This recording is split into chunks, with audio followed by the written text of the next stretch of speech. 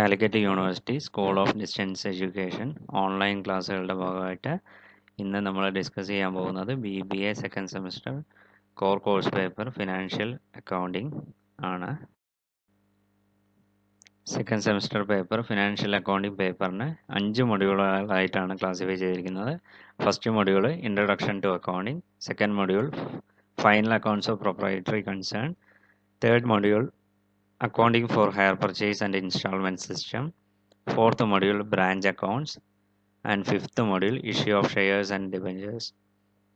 ഇവിടെ ഡിസ്കസ് ചെയ്യാൻ പോകുന്ന കാര്യങ്ങൾ നമ്മളുടെ സ്കൂൾ ഓഫ് ഡിസ്റ്റൻസ് എഡ്യൂക്കേഷൻ്റെ സെക്കൻഡ് സെമസ്റ്റർ ഫിനാൻഷ്യൽ അക്കൗണ്ടിങ്ങിൻ്റെ മെറ്റീരിയലിനെ ബേസ് ചെയ്തുകൊണ്ടാണ്.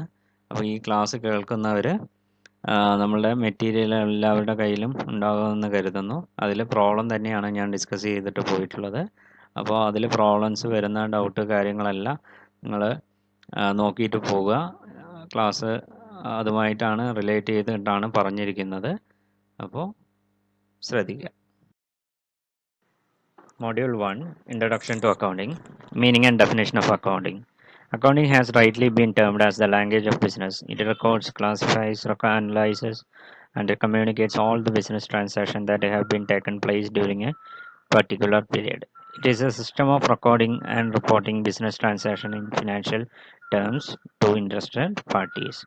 According to American Institute of Certified Public Accountants, accounting is the art of recording, classifying, and summarizing in a significant manner in terms of money, transactions, and events which are in part at least of a financial character and in the results thereof.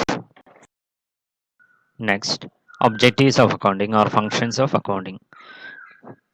To keep systematic records, to ascertain the operational profit or loss, to ascertain the financial position of the business, to make information available to various users, to protect business properties, to facilitate rational decision making, to ascertain the cost of production and selling price, to control the expenditure of business, to satisfy the requirements of law, to calculate the amount due and due from others. Next, we move to accounting concept or principle. Accounting concept are those assumptions, principles, or conditions on which the accounting system is based. Principles are a set of rules to be followed in accounting. The following important accounting concept or principles are follows. First one, business entity concept. According to these concepts, a business is treated as a separate entity distinct from its owner. This means that in accounting, the business and the owner must be treated separately. Thus, when one person invests amount into the business, it will be deemed to be the liability of the business. The concept of separate entity is applicable to all form of business. Second concept, going concern concept. According to this, it is assumed that business will exist for a long time. There is no intention to liquidate the business in the immediate future. Next concept, money measurement concept. Accounting records only those transactions which are expressed in monetary terms. Transactions which cannot be expressed in money do not find in the books of accounts. Next concept, cost concept. According to this concept, all transactions are recorded in the books of accounts at an actual price involved. Next concept, dual aspect concept. According to this concept, every transaction has two aspects. These two aspects are a receiving aspect and a giving aspect. These two aspects have to be recorded. The basis of this principle is that of every debit there is an equal and corresponding credit. Next concept, realization concept. According to this principle, revenue is said to be realized when goods or services are sold to be a customer. It emphasizes the fact that the mere receipt of an order for goods and services cannot be taken for the realization of revenue. So, advanced payment received from a customer cannot be considered as revenue earned. Next concept, matching concept. According to this concept of a business of a particular period is compared with the revenue of that period in order to ascertain net profit or net loss. Last concept, accounting period concept. According to this assumption, the life of business is divided into different period for preparing financial statements. Generally, business concern adopt 12 months period for measuring the income of the concern. This time interval is known as accounting period. Next, we move to accounting conventions. Accounting conventions are the customs and traditions which guide the accountant while preparing accounting statement. Some of the accounting conventions are: first one, convention of consistency. This convention follows that the basis followed in several accounting periods should be consistent. This means the method adopted in one accounting year should not be changed in another year. Then only comparison of result is possible. Second convention, convention of conservatism. This is a convention of playing safe, which is followed while preparing financial statement. The idea of this convention is to consider all possible losses and to ignore all probable profits. Third convention, convention of materiality.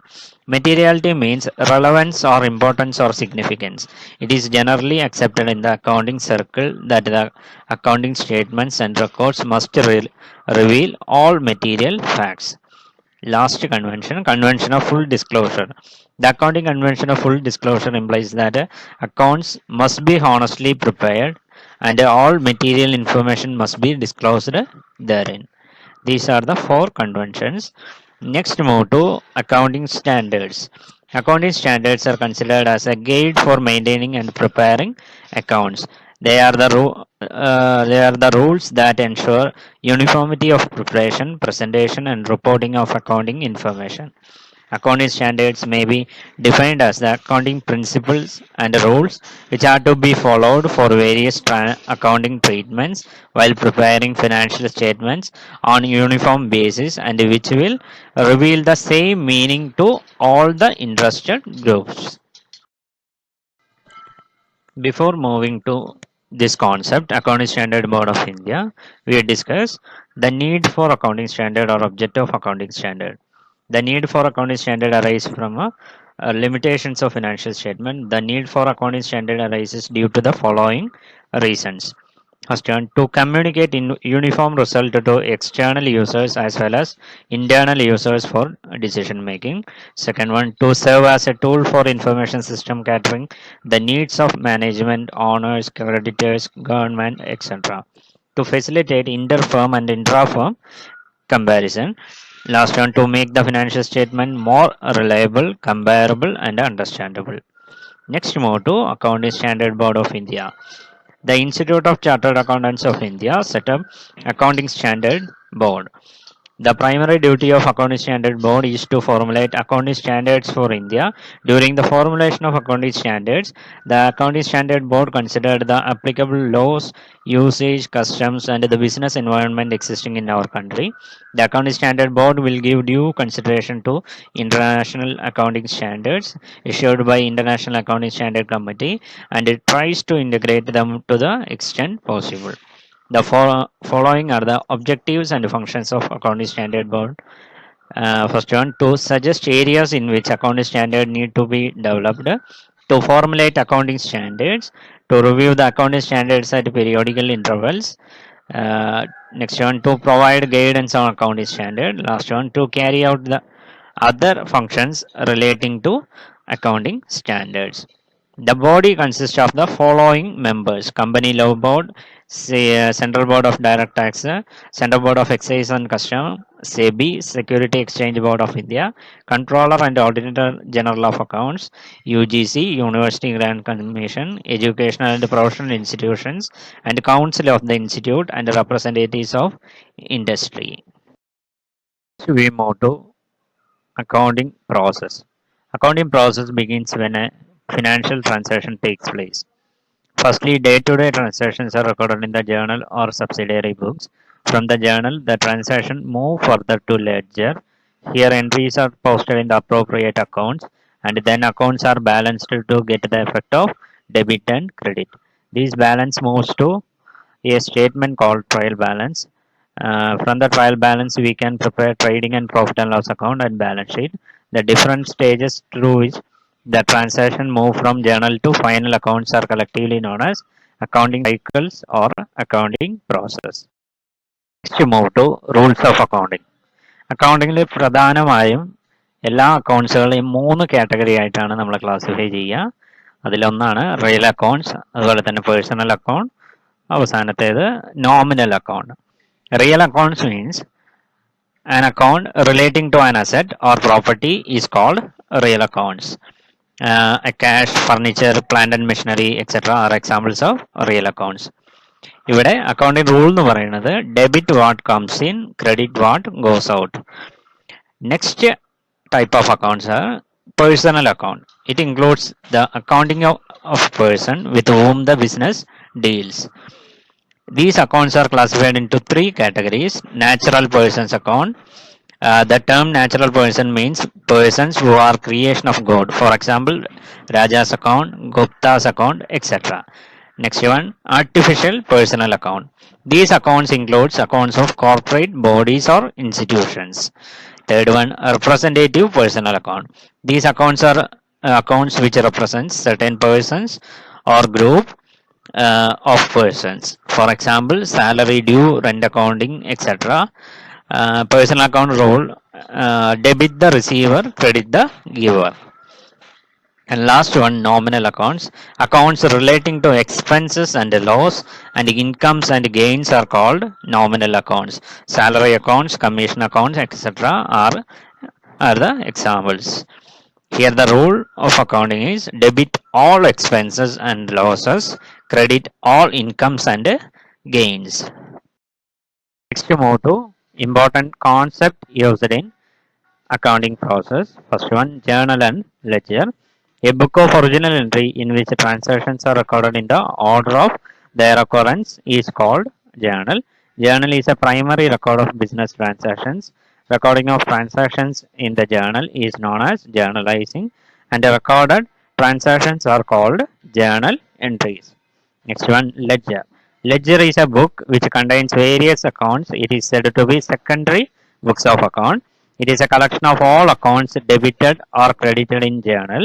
Ledger is defined as a book in which all the personal, real and nominal accounts of business are kept for permanent records so that up-to-date statement of an account can be easily known.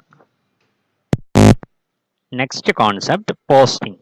The term posting means transferring the debit and credit items from the journal to their respective accounts in the ledger. It is a process of recording the transactions from journal to ledger. The following rules should be observed while posting transactions in the ledger from the journal. First one, separate accounts should be opened in the ledger for posting transactions relating to different accounts recorded in the journal. Second point, the concerned account which has been debited in the journal should also be debited in the ledger. Third one, last one, the concerned account which has been credited in the journal should also be credited in the ledger. Next one, subdivision of journal. The journal is subdivided into many subsidiary books called special journal. The journal in which a transaction of a similar nature is recorded is known as special journal or day book. The special journals are ruled differently on the basis of nature of transaction to be recorded. The transaction that cannot be recorded in any of the special journals are recorded in a journal called journal proper or miscellaneous journal. The journal is subdivided into the following subsidiary books. First one, cash book, purchases book, sales book, purchase return books, a sales return book, bills receivables book, bills payable book, and a journal proper. Next, move to the last concept, trial balance. Trial balance is a statement containing the various ledger balance on a particular date. This statement is prepared to check the correctness of ledger posting and balancing of accounts. If the total of the debit balance is equal to the credit balances, it is implied that posting and balancing of accounts are correct.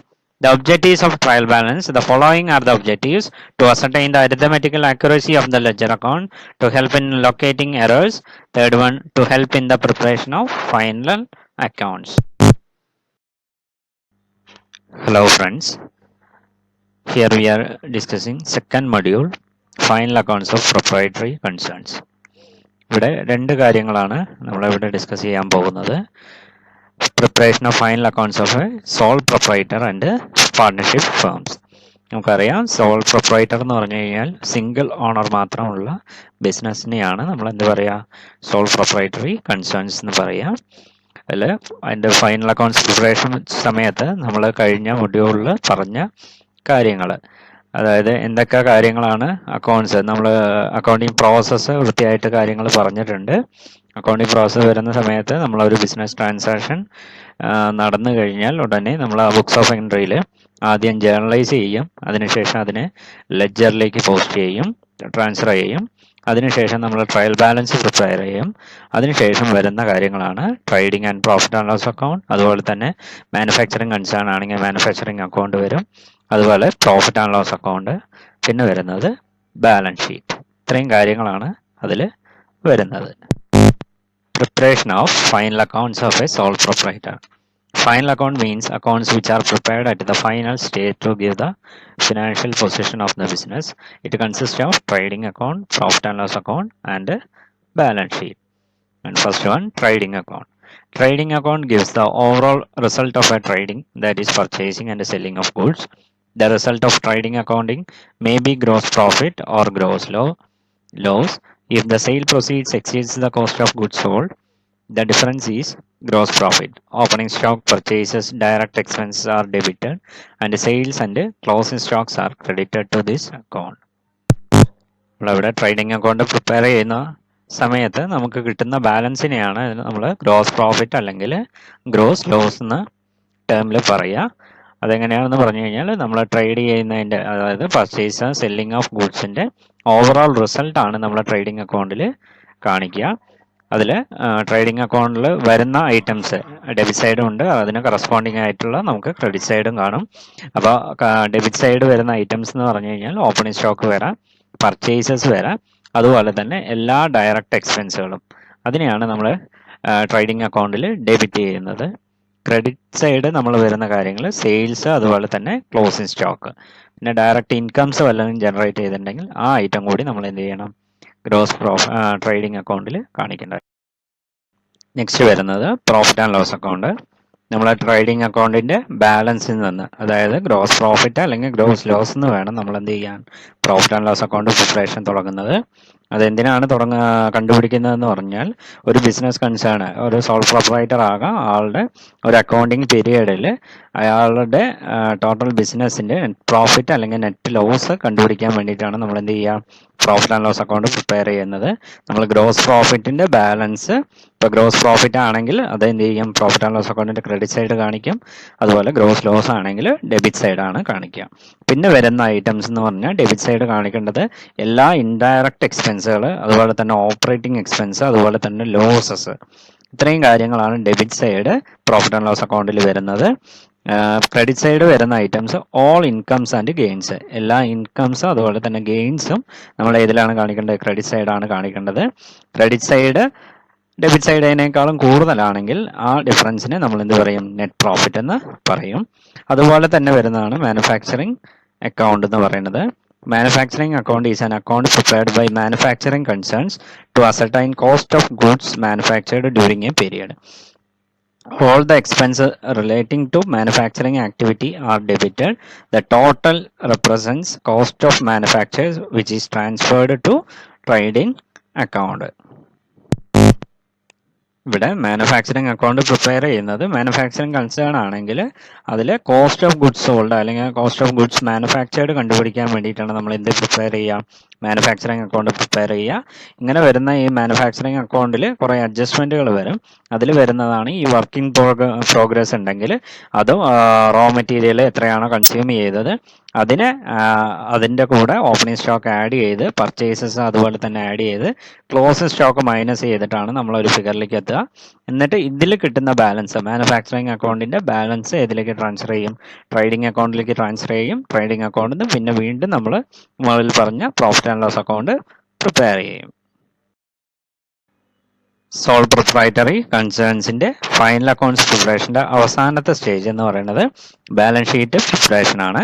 അതിൽ വരുന്ന കാര്യങ്ങൾ എന്തൊക്കെയാണെന്ന് പറഞ്ഞാൽ, balance sheet is A statement showing the assets and liabilities of A business on A particular date.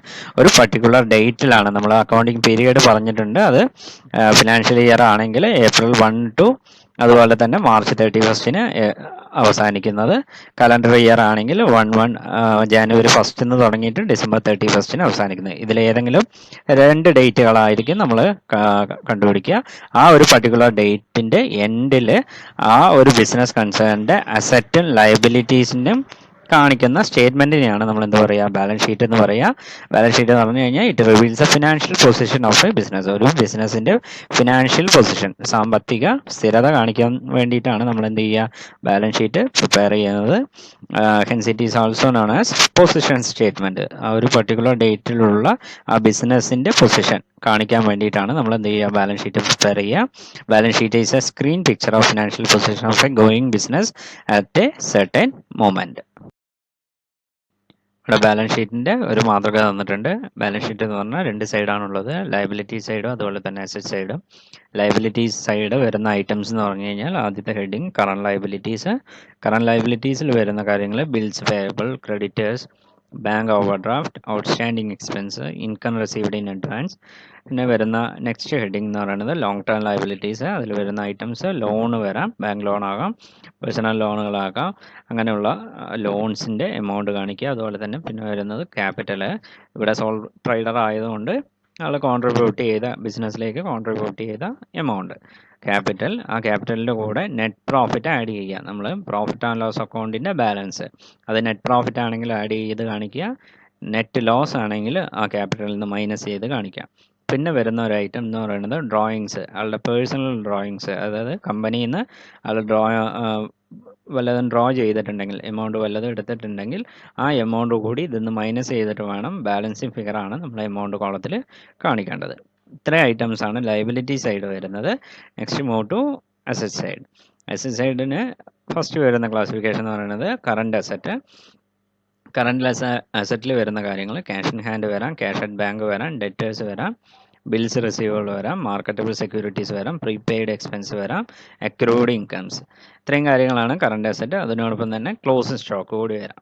പിന്നെ വരുന്നത് long term investment വല്ലതുണ്ടെങ്കിൽ അത് കാണിക്കുക. പിന്നെ വരുന്ന ഹെഡിങ് എന്ന് പറയുന്നത് ഫിക്സഡ് അസറ്റ്.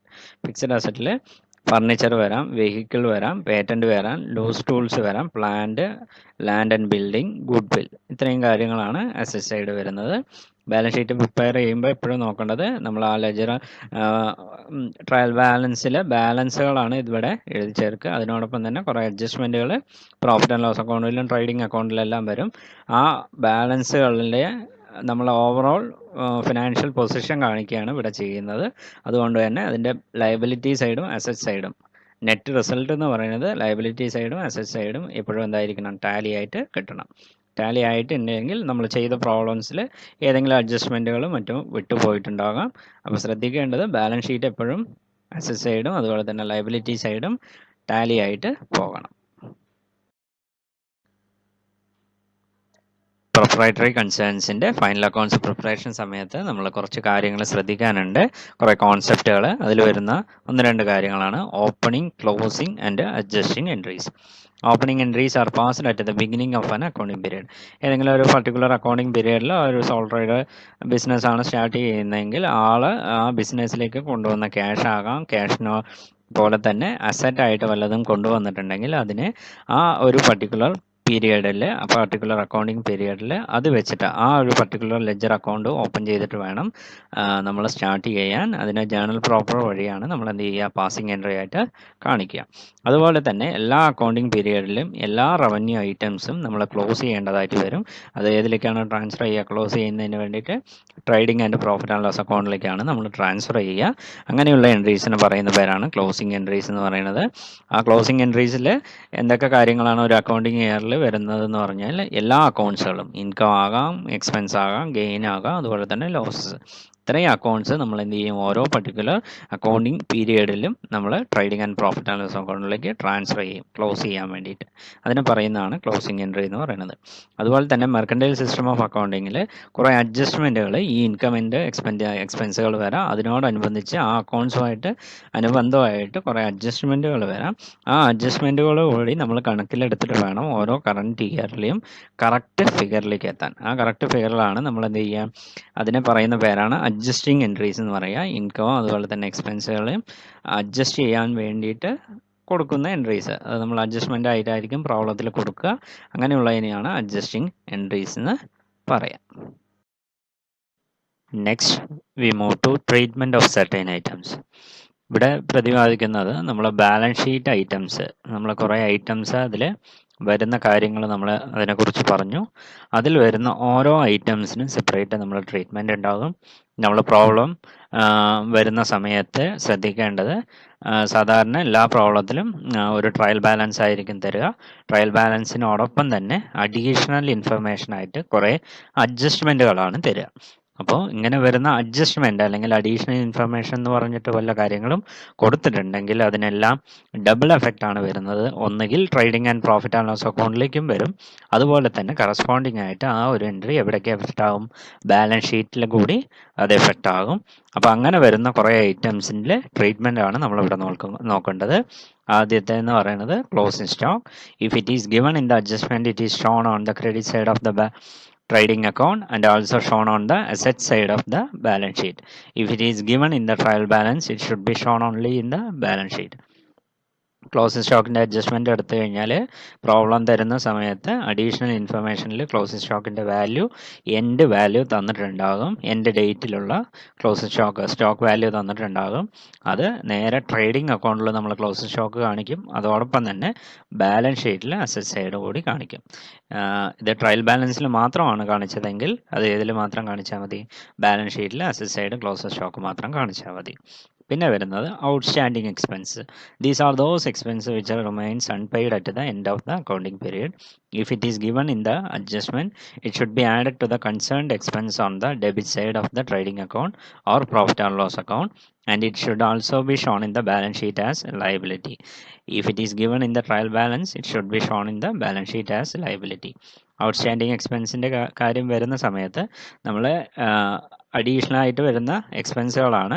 അതിന് സാധാരണ ട്രേഡിംഗ് അല്ലെങ്കിൽ പ്രോഫിറ്റ് ആൻഡ് ലോസ് അക്കൗണ്ടിൽ ഏത് കൺസേൺഡ് എക്സ്പെൻസ് ഏതാണോ അതിൻ്റെ കൂടെ ആഡ് ചെയ്തായിട്ട് കാണിക്കും. ഇപ്പോൾ സാലറി എന്ന് പറയുന്ന ഒരു ട്രീറ്റ്മെൻറ്റിൽ സാലറി ഒരു 2 മാസത്തെ സാലറി അഡീഷണൽ ആയിട്ട് ഔട്ട്സ്റ്റാൻഡിങ് ആയിട്ട് കൊടുത്തിട്ടുണ്ടെങ്കിൽ, അപ്പോൾ എന്ത് ചെയ്യുക, സാലറി ട്രേഡിംഗ് അക്കൗണ്ടിൽ trading and profit and loss അക്കൗണ്ടിൽ profit and loss account side debit side നമ്മൾ സാലറീസ് കാണിക്കുക. അതിനോടൊപ്പം തന്നെ ഔട്ട്സ്റ്റാൻഡിങ് എമൗണ്ട് നമ്മൾ എന്ത് ചെയ്യും, ആഡ് ചെയ്ത് കാണിക്കും.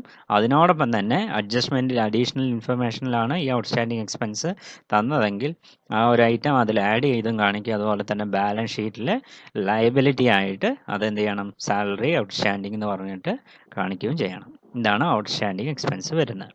പിന്നെ വരുന്നത് prepaid expense. Prepaid expense are payment made in the current year but related to the next accounting year.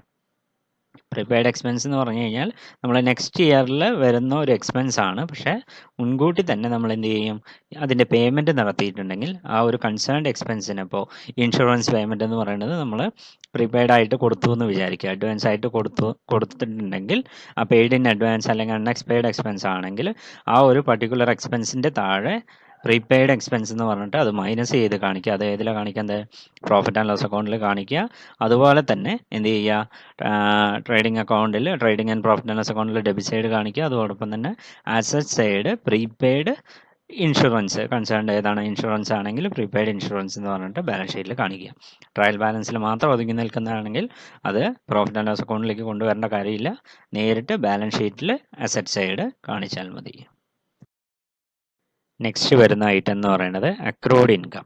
This is the income earned but not received by the end of the accounting year. This is also known as accrued income. If it is given in the adjustment, it should be added to the concerned income on the credit side of the profit and loss account, and it should also be shown on the asset side of the balance sheet.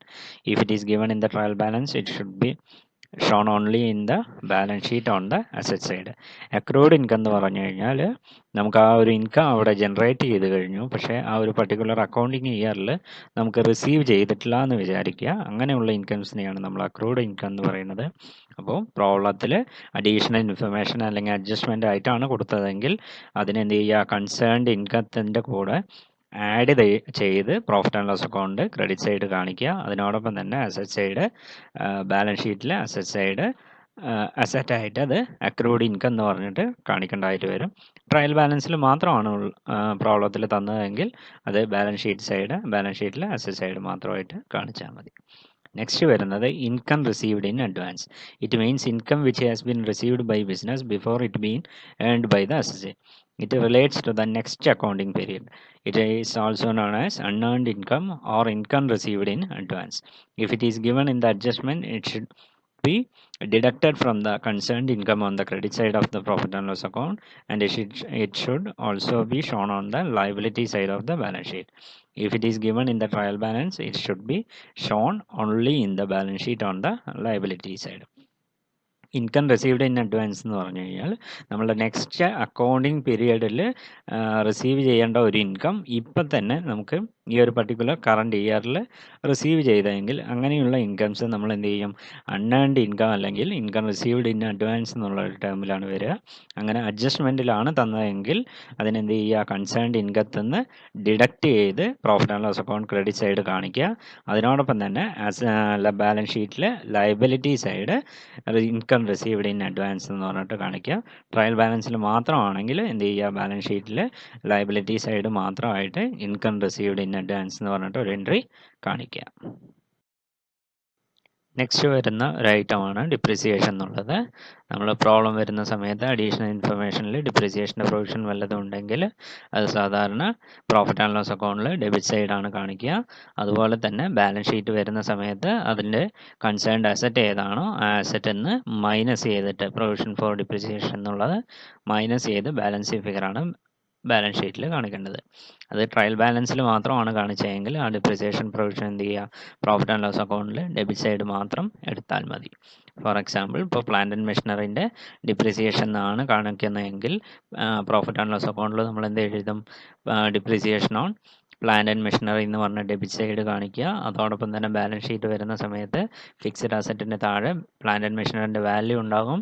ആ value ഒന്ന് less provision for depreciation, അത് minus ചെയ്ത് balance ഫിഗറാണ് balance ഷീറ്റിൽ കാണിക്കേണ്ടത്. Suppose trial ബാലൻസിൽ ഒരു depreciation amount ആണ് തന്നതെങ്കിൽ അത് profit and loss account debit side മാത്രമായിട്ട് കാണിച്ചാൽ മതി. പിന്നെ വരുന്നത് bad debts. When an amount due from debtors is found irrecoverable, it is called bad debt. It is a loss to the business. If it is given in the adjustment, it should be taken on the debit side of the profit and loss account by adding to the bad debt already given in the trial balance, and it should also be deducted from debtors on the asset side.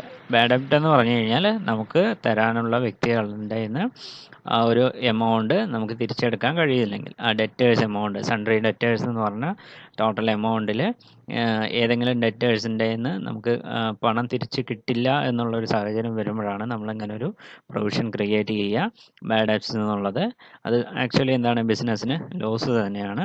അത് അഡ്ജസ്റ്റ്മെൻറ്റിലാണ് തന്നതെങ്കിൽ profit and loss അക്കൗണ്ടിൽ debit side നമ്മൾ already വല്ല bad ഡെബ്റ്റും current year last ഇയറിൽ create ചെയ്തിട്ടുണ്ടെങ്കിൽ ആ എമൗണ്ടിൻ്റെ കൂടെ എന്ത് ചെയ്യുക, ഈ ബാഡ് ഡെബ്റ്റ് ആഡ് ചെയ്ത് ഡെബിറ്റ് സൈഡ് കാണിക്കുക. അതിനോടൊപ്പം തന്നെ എന്ത് ചെയ്യുക, അസറ്റ് സൈഡ് വരുന്ന സമയത്ത് സൺട്രി ഡെറ്റേഴ്സ് എന്നുള്ളൊരു എൻട്രി വരും.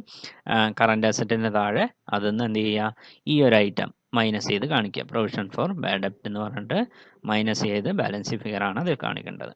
പിന്നെ വരുന്നത് പ്രൊവിഷൻ ഫോർ ബാഡ് ഡെബ്റ്റ്. മുകളിൽ പറഞ്ഞ പോലെ തന്നെ ട്രയൽ ബാലൻസിൽ ഒരു പ്രൊവിഷൻ കഴിഞ്ഞ വർഷം ക്രിയേറ്റ് ചെയ്ത ഒരു പ്രൊവിഷൻ കാണിച്ചിട്ടുണ്ടെങ്കിൽ നമ്മൾ എന്ത് ചെയ്യും, profit and loss account credit side അവിടെ കാണിക്കും പ്രൊവിഷൻ ഫോർ ബാഡ് ഡെബ്റ്റ് എന്നുള്ളത്. ഇഫ് ദർ ഈസ് ബാഡ് ഡെബ്റ്റ് and provision required are given, it should be adjusted against the opening provision. അപ്പോൾ അഡ്ജസ്റ്റ്മെൻറ്റിൽ ഏതെങ്കിലും ഒരു ബാഡ് ഡെപ്റ്റോ അല്ലെങ്കിൽ പ്രൊവിഷൻ പുതുതായിട്ട് ക്രിയേറ്റ് ചെയ്യപ്പെടുന്നുണ്ടെങ്കിൽ ഈ പ്രൊവിഷൻ്റെ മേലെ നമ്മൾ എന്ത് ചെയ്യും, അതിൽ അഡ്ജസ്റ്റ് ചെയ്തെടുക്കുകയാണ് ചെയ്യുക. അതെങ്ങനെ കണ്ടുപിടിക്കുക എന്ന് പറഞ്ഞാൽ, ട്രയൽ ബാലൻസിൽ ഓൾറെഡി ഒരു ബാഡ് ഡെപ്റ്റ് എന്നുള്ള ഒരു എൻട്രി തന്നിട്ടുണ്ടെങ്കിൽ അതിനോടൊപ്പം തന്നെ അഡ്ജസ്റ്റ്മെൻറ്റിൽ രണ്ട് കാര്യങ്ങൾ വരാം. ഫർദർ ബാഡ് ഡെപ്റ്റ് വല്ലതും വന്നിട്ടുണ്ടെങ്കിൽ, അതുപോലെ പുതിയ പ്രൊവിഷൻ വല്ലതും ക്രിയേറ്റ് ചെയ്തിട്ടുണ്ടെങ്കിൽ ആ ഒരു അഡ്ജസ്റ്റ്മെൻറ്റ് ബാഡ് ഡെപ്റ്റിൻ്റെ കൂടെ രണ്ടും ആഡ് ചെയ്ത് കാണിക്കുക. അതിനോടൊപ്പം തന്നെ ട്രയൽ ബാലൻസിൽ ഒരു എക്സിസ്റ്റിംഗ് പ്രൊവിഷൻ ഫോർ ബാഡ് ഡെപ്റ്റ് എന്ന് പറഞ്ഞിട്ട് വല്ല എൻട്രി ഉണ്ടെങ്കിൽ അത് മൈനസ് ചെയ്ത് കിട്ടിയ ഫിഗറാണ്, അഡ്ജസ്റ്റ് ചെയ്ത ഫിഗറാണ് നമ്മൾ എന്ത് ചെയ്യുക, അവസാനം പ്രോഫിറ്റ് ആൻഡ് ലോസ് അക്കൗണ്ടിൽ ആ ഒരു പർട്ടിക്കുലർ എമൗണ്ട് ഡെബിറ്റ് സൈഡ് കാണിക്കേണ്ടത്. പിന്നെ വരുന്നത് ഈ ബാഡ് ഡെപ്റ്റ്സും അതുപോലെ തന്നെ ന്യൂ പ്രൊവിഷനും എന്ത് ചെയ്യുക, ബാലൻസ് ഷീറ്റിൽ എഴുതുന്ന സമയത്ത് കറണ്ട് അസറ്റിൽ സൺട്രി ഡെറ്റേഴ്സിൻ്റെ നിന്ന് ആ എമൗണ്ട് അഡ്ജസ്റ്റ് ചെയ്ത് അല്ലെങ്കിൽ ഡിഡക്റ്റ് ചെയ്തിട്ട് വേണം അത് കാണിക്കേണ്ടത്. നെക്സ്റ്റ് വരുന്ന ഒരു ഐറ്റമാണ് loss of stock by fire. In case goods are not insured, the total loss should be shown on the credit side of the trading account. The same amount should be shown on the debit side of the profit and loss account. ഇപ്പോൾ ഏതെങ്കിലും തരത്തിൽ stock fire മൂലം വല്ല loss വന്നിട്ടുണ്ടെങ്കിൽ, അങ്ങനെയുള്ള കേസുകൾ insure ചെയ്തിട്ടില്ലാത്ത അവസ്ഥയാണെങ്കിൽ trading അക്കൗണ്ടിൽ ആ ടോട്ടൽ ലോസ് മുഴുവനായിട്ട് ക്രെഡിറ്റ് സൈഡ് കാണിക്കും. അതിനോടൊപ്പം തന്നെ സെയിം എമൗണ്ട് എന്ത് ചെയ്യും, പ്രോഫിറ്റ് ആൻഡ് ലോസ് അക്കൗണ്ടിൽ ഡെബിറ്റ് സൈഡും ആ ഒരു പർട്ടിക്കുലർ എൻട്രി ആയിട്ട് കാണിക്കും. And suppose if goods are insured and insurance company admitted the claim, the total loss should be credited to the trading account. Amount claim not admitted by the insurance company is debited to profit and loss account, and claim admitted is shown on the asset side of the balance sheet. Suppose ആ goods insure ചെയ്തിട്ടുണ്ടെങ്കിൽ total ലോസിനെ എന്ത് ചെയ്യുക, മുഴുവനായിട്ട് trading അക്കൗണ്ടിൽ credit ചെയ്ത് കാണിക്കുക. അതുപോലെ തന്നെ ഇൻഷുറൻസ് കമ്പനി അഡ്മിറ്റ് ചെയ്യാത്ത portion, amount claim not admitted by the insurance company, ആ ബാലൻസ് പോർഷനുള്ള എമൗണ്ട് മാത്രം എന്ത് ചെയ്യുക, പ്രോഫിറ്റ് ആൻഡ് ലോസ് അക്കൗണ്ടിൽ ഡെബിറ്റ് ചെയ്യുക. ക്ലെയിം അഡ്മിറ്റ് ചെയ്ത എമൗണ്ടിനെ നമ്മൾ എന്ത് ചെയ്യുക, അസറ്റ് സൈഡ് ബാലൻസ് ഷീറ്റിൽ asset side loss of stock by fire എന്ന് പറഞ്ഞിട്ട് കാണിക്കുക. പിന്നെ വരുന്ന ഒരു ഐറ്റമാണ് മാനേജേഴ്സ് കമ്മീഷൻ എന്ന് പറയുന്നത്. കമ്മീഷൻ എന്ന് പറയുന്നത് നമ്മൾ സാധാരണ പ്രോഫിറ്റ് ആൻഡ് ലോസ് അക്കൗണ്ടിൽ ഡെബിറ്റ് സൈഡ് കാണിക്കും. It should also be shown on the liability side of the balance sheet. അതുപോലെ തന്നെ ബാലൻസ് ഷീറ്റിൽ ലയബിലിറ്റി സൈഡ് മാനേജേഴ്സ് കമ്മീഷൻ കാണിക്കും, അത് അഡ്ജസ്റ്റ്മെൻറ്റിൽ തന്നിട്ടുണ്ടെങ്കിൽ. ഇത് രണ്ട് രീതിയിലാണ് ഈ കമ്മീഷൻ നമ്മൾ കണ്ടുപിടിക്കുക. Fixed percentage of net profit before charging such commission. അങ്ങനെയുള്ള കേസ് വരുന്ന സമയത്ത് കമ്മീഷൻ കണ്ടുപിടിക്കാൻ net profit into rate of commission divided by 100. അങ്ങനെ ചെയ്ത് കഴിഞ്ഞാൽ ആ പർട്ടിക്കുലർ കമ്മീഷൻ എത്രയാണെന്ന് കാണിക്കണം. ആ എമൗണ്ട് നമ്മൾ അതിലേക്ക് അഡ്ജസ്റ്റ് ചെയ്യുക. സെക്കൻഡ് രീതി എന്ന് പറയുന്നത് fixed percentage of net profit after charging such commission. ഇങ്ങനെ വരുന്ന സമയത്ത് നമ്മൾ കമ്മീഷൻ കണ്ടുപിടിക്കേണ്ടത് net profit into rate of commission whole divided by 100 plus rate of commission. ഈ രീതിയിലാണ് നമ്മൾ എന്ത് ചെയ്യുക, മാനേജേഴ്സിൻ്റെ കമ്മീഷൻ കണ്ടുപിടിക്കുക. അടുത്തത് ഒരു പ്രോബ്ലത്തിലേക്ക് കിടക്കാം. നമുക്ക് ആദ്യം തരുന്നത് ഒരു ട്രയൽ ബാലൻസ് ആയിരിക്കും. ആ ട്രയൽ ബാലൻസ് നിന്ന് ആദ്യം കാര്യങ്ങൾ മനസ്സിലാക്കേണ്ടത്, തന്നിരിക്കുന്ന ഐറ്റംസ് എല്ലാം ഓരോ ലെഡ്ജർ അക്കൗണ്ടിൻ്റെ ബാലൻസുകളാണെന്ന് മനസ്സിലാക്കുക. അതിനോടൊപ്പം തന്നെ ഓരോ ഐറ്റംസും നമ്മൾ ഏതെല്ലാം രീതിയിൽ കാറ്റഗറി ആക്കുക എന്നുള്ളതാണ് ആദ്യം മനസ്സിലാക്കേണ്ടത്. നമുക്കറിയാം, ഫൈനൽ അക്കൗണ്ട്സ് പ്രിപ്പറേഷൻ വരുന്ന സമയത്ത് trading and profit and loss account ഉണ്ട്, അതുപോലെ തന്നെ ബാലൻസ് ഷീറ്റ് ഉണ്ട്. അപ്പോൾ ഇതിൽ തന്നിരിക്കുന്ന ഐറ്റംസ് ഈ 3 കാര്യങ്ങളിൽ ഉൾപ്പെട്ടിട്ടുള്ള കാര്യങ്ങളാണെന്ന് മനസ്സിലാക്കുക ആദ്യം. ട്രേഡിംഗ് അക്കൗണ്ട് എന്ന് പറയുന്നത് ഉൾപ്പെടേണ്ട കാര്യങ്ങൾ എപ്പോഴും ഓർത്ത് വയ്ക്കുക. ഓപ്പണിംഗ് സ്റ്റോക്ക്, അതുപോലെ തന്നെ ക്ലോസിംഗ് സ്റ്റോക്ക്, പർച്ചേസസ്, സെയിൽസ്, അതുപോലെ തന്നെ റിട്ടേൺ ഉണ്ടെങ്കിൽ അതിനെ അഡ്ജസ്റ്റ് ചെയ്യുക. അതിനോടൊപ്പം വരുന്നത് ഡയറക്റ്റ് എക്സ്പെൻസുകൾ. ഇത്രയും കാര്യങ്ങളാണ് ഇതിൽ വരുന്നത്. ഡയറക്റ്റ് എക്സ്പെൻസ്, അതുപോലെ തന്നെ ഡയറക്റ്റ് ഇൻകം. ഇത്രയും കാര്യങ്ങളാണ് ട്രേഡിംഗ് അക്കൗണ്ടിൽ വരിക. പിന്നെ വരുന്നത് പ്രോഫിറ്റ് ആൻഡ് ലോസ് അക്കൗണ്ടിൽ വരുന്ന കാര്യങ്ങൾ, നമ്മൾ ട്രേഡിംഗ് അക്കൗണ്ടിൻ്റെ ബാലൻസ്, അത് ഗ്രോസ് പ്രോഫിറ്റ് ആകാം, ലോസ് ആകാം, അത് 2 കാര്യങ്ങൾ വരാം. അതിനോടൊപ്പം തന്നെ വരുന്നത് ഇൻഡയറക്റ്റ് എക്സ്പെൻസുകൾ. ഇത്രയും കാര്യങ്ങളാണ് പ്രോഫിറ്റ് ആൻഡ് ലോസ് അക്കൗണ്ടിൽ വരിക. പിന്നെ വരുന്ന കുറേ ഐറ്റംസ് എന്ന് പറയുന്നത് ബാലൻസ് ഉള്ള എല്ലാം ഏതിലാണ് വരിക, ബാലൻസ് ഷീറ്റ് ഐറ്റംസ് ആയിരിക്കും. ബാലൻസ് ഷീറ്റ് ഐറ്റത്തിൽ തന്നെ നമ്മൾ അസറ്റ് ആണോ ലയബിലിറ്റി ആണോ എന്നുള്ളത് ക്ലാസിഫൈ ചെയ്യാം. അപ്പോൾ ഒരു പ്രോബ്ലം നമ്മളുടെ കയ്യിൽ കിട്ടിക്കഴിഞ്ഞാൽ അത് സാധാരണ ഓരോ ഐറ്റം വൈസ് നമ്മൾ ഉടനെ തന്നെ കാറ്റഗറി ചെയ്ത് പോകുക. അപ്പോൾ ഓരോ ഐറ്റം വൈസ് എടുക്കുകയാണെങ്കിൽ ഇവിടെ ആദ്യത്തെ ഐറ്റം എന്ന് പറയുന്നത് നോക്കുക, പ്രോബ്ലം വായിച്ച് നോക്കുക. Mister A who is A sole trader following is the trial balance as on 31st December 2018. അതിൽ തന്നിരിക്കുന്ന ഐറ്റംസിൽ ക്യാഷ് അറ്റ് ബാങ്ക് എന്ന് പറയുന്നത് എന്താണ്, അസറ്റ് ആണ്. അപ്പോൾ അതിൽ ബാലൻസ് ഷീറ്റ് ഐറ്റമാണ്. ക്യാഷ് ഇൻ ഹാൻഡ് എന്ന് പറയുന്നത് അസറ്റ് ആണ്, ബാലൻസ് ഷീറ്റ് ഐറ്റമാണ്. ഡ്രോയിങ്സ് എന്ന് പറയുന്നത് ലയബിലിറ്റി ആണ്, അത് നമ്മൾ ഇതിലാണ് കാണിക്കുന്നത്, ബാലൻസ് ഷീറ്റ് ഐറ്റം അത്. ബിൽസ് റിസീവബിൾ അസറ്റ് ആണ്, അത് ബാലൻസ് ഷീറ്റിൽ കാണിക്കണം. സാലറി എന്ന് പറയുന്നത് എന്താണ്, ഇൻഡയറക്റ്റ് എക്സ്പെൻസ് ആണ്, അത് പ്രോഫിറ്റ് ആൻഡ് ലോസ് അക്കൗണ്ടിൽ കാണിക്കുക. ഇൻവെസ്റ്റ്മെൻറ്റ് എന്ന് പറയുന്നത് അസറ്റ് ആണ്, ബാലൻസ് ഷീറ്റിൽ കാണിക്കുക. സ്റ്റോക്ക് ഓൺ 1/1/2018 എന്ന് പറയുന്നത് ഓപ്പണിംഗ് സ്റ്റോക്ക് ആണ്, അത് ട്രേഡിംഗ് അക്കൗണ്ട് ഐറ്റം ആണ്. ലാൻഡ് ആൻഡ് ബിൽഡിംഗ് എന്ന് പറയുന്നത് അസറ്റ് ആണ്, പ്രോഫിറ്റ് ആൻഡ് ബാലൻസ് ഷീറ്റിൽ കാണിക്കുക. ട്രാവലിംഗ് എക്സ്പെൻസ് എന്ന് പറയുന്നത് ഇൻഡയറക്റ്റ് എക്സ്പെൻസ് ആണ്. മോട്ടോർ വാൻ എന്ന് പറയുന്നത് അസറ്റ് ആണ്. ഫർണിച്ചർ അസറ്റ് ആണ്, ഇതെല്ലാം ബാലൻസ് ഷീറ്റ് ഐറ്റം ആണ്. ടെലഗ്രാം സൺട്രി ടെലഗ്രാം എന്ന് പറയുന്നത് ഇൻഡയറക്റ്റ് എക്സ്പെൻസ് ആണ്, പ്രോഫിറ്റ് ആൻഡ് ലോസ് അക്കൗണ്ടിലേക്ക് വരും. സൺട്രി ഡെറ്റേഴ്സ് എന്ന് പറയുന്നത് അസറ്റ് ആണ്. Discount allowed, sundry expenses, stationery, bank loan interest, establishment, advertisement, sales return, purchases, sales, ഇത്രയും കാര്യങ്ങൾ ഏതാണ്, trading and profit and loss അക്കൗണ്ടിൽ വരുന്ന കാര്യങ്ങളാണ്. ബാങ്ക് ലോൺ എന്ന് പറയുന്നത് ലയബിലിറ്റി ആണ്, ബാലൻസ് ഷീറ്റ് ഐറ്റമാണ്. ക്യാപിറ്റൽ എന്ന് പറയുന്നത് ബാലൻസ് ഷീറ്റ് ഐറ്റമാണ്. ബിൽസ് പേയബിൾ ബാലൻസ് ഷീറ്റ് ഐറ്റമാണ്. ഡിസ്കൗണ്ട് റിസീവ്ഡ് എന്ന് പറയുന്നത് ഇൻഡയറക്റ്റ് ഇൻകം ആണ്, അത് profit and loss account credit side കാണിക്കുക. സൺട്രി ക്രെഡിറ്റേഴ്സ് എന്ന് പറയുന്നത് കറണ്ട് ലയബിലിറ്റി ആണ്, ബാലൻസ് ഷീറ്റിൽ ഐറ്റമാണ്. ഇൻകം ഫ്രം ഇൻവെസ്റ്റ്മെൻറ്റ് എന്ന് പറയുന്നത് എന്താണ്, പ്രോഫിറ്റ് ആൻഡ് ലോസ് അക്കൗണ്ടിൽ ക്രെഡിറ്റ് സൈഡ് കാണിക്കുക. പർച്ചേസ് റിട്ടേൺ എന്ന് പറയുന്നത് ട്രേഡിംഗ് അക്കൗണ്ടിൽ കാണിക്കുക.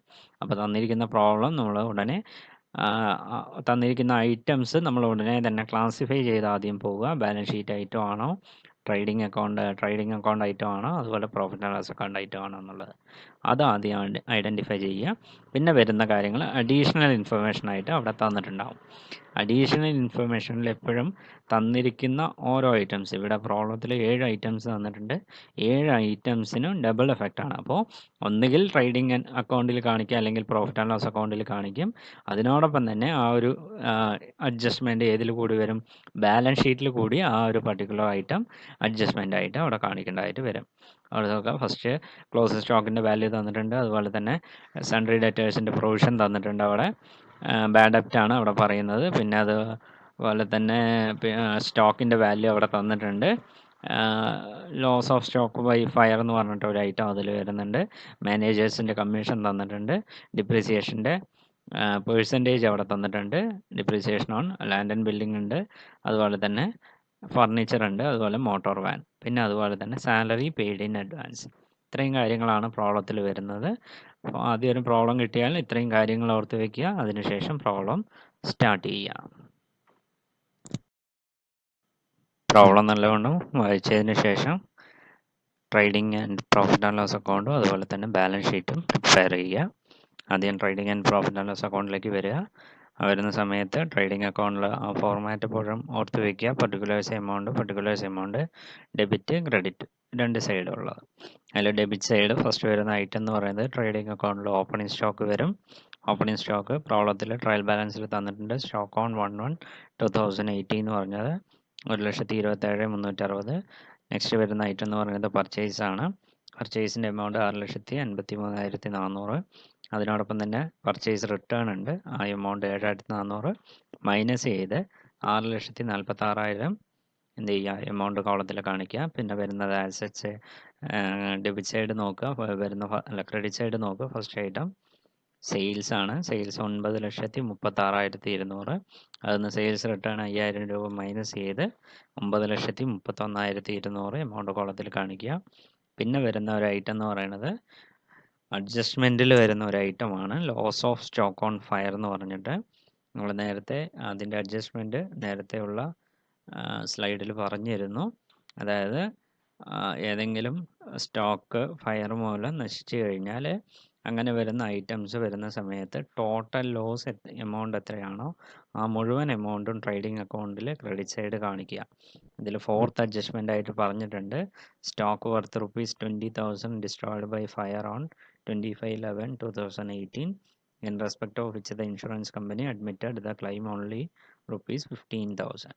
അപ്പോൾ ടോട്ടൽ ലോസ് എന്ന് പറയുന്നത് 20,000. അതിനെന്ത് ചെയ്യുക, ട്രേഡിംഗ് അക്കൗണ്ടിൽ ക്രെഡിറ്റ് സൈഡ് കാണിക്കുക. അഡ്മിറ്റ് ചെയ്ത എമൗണ്ട് വന്നിട്ട് എന്ത് ചെയ്യുക, 15,000 വന്നിട്ട് ബാലൻസ് ഷീറ്റിൽ കാണിക്കുക. ബാലൻസ് എമൗണ്ട് എത്രയാണ്, 5,000 രൂപ നമുക്ക് ലോസ് ബൈ ഫയർ എന്ന് പറഞ്ഞിട്ട് പ്രോഫിറ്റ് ആൻഡ് ലോസ് അക്കൗണ്ടിൽ ഡെബിറ്റ് സൈഡ് കാണിക്കുക. ഇത്രയും ഐറ്റംസ് ആണ് ട്രേഡിംഗ് അക്കൗണ്ടിൽ വരുന്നത്. പിന്നെ അഡ്ജസ്റ്റ്മെൻറ്റിൽ വരുന്ന ഫസ്റ്റ് ഐറ്റം ക്ലോസിംഗ് സ്റ്റോക്കിൻ്റെ വാല്യൂ 2,40,000. ഇനി എന്ത് ചെയ്യുക, ട്രേഡിംഗ് അക്കൗണ്ട് ബാലൻസ് ചെയ്യുക. ബാലൻസ് ചെയ്ത് കിട്ടിയാൽ ഡെബിറ്റ് സൈഡാണ് കുറവ് വരുന്നത്. അതുകൊണ്ട് തന്നെ അതെന്താണ്, ഗ്രോസ് പ്രോഫിറ്റ് ആണ്. ഗ്രോസ് പ്രോഫിറ്റ് എന്ന് പറയുന്നത് 4,17,840. അതിനെന്ത് ചെയ്യുക, പ്രോഫിറ്റ് ആൻഡ് ലോസ് അക്കൗണ്ടിൽ ബ്രോ ഡൗൺ ചെയ്തിടുക. Gross profit brought down 4,17,840. ഇനി പ്രോഫിറ്റ് ആൻഡ് ലോസ് അക്കൗണ്ടിൽ ഇൻഡയറക്റ്റ് എക്സ്പെൻസുകൾ ഏതൊക്കെയാണോ ആ ഐറ്റം വൈസ് നമുക്ക് എഴുതുക. സാലറി എന്ന് പറയുന്നത് 44,000 ആണ്. റോളത്തിൽ ട്രയൽ ബാലൻസിൽ തന്നിട്ടുണ്ട്. അതിൽ അഡ്ജസ്റ്റ്മെൻറ്റിൽ ഒരു കാര്യം പറഞ്ഞിട്ടുണ്ട്. സാലറി പെയ്ഡ് ഇൻ അഡ്വാൻസ് ₹3,000 എന്ന് കാണിച്ചിട്ടുണ്ട്. അപ്പോൾ ആ എമൗണ്ട് എന്ന് പറയുന്നത് എന്താണ്, പ്രീപെയ്ഡ് എക്സ്പെൻസ് ആണ്. അതിന് 3,000 രൂപ മൈനസ് ചെയ്ത് 41,000 എമൗണ്ട് കോളത്തിൽ കാണിക്കുക. പിന്നെ വരുന്നത് എസ്റ്റാബ്ലിഷ്മെൻറ്റ് എക്സ്പെൻസ് 9,190, അത് എമൗണ്ട് കോളത്തിൽ കാണിക്കുക. സ്റ്റേഷനറി 3,200, ടെലഗ്രാം എന്ന് പറയുന്നത് 1,600, ട്രാവലിംഗ് എക്സ്പെൻസ് 13,800, സൺട്രി എക്സ്പെൻസ് 37,240. പിന്നെ മേൽപ്പറഞ്ഞ ലോസ് ഓഫ് സ്റ്റോക്ക് ഓൺ ഫയറിൽ ലോസ് പോർഷൻ, അതായത് 20,000 രൂപ ടോട്ടൽ ലോസ് ഉണ്ടായിരുന്നു. അതിൽ 15,000 രൂപയാണ് നമുക്ക് എന്ത് ചെയ്തത്, ഇൻഷുറൻസ് കമ്പനി തന്നത്. ബാലൻസ് 5,000 നമുക്ക് എന്താണ്, നഷ്ടമാണ്. ആ എമൗണ്ട് ലോസ് ബൈ ഫയർ 5,000 കാണിക്കുക. പിന്നെ വരുന്നത് interest on bank loan. Bank loan interest 6,000 രൂപ തന്നിട്ടുണ്ട്. അതിനോടൊപ്പം തന്നെ ഔട്ട്സ്റ്റാൻഡിങ് 6 മാസത്തെ ഒരു 3,600 അഡ്ജസ്റ്റ്മെൻറ്റിൽ തന്നിട്ടുണ്ട്. ആ 3,600 രൂപ എന്ത് ചെയ്യാം, ആഡ് ഔട്ട്സ്റ്റാൻഡിങ് എന്ന് പറഞ്ഞിട്ട് ആഡ് ചെയ്ത് 9,600 എമൗണ്ട് കോളത്തിൽ കാണിക്കാം. പിന്നെ അഡ്വർടൈസ്മെൻറ്റ് എന്ന് പറയുന്നത് 2,000 രൂപ. ഡിസ്കൗണ്ട് അലൗഡ് എന്ന് പറയുന്നത് 3,600. പ്രൊവിഷൻ ഫോർ ബാഡ് ഡെപ്റ്റ്, ആ പ്രൊവിഷൻ എന്ന് പറയുന്നത് അഡ്ജസ്റ്റ്മെൻറ്റിലാണ് തന്നിരിക്കുന്നത്. രണ്ടാമത്തെ item maintain A reserve of 10% of debtors as reserve four debtors എന്ന് പറയുന്നത്.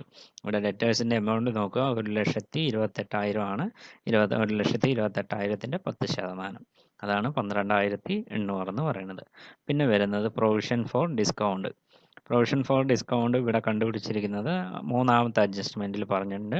Provide A reserve of 5% on sundry debtors as reserve for discount and 5% on sundry creditors. അപ്പോൾ അതിൽ നോക്കുക, ആ എമൗണ്ട് എന്ന് പറയുന്നത് കണ്ടുപിടിക്കുന്നത് എങ്ങനെയാണെന്ന് പറഞ്ഞാൽ, സൺട്രി ഡെറ്റേഴ്സിൻ്റെ എമൗണ്ട് ഇവിടെ തന്നിട്ടുണ്ട്. ട്രയൽ ബാലൻസിൽ 1,28,000 തന്നിട്ടുണ്ട്. ആ വർഷത്തെ പ്രൊവിഷൻ എത്രയാണ്, 10% തന്നിട്ടുണ്ട് മുകളിൽ കൊടുത്ത എമൗണ്ട്. അപ്പോൾ 12,800 രൂപ എന്ത് ചെയ്യുക, മൈനസ് ചെയ്യുക. ബാലൻസ് കിട്ടുന്നത് 1,15,200. അതിൻ്റെ മേലെ 5%, അതാണ് പ്രൊവിഷൻ ഫോർ ഡിസ്കൗണ്ട് എന്ന് പറയുന്നത് 5,760 രൂപ. അത് എമൗണ്ട് കോളത്തിൽ കാണിക്കുക. പിന്നെ വരുന്നത് ഡിപ്രീസിയേഷൻ്റെ അഡ്ജസ്റ്റ്മെൻറ്റിൽ തന്നിട്ടുണ്ട്. ഡിപ്രീസിയേഷൻ ലാൻഡ് ആൻഡ് ബിൽഡിങ് 2.5%, അതുപോലെ തന്നെ 10%, 20% മോട്ടോർ വാൻ്റെ. അപ്പോൾ ആ 3 എമൗണ്ട് എന്ന് പറയുന്നത് 2,000, 1,600, 6,400. ഇതിൻ്റെ എല്ലാം അസറ്റിൻ്റെ വാല്യൂ ട്രയൽ ബാലൻസിൽ തന്നിട്ടുണ്ട്. അസറ്റിൻ്റെ വാല്യൂവിൻ്റെ 2.5%, 10%, 20% എടുക്കുക. ടോട്ടൽ എന്ന് പറയുന്നത് 10,000 രൂപ എന്ത് ചെയ്യുക, എമൗണ്ട് കോളത്തിൽ കാണിക്കുക. ഇത്രയും കാര്യങ്ങളാണ് അതിൽ ഇൻഡയറക്റ്റ് എക്സ്പെൻസുകളായിട്ട് വരുന്നത്. ഇനി കുറേ ഇൻഡയറക്റ്റ് ഇൻകംസ് ഉണ്ട് ട്രയൽ ബാലൻസിൽ തന്നത്. ആ ഐറ്റം എടുത്ത് എഴുതുക. ഇൻകം ഫ്രം ഇൻവെസ്റ്റ്മെൻറ്റ് എന്ന് പറഞ്ഞിട്ട് തന്നിട്ടുണ്ട് 1,980. അത് പ്രോഫിറ്റ് ആൻഡ് ലോസ് അക്കൗണ്ടിൻ്റെ ക്രെഡിറ്റ് സൈഡ് കാണിക്കുക. പിന്നെ ഡിസ്കൗണ്ട് റിസീവ്ഡ് എന്ന് പറഞ്ഞിട്ട് ഒരു 2,400 രൂപ. പിന്നെ വരുന്ന item reserve on discount on creditors. ക്രെഡിറ്റേഴ്സിന് ഡിസ്കൗണ്ട് കൊടുത്തത്, അത് നമുക്ക് കിട്ടിയ ഡിസ്കൗണ്ട് ആണ്. അത് എന്താണ്, ഇൻഡയറക്റ്റ് ഇൻകം ആണ്. അപ്പോൾ അത് എത്രയാണെന്നുള്ളത്, സൺട്രി ക്രെഡിറ്റേഴ്സിൻ്റെ എമൗണ്ട് എന്ന് പറയുന്നത് 1,26,200 ആണ്. അതിൻ്റെ 5%, 6,310 രൂപ. ഇത്രയും ഇൻകം ആണ് നമുക്ക് ടോട്ടൽ. അപ്പോൾ ഇത് രണ്ടും ബാലൻസ് ചെയ്യുക. പിന്നെ ഒരു ഐറ്റം ആണ് ഇതിലെടുക്കാനുള്ളത്, debit side profit and loss അക്കൗണ്ടിന് എടുക്കാനുണ്ട്. മാനേജേഴ്സ് കമ്മീഷനും അതുപോലെ തന്നെ ബാലൻസിങ് ഫിഗർ നെറ്റ് പ്രോഫിറ്റ് എത്രയാണെന്നുള്ളത്. ഇവിടെ നോക്കുക, ആ ഒരു അഡ്ജസ്റ്റ്മെൻറ്റ് അവിടെ 5ാമത്തെ അഡ്ജസ്റ്റ്മെൻ്റ് ആയിട്ട് കൊടുത്തിട്ടുണ്ട്. The manager of the business is entitled to get a commission of 10% of net profit after calculating such commission. അപ്പോൾ ഇവിടെ ഓർത്ത് നോക്കുക, കമ്മീഷൻ മാനേജേഴ്സിൻ്റെ കമ്മീഷൻ വരുന്ന സമയത്ത് 2 കേസാണുള്ളത്. ഒന്ന്, കമ്മീഷൻ ചാർജ് ചെയ്യപ്പെടാത്തതിന് മുൻപുള്ള പ്രോഫിറ്റ് എന്ന ഒരു പെർസെൻറ്റേജ്, അല്ലാന്നുണ്ടെങ്കിൽ കമ്മീഷൻ കഴിഞ്ഞിട്ടുള്ള പ്രോഫിറ്റിൻ്റെ ഒരു പെർസെൻറ്റേജ്. ഈ പ്രോബ്ലത്തിൽ എന്താണ്, നെറ്റ് പ്രോഫിറ്റ് കമ്മീഷൻ കഴിഞ്ഞിട്ടുള്ള നെറ്റ് പ്രോഫിറ്റിൻ്റെ 10%. അപ്പോൾ അത് എത്രയാണെന്നുള്ളത് കണ്ടുപിടിക്കാൻ വേണ്ടിയിട്ട് ഒരു ഫോർമുലയുണ്ട്. Net profit into rate of commission divided by 100 plus rate of commission. അത് വെച്ചിട്ടാണ് നമ്മൾ അത് കണ്ടുപിടിക്കുക. അതെങ്ങനെയാണ് കണ്ടുപിടിക്കുക എന്ന് പറഞ്ഞാൽ, ഇപ്പോൾ ക്രെഡിറ്റ് സൈഡിലുള്ള ഐറ്റംസിൻ്റെ ടോട്ടൽ എടുക്കുക. 4,17,840, 1,980, 2,400, 6,310. ടോട്ടൽ എമൗണ്ട് എന്ന് പറയുന്നത് 4,28,530. അതിന്ന് ഇതുവരെയുള്ള ഡെബിറ്റ് എമൗണ്ട് മുഴുവനായിട്ട് മൈനസ് ചെയ്യുക. അപ്പോൾ നമുക്ക് കിട്ടുന്ന എമൗണ്ട് എന്ന് പറയുന്നത് എന്താണ്, net profit after charging such commission. ആ എമൗണ്ട് അവിടെ കിട്ടും, 2,73,740 എന്ന് പറയുന്നത്. അതിൻ്റെ മേലെ എന്ത് ചെയ്യുക, നമ്മൾ കമ്മീഷൻ കണ്ടുപിടിക്കുക. കമ്മീഷൻ കണ്ടുപിടിക്കേണ്ട ഫോർമുല എന്ന് പറയുന്നത് 2,73,740 ഇൻറ്റു 10/10 എന്ന് പറയുന്നത് rate of commission divided by 100 plus rate of commission. 100 plus rate of commission എന്ന് പറയുന്നത് 10ആണ്, അപ്പോൾ 110. ബാലൻസ് അത് കിട്ടിയ എമൗണ്ട് എന്ന് പറയുന്നത് 24,885. അതാണ് മാനേജേഴ്സിൻ്റെ കമ്മീഷനായിട്ട് വരിക. അപ്പോൾ ആ എമൗണ്ട് എടുത്തെഴുതുക. അതിന് മേലെ നെറ്റ് പ്രോഫിറ്റ് എന്ന് പറയുന്നത് 2,48,855. ബാലൻസ് ഫിഗർ നെറ്റ് പ്രോഫിറ്റ് ആയിട്ട് കാണിക്കുക. ഇത്രയും കാര്യങ്ങളാണ് പ്രോഫിറ്റ് ആൻഡ് ലോസ് അക്കൗണ്ടിൽ ബാലൻസ് ആയിട്ട് കിട്ടിയിരിക്കുന്നത്. നെറ്റ് പ്രോഫിറ്റ് 2,48,885 രൂപ. പ്രോഫിറ്റ് ആൻഡ് ലോസ് അക്കൗണ്ട് കഴിഞ്ഞു കഴിഞ്ഞാൽ പിന്നെ നമ്മൾ പ്രിപ്പയർ ചെയ്യേണ്ടത് ബാലൻസ് ഷീറ്റാണ്. ബാലൻസ് ഷീറ്റിൻ്റെ ഫോർമാറ്റ് എന്ന് പറയുന്നത് liability side amount, assets amount. Liability side വരുന്ന സമയത്ത് കറണ്ട് ലയബിലിറ്റീസ് ആണ് അത് എഴുതുക. അതിൽ സൺട്രി ക്രെഡിറ്റേഴ്സ് എമൗണ്ട് 1,26,200 അതിലൊരു പ്രൊവിഷൻ ഉണ്ട് അഡ്ജസ്റ്റ്മെൻറ്റിൽ തന്നിട്ടുള്ളത്. ആ പ്രൊവിഷൻ എന്ന് പറയുന്നത് 6,310 രൂപ മൈനസ് ചെയ്ത് 1,19,890 രൂപ കാണിക്കുക. പിന്നെ വരുന്ന ഐറ്റം എന്ന് പറയുന്നത് ബിൽസ് പേയബിൾ ആണ്, 5,200. ഇൻട്രസ്റ്റ് ഓൺ ബാങ്ക് ലോൺ എന്ന് പറയുന്നത് ഇൻട്രസ്റ്റ് ഔട്ട്സ്റ്റാൻഡിങ് എമൗണ്ട് ആണ്, 3,600 എന്നുള്ളത്. പിന്നെ വരുന്നത് കമ്മീഷൻ പേയബിൾ, ഇവിടെ മാനേജേഴ്സിൻ്റെ കമ്മീഷനാണ്, 24,885 രൂപ. ഇതെല്ലാം എന്താണ്, അഡ്ജസ്റ്റ്മെൻറ്റിൽ വന്നതായതുകൊണ്ട് ഇതെല്ലാം ബാലൻസ് ഷീറ്റിൽ കൂടി കാണിക്കേണ്ടതായിട്ട് വരും. പിന്നെ വരുന്നത് ബാങ്ക് ലോണ് 80,000 രൂപ. പിന്നെ വരുന്നത് ക്യാപിറ്റലിൻ്റെ അഡ്ജസ്റ്റ്മെൻ്റ് ആണ്. ക്യാപിറ്റൽ എന്ന് പറയുന്നത് ഇവിടെ ബിസിനസ്സിലേക്ക് ആ ഒരു particular sole trader mister A എന്ന് പറഞ്ഞ വ്യക്തി കൊണ്ടുവന്ന എമൗണ്ട് എന്ന് പറയുന്നത് 1,60,000 ആണ്. അതിൽ കറണ്ട് ഇയറിലെ നെറ്റ് പ്രോഫിറ്റ് എമൗണ്ട് എത്രയാണ് നമ്മൾ കണ്ടുവച്ചിട്ടുണ്ട്. ആ എമൗണ്ട് 2,48,855 രൂപ ആഡ് ചെയ്യുക. ആഡ് ചെയ്യുന്നതിന് പുറമെ ട്രയൽ ബാലൻസിൽ ഒരു ഐറ്റം തന്നിട്ടുണ്ട്, ഡ്രോയിങ്സ് എന്ന് പറഞ്ഞിട്ട്. ആളുടെ പേഴ്സണൽ ഡ്രോയിങ്സ് ആണ്. അത് എന്ത് ചെയ്യുക, മൈനസ് ചെയ്ത് കാണിക്കുക. 20,000 രൂപ മൈനസ് ചെയ്ത് 3,88,855 രൂപ ഇത് കാണിക്കുക. ഇത്രയും ഐറ്റംസ് ആണ് ലയബിലിറ്റി സൈഡ് വരിക. ഇനി അസറ്റ് സൈഡിലേക്ക് പോകുക. അസറ്റ് സൈഡ് ഫസ്റ്റ് കറണ്ട് അസറ്റുകളിനെ എടുത്തെഴുതുക. Cash in hand 11,800, cash at bank 61,590. പിന്നെ വരുന്നത് ബിൽസ് റിസീവുകൾ 39,600. പിന്നെ വരുന്നത് സൺട്രി ഡെറ്റേഴ്സിൻ്റെ അഡ്ജസ്റ്റ്മെൻ്റ് ആണ്. സൺട്രി ഡെറ്റേഴ്സ് എമൗണ്ട് ഇന്നർ കോളത്തിൽ 1,28,000 കാണിക്കുക. അതിൻ്റെ ലെസ് പ്രൊവിഷൻ ക്രിയേറ്റ് ചെയ്തത് 12,800, അത് മൈനസ് ചെയ്താൽ കിട്ടുന്നത് 1,15,200. അതുപോലെ തന്നെ ലെസ് പ്രൊവിഷൻ ഫോർ ഡിസ്കൗണ്ട് 5,760 രൂപ കൂടി മൈനസ് ചെയ്ത് ബാലൻസ് എമൗണ്ട് 1,09,440. ആ എമൗണ്ട് കോളത്തിൽ കാണിക്കുക. പിന്നെ വരുന്നത് ക്ലോസിംഗ് സ്റ്റോക്ക് 2,40,000 രൂപ. പിന്നെ വരുന്നത് സാലറി പെയ്ഡ് ഇൻ അഡ്വാൻസ് എന്ന് പറഞ്ഞിട്ട് ഒരു എമൗണ്ട് പ്രോഫിറ്റ് ആൻഡ് ലോസ് അക്കൗണ്ടിൽ കാണിച്ചിട്ടുണ്ടെന്ന് അഡ്ജസ്റ്റ്മെൻറ്റ് എൻട്രി. ആ എമൗണ്ട് പ്രീപെയ്ഡ് സാലറി എന്ന് പറഞ്ഞിട്ട് 3,000 രൂപ കാണിക്കുക. പിന്നെ വരുന്നത് insurance claim.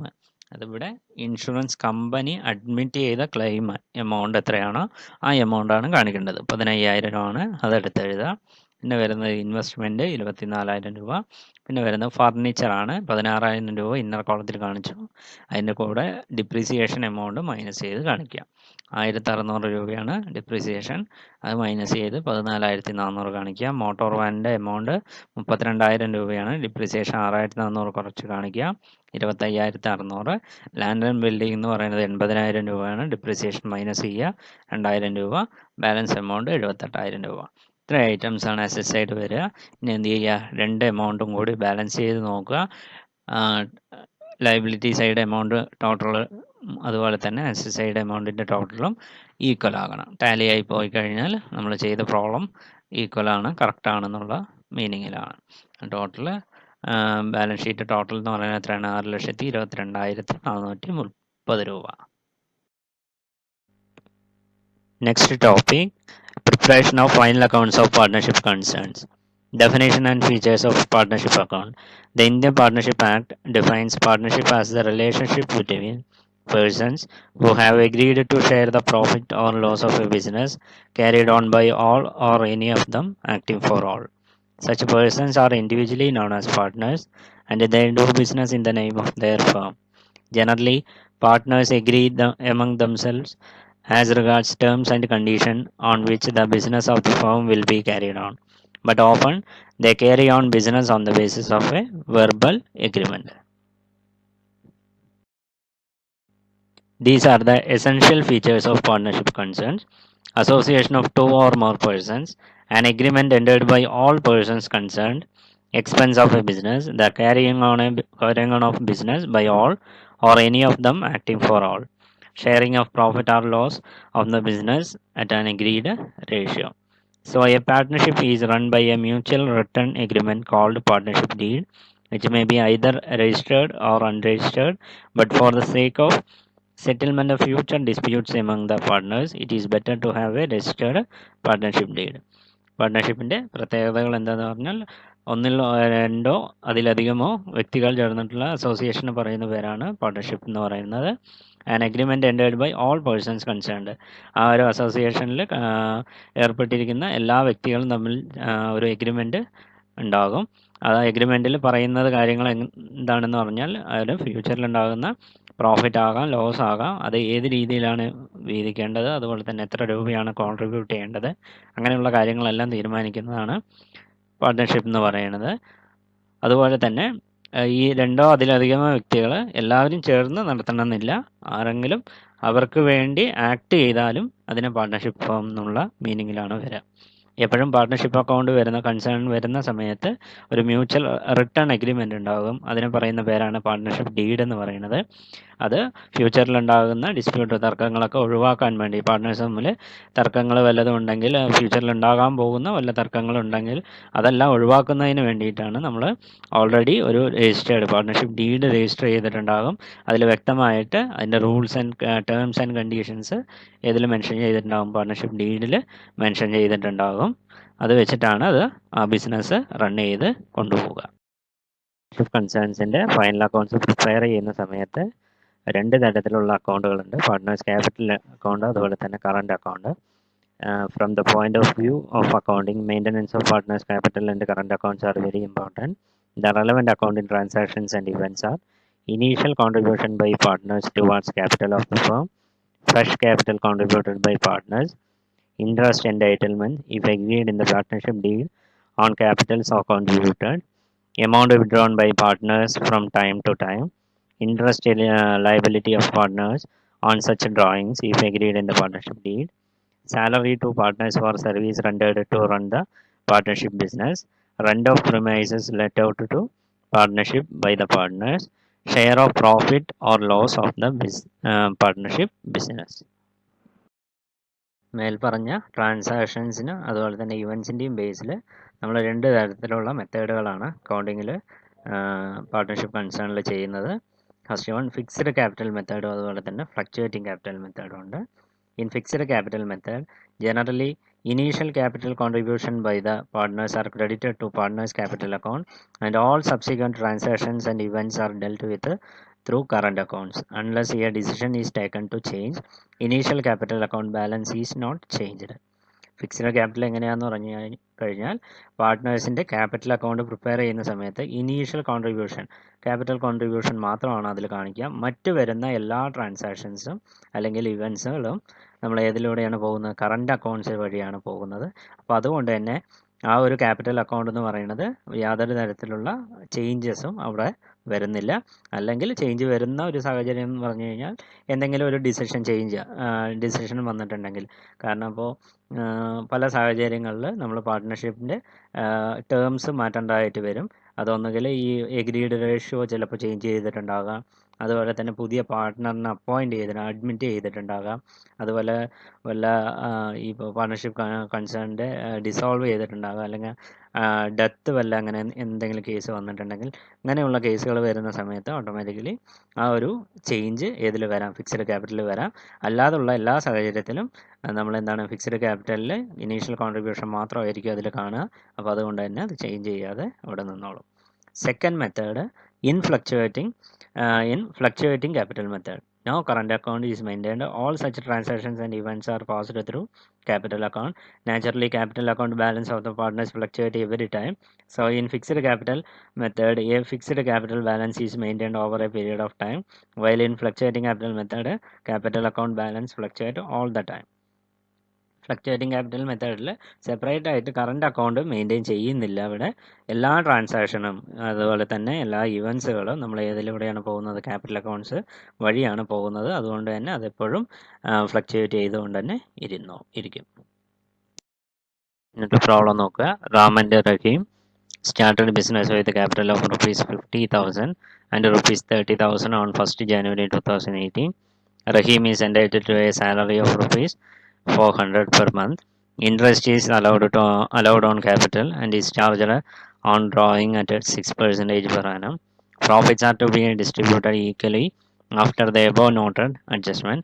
During the year, Ram withdrew rupees 8,000 and Rahim withdrew 10,000. The profit for the year before allowing for the term of the partnership deed came to rupees 30,000. Assuming the capitals to be fixed, prepare the capital and current accounts of the partners. മേൽ പറഞ്ഞ പ്രോബ്ലത്തിൽ വ്യക്തമായിട്ട് പറഞ്ഞിട്ടുണ്ട് fixed capital മെത്തേഡാണ് use ചെയ്യുന്നത്. അതുകൊണ്ട് തന്നെ capital അക്കൗണ്ടും current അക്കൗണ്ടും പ്രിപ്പയർ ചെയ്യേണ്ടതായിട്ട് വരും. ക്യാപിറ്റൽ അക്കൗണ്ട് നോക്കുക. ഫസ്റ്റ് റാംസ് ക്യാപിറ്റലും അതുപോലെ തന്നെ റഹീംസ് ക്യാപിറ്റൽ അക്കൗണ്ട് അവർ കോൺട്രിബ്യൂട്ട് ചെയ്ത ക്യാഷാണ് അവിടെ എഴുതേണ്ടത്. അപ്പോൾ ജനുവരി 1, 2018 ബൈ ക്യാഷായിട്ട് 50,000 രൂപ കൊണ്ടുവന്നു. 31 മാർച്ചിൽ അതിനെ ക്യാരി ഡൗൺ ചെയ്തിടുക. അതുപോലെ തന്നെ നെക്സ്റ്റ് ഇയറിൽ 2019 ജനുവരി 1 അത് ബ്രോ ഡൗൺ ചെയ്തിടുക. റഹീംസ് ക്യാപിറ്റൽ അക്കൗണ്ട് വരയ്ക്കുന്ന സമയത്ത് ഫോർമാറ്റ് എപ്പോഴും ഓർത്ത് വയ്ക്കുക. Date particulars amount debit credit. അതിൽ റഹീംസ് ക്യാപിറ്റൽ എന്ന് പറയുന്നത് 30,000 രൂപയാണ് കൊണ്ടുവന്നത്. അപ്പോൾ ജനുവരി 1, 2018 30,000 ബൈ ക്യാഷ് കാണിക്കുക. അതുപോലെ തന്നെ 31 ഡിസംബറിൽ അതിനെ ക്യാരി ഡൗൺ ചെയ്തതായിട്ട് കാണിക്കുക. അതോടൊപ്പം 2019 ജനുവരി 1 അത് ബാലൻസ് ബ്രോ ഡൗൺ എന്ന് പറഞ്ഞിട്ട് 30,000 കാണിക്കുക. ഇനി വരുന്നത് കറണ്ട് അക്കൗണ്ട് പ്രിപ്പയർ ചെയ്യുന്ന സമയത്ത് ക്യാപിറ്റൽ ഒഴിച്ച് മറ്റ് ട്രാൻസാക്ഷൻ പാർട്ട്ണർഷിപ്പ് ഡീഡിൽ പറഞ്ഞിരിക്കുന്ന കുറേ ട്രാൻസാക്ഷൻസ് ഉണ്ട്. ഇപ്പോൾ മേൽ പറഞ്ഞ പ്രോബ്ലത്തിൽ ഇൻട്രസ്റ്റ് ഓൺ ക്യാപിറ്റൽ പറഞ്ഞിട്ടുണ്ട്. ഒരു പാർട്ട്നേഴ്സിന് ഒരു സാലറി പ്രൊവൈഡ് ചെയ്തതായിട്ട് പറയുന്നുണ്ട്. പിന്നെ വിഡ്രോ ചെയ്ത് ക്യാഷ് ഡ്രോയിങ്സ് അവിടെയുണ്ട്. അതുപോലെ തന്നെ ഇൻട്രസ്റ്റ് ഓൺ ഡ്രോയിങ്സ് ഉണ്ട്. ഇത്രയും കാര്യങ്ങളാണ് റാംസ് കറണ്ട് അക്കൗണ്ടിൽ വരേണ്ടത്. അതിൽ നോക്കുക, ഫോർമാറ്റ് സെയിം തന്നെയാണ്. Date particulars amount debit credit. അപ്പോൾ ഇതെല്ലാം പ്രൊവൈഡ് ചെയ്യുന്നതുകൊണ്ടാണ് ഇയർ എൻഡിലായതുകൊണ്ട് December 31 എന്ന് കാണിക്കുക. ഫസ്റ്റ് എൻട്രി എന്ന് പറയുന്നത് ക്രെഡിറ്റ് സൈഡ് ബൈ പ്രോഫിറ്റ് ആണ് ലോസ് അക്കൗണ്ട്. അതായത് പാർട്ട്നേഴ്സ് ക്യാപിറ്റൽ കോൺട്രിബ്യൂട്ട് ചെയ്യുന്നതിന് ഇത്ര രൂപ ഇൻട്രസ്റ്റ് ആയിട്ട് അവർക്ക് എഴുതി ഡീഡിൽ പറഞ്ഞ പ്രകാരം നമുക്ക് എന്ത് ചെയ്യാൻ പറ്റും? ഇൻട്രസ്റ്റ് ഓൺ ക്യാപിറ്റൽ നമുക്ക് എഴുതിയെടുക്കാൻ പറ്റും. ആ എമൗണ്ടാണിത്. ടോട്ടൽ ഇൻട്രസ്റ്റ് ഓൺ ക്യാപിറ്റൽ എന്ന് പറയുന്നത് 6%. ഒരു കോൺട്രിബ്യൂട്ട് ചെയ്ത എമൗണ്ട് നോക്കുക. റാം എന്ന് പറയുന്നത് 50,000 കോൺട്രിബ്യൂട്ട് ചെയ്തിട്ടുണ്ട്. 50,000-ൻ്റെ 6%, അതാണ് 3,000 രൂപ കാണിച്ചിരിക്കുന്നത്. ഇനി വരുന്നത് ടു ക്യാഷ് ഡ്രോ ചെയ്ത ഒരു എമൗണ്ട് പറയുന്നുണ്ട്. എത്രയാണ്? ടു ക്യാഷ് ഡ്രോയിങ്സ് എന്ന് പറഞ്ഞിട്ട് 8,000 രൂപ റാം വിഡ്രോ ചെയ്തിട്ടുണ്ട്. അതുപോലെ തന്നെ ഈ വിഡ്രോ ചെയ്ത എമൗണ്ടിന് ഇൻട്രസ്റ്റ് ഓൺ ഡ്രോയിങ്സ് എന്ന് പറഞ്ഞിട്ട് ഒരു എൻട്രി വരുന്നുണ്ട്. അപ്പോൾ അതെന്താണ്? To profit and loss account കാണിക്കുക. ബ്രാക്കറ്റിൽ ഇൻട്രസ്റ്റ് ഓൺ ഡ്രോയിങ്സ് എന്ന് പറഞ്ഞിട്ട് 3%, 8,000-ൻ്റെ 3%, അതായത് 240 രൂപ. പിന്നെ വരുന്ന എൻട്രി എന്ന് പറയുന്നത് ക്രെഡിറ്റ് സൈഡ് വരിക by profit and loss account എന്ന് പറഞ്ഞൊരു എൻട്രി ഉണ്ട്. ഇവിടെ കാണിച്ചിരിക്കുന്ന എമൗണ്ട് 10,470 എന്നാണ് പറയുന്നത്. അത് രണ്ടും profit and loss account balance ഈക്വലായിട്ട് ഷെയർ ചെയ്യുന്നതാണ് പ്രോബ്ലത്തിൽ അല്ലെങ്കിൽ പാർട്ട്ണർഷിപ്പ് ഡീഡിൽ പറഞ്ഞിരിക്കുന്നത്. ആ എമൗണ്ട് എങ്ങനെയാണ് വന്നതെന്ന് പറഞ്ഞാൽ ഇവിടെ പ്രോഫിറ്റിൻ്റെ കാര്യം അവിടെ പറഞ്ഞിട്ടുണ്ട്. The profit for the year before allowing for the term of the partnership deed came to 30,000 എന്ന് പറഞ്ഞിട്ട് തന്നിട്ടുണ്ട്. ആ പാർട്ട്ണർഷിപ്പ് ഡീഡിൽ പറഞ്ഞിരിക്കുന്ന കുറേ ടേംസുകൾ പറഞ്ഞിട്ടുണ്ട്. ഈ മേൽ പറഞ്ഞ ട്രാൻസാക്ഷൻസ് അങ്ങനെ വരുന്നതിന് മുൻപ് ഉള്ള പ്രോഫിറ്റാണ് 30,000 രൂപ എന്ന് പറഞ്ഞ് തന്നിരിക്കുന്നത്. അപ്പോൾ ആ 30,000ത്തിന് നമ്മൾ ഈക്വലായിട്ട് ഷെയർ ചെയ്യാൻ പറ്റില്ല. അതിൽ മേൽ പറഞ്ഞ ട്രാൻസാക്ഷൻ ഇൻട്രസ്റ്റ് ഓൺ ക്യാപിറ്റൽ, അതുപോലെ തന്നെ സാലറി പ്രൊവൈഡ് ചെയ്തിട്ടുണ്ട്, ഇൻട്രസ്റ്റ് ഓൺ ഡ്രോയിങ്സ് ഉണ്ട്. ഇത്രയും കാര്യങ്ങൾ അഡ്ജസ്റ്റ് ചെയ്തിട്ടുള്ള ബാലൻസിങ് പ്രോഫിറ്റിൻ്റെ ആണ് നമ്മൾ എന്ത് ചെയ്യണത് ഈക്വലായിട്ട് ഷെയർ ചെയ്യുന്നത്. അത് നോക്കാം. പ്രോഫിറ്റ് ആൻഡ് ലോസ് അക്കൗണ്ട് 10,470 ഒരാളുടെ ഷെയർ. അതെങ്ങനെയാണെന്ന് വന്നതെന്ന് പറഞ്ഞാൽ 30,000 പ്രോഫിറ്റ്. അതിന്ന് ഇൻട്രസ്റ്റ് ഓൺ ക്യാപിറ്റൽ രണ്ടുപേർക്കും റാംസിൻ്റെ കറണ്ട് അക്കൗണ്ടിലേക്ക് ഇൻട്രസ്റ്റ് ഓൺ ക്യാപിറ്റൽ 3,000 വരും.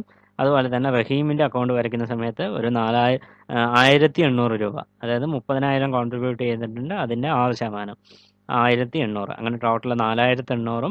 അതിനോടൊപ്പം തന്നെ സാലറി ആയിട്ട് റഹീമിന് ഒരു എമൗണ്ട് കൊടുത്തിട്ടുണ്ട്. എത്രയാണ്? 400 രൂപ ഓരോ മാസവും. അങ്ങനെ ഇയർലി വരുന്ന സമയത്ത് 4,800 രൂപ. അപ്പോൾ അതിൻ്റെ ടോട്ടൽ എന്ന് പറയുന്നത് 9,600 രൂപ. അപ്പോൾ നിലവിലുള്ള 30,000 നിന്ന് ആ 9,600 മൈനസ് ചെയ്യുക. അപ്പോൾ കിട്ടുന്നത് 20,400 രൂപയാണുള്ളത്. പിന്നെ വരുന്നത് ഇൻട്രസ്റ്റ് ഓൺ ഡ്രോയിങ്സ്. അത് ബിസിനസ്സിലേക്ക് വന്നതാണ്. കാരണം പാർട്ട്നേഴ്സ് ഡ്രോ ചെയ്ത എമൗണ്ടിൽ നിന്ന് കമ്പനിക്ക് അല്ലെങ്കിൽ പാർട്ണർഷിപ്പ് കൺസേണിന് കിട്ടിയ ഇൻട്രസ്റ്റ് ആണ്. അത് എത്ര രൂപയാണ്? രണ്ടുപേരുടെ കേസ് വരുന്ന സമയത്ത് 240 റാമിൻ്റെയും റഹീമിൻ്റെ വരുന്നത് 300 രൂപ. അങ്ങനെ ടോട്ടൽ 540. അപ്പോൾ ഈ 20,400 കൂടെ എന്ത് ചെയ്യുക? ഈ 540 എമൗണ്ട് ആഡ് ചെയ്ത് കാണിക്കുക. അപ്പോൾ കിട്ടുന്നതാണ് 20,940 രൂപ. ആ 20,940 രൂപൻ്റെ ഈക്വലായിട്ട് ഭാഗിക്കുക. അതാണ് ഈ 10,470 രൂപ വരുന്നത്. ഇത്രയും എൻട്രീസ് വന്നു കഴിഞ്ഞാൽ നമ്മൾ ബാലൻസ് ചെയ്തിടുക. ക്രെഡിറ്റ് സൈഡാണ് ടോട്ടൽ കൂടുതൽ. അപ്പോൾ 13,470 ടോട്ടൽ എമൗണ്ട് കോളത്തിൽ ക്രെഡിറ്റ് സൈഡാണ് കൂടുതൽ. ആ ക്രെഡിറ്റ് എമൗണ്ട് തന്നെ ഡെബിറ്റ് സൈഡ് കോളത്തിൽ കാണിക്കുക. ബാലൻസിങ് വരുന്നത് ടു ബാലൻസ് ക്യാരി ഡൗൺ എന്ന് പറഞ്ഞിട്ട് കാണിക്കുക. 5,230. അത് എന്ത് ചെയ്യുക? നെക്സ്റ്റ് ഡേറ്റിലേക്ക് ബ്രോ ഡൗൺ ചെയ്തിടുക. By balance brought down 5,230. ഇനി വരുന്നത് റഹീമിൻ്റെ കറണ്ട് അക്കൗണ്ട് വരുന്ന സമയത്ത് ഫോർമാറ്റ് സെയിം തന്നെയാണ്. എൻട്രി വരുന്ന സമയത്ത് ബൈ പ്രോഫിറ്റ് ആൻഡ് ലോസ് അക്കൗണ്ടിൽ സാലറി ആയിട്ട് 4,800 രൂപ കൊടുത്തിട്ടുണ്ട്. ഇൻട്രസ്റ്റ് ഓൺ ക്യാപിറ്റൽ എന്ന് പറയുന്നത് 30,000ൻ്റെ 6%, 1,800. പിന്നെ വരുന്നത് ടു ക്യാഷ് ഡ്രോയിങ്സ് 10,000 രൂപയാണ്. ഇൻട്രസ്റ്റ് ഓൺ ഡ്രോയിങ്സ് എത്രയാണ്? 300 രൂപ. 10,000ൻ്റെ 3%, അങ്ങനെ 300 രൂപ.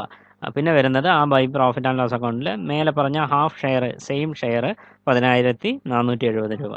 ഇനി ടോട്ടൽ ചെയ്ത് നോക്കുക. ടോട്ടൽ ചെയ്യുന്ന സമയത്ത് ക്രെഡിറ്റ് സൈഡാണ് കൂടുതൽ, 17,070. അതിനെന്ത് ചെയ്യുക? ഡെബിറ്റ് സൈഡ് കോളത്തിലും കാണിക്കുക. എന്നിട്ട് ടു ബാലൻസ് ക്യാരി ഡൗൺ 6,770 രൂപ കാണിക്കുക. അത് നെക്സ്റ്റ് ഡേറ്റിലേക്ക് എന്ത് ചെയ്യുക? ബൈ ബാലൻസ് ബ്രോ ഡൗൺ 6,770 എന്ന് പറഞ്ഞ് കാണിക്കുക. ഇത്രയും കാര്യങ്ങളാണ് അതിൽ വരുന്നത്. ക്യാപിറ്റൽ അക്കൗണ്ടും കറണ്ട് അക്കൗണ്ടും. നമുക്കിത് വേണമെങ്കിൽ എക്സാം എഴുതുന്ന സമയത്ത് ഇതിനെ മുഴുവനായിട്ട് കമ്പൈൻ ചെയ്ത് കാണിക്കാം. ഇപ്പോൾ റാംസ് ക്യാപിറ്റൽ, റഹീംസ് ക്യാപിറ്റൽ എന്ന് പറഞ്ഞിട്ട് രണ്ട് അക്കൗണ്ട് പ്രിപ്പയർ ചെയ്യേണ്ട കാര്യമില്ല. ആ എമൗണ്ട് കോളം കാണിക്കുന്ന അവിടെ റാംസ് ക്യാപിറ്റലിൽ നിന്നും എക്സ്ട്രാ ഒരു കോളം ആഡ് ചെയ്തിട്ട് എന്ത് ചെയ്യാം? റഹീംസ് ക്യാപിറ്റൽ എന്ന് പറഞ്ഞിട്ടും കാണിക്കാം. അപ്പോൾ അത് കമ്പൈൻ ചെയ്ത് കാണിക്കാം. കറണ്ട് അക്കൗണ്ട് വരയ്ക്കുന്ന സമയത്തും അങ്ങനെ കമ്പൈൻ ചെയ്ത് കാണിക്കാം. ഇത് ഫിക്സ്ഡ് ക്യാപിറ്റൽ മെത്തേഡാണ്. ഫ്ലക്ച്വേറ്റിംഗ് ക്യാപിറ്റൽ മെത്തേഡാണെങ്കിൽ ഈ പറഞ്ഞ എല്ലാ എൻട്രീസും ഏതിൽ തന്നെ അഡ്ജസ്റ്റ് ആകും? ക്യാപിറ്റൽ അക്കൗണ്ട് വരയ്ക്കുമ്പോൾ തന്നെ അത് മുഴുവനായിട്ട് അഡ്ജസ്റ്റ് ചെയ്ത് പോവുകയാണ് ചെയ്യുക.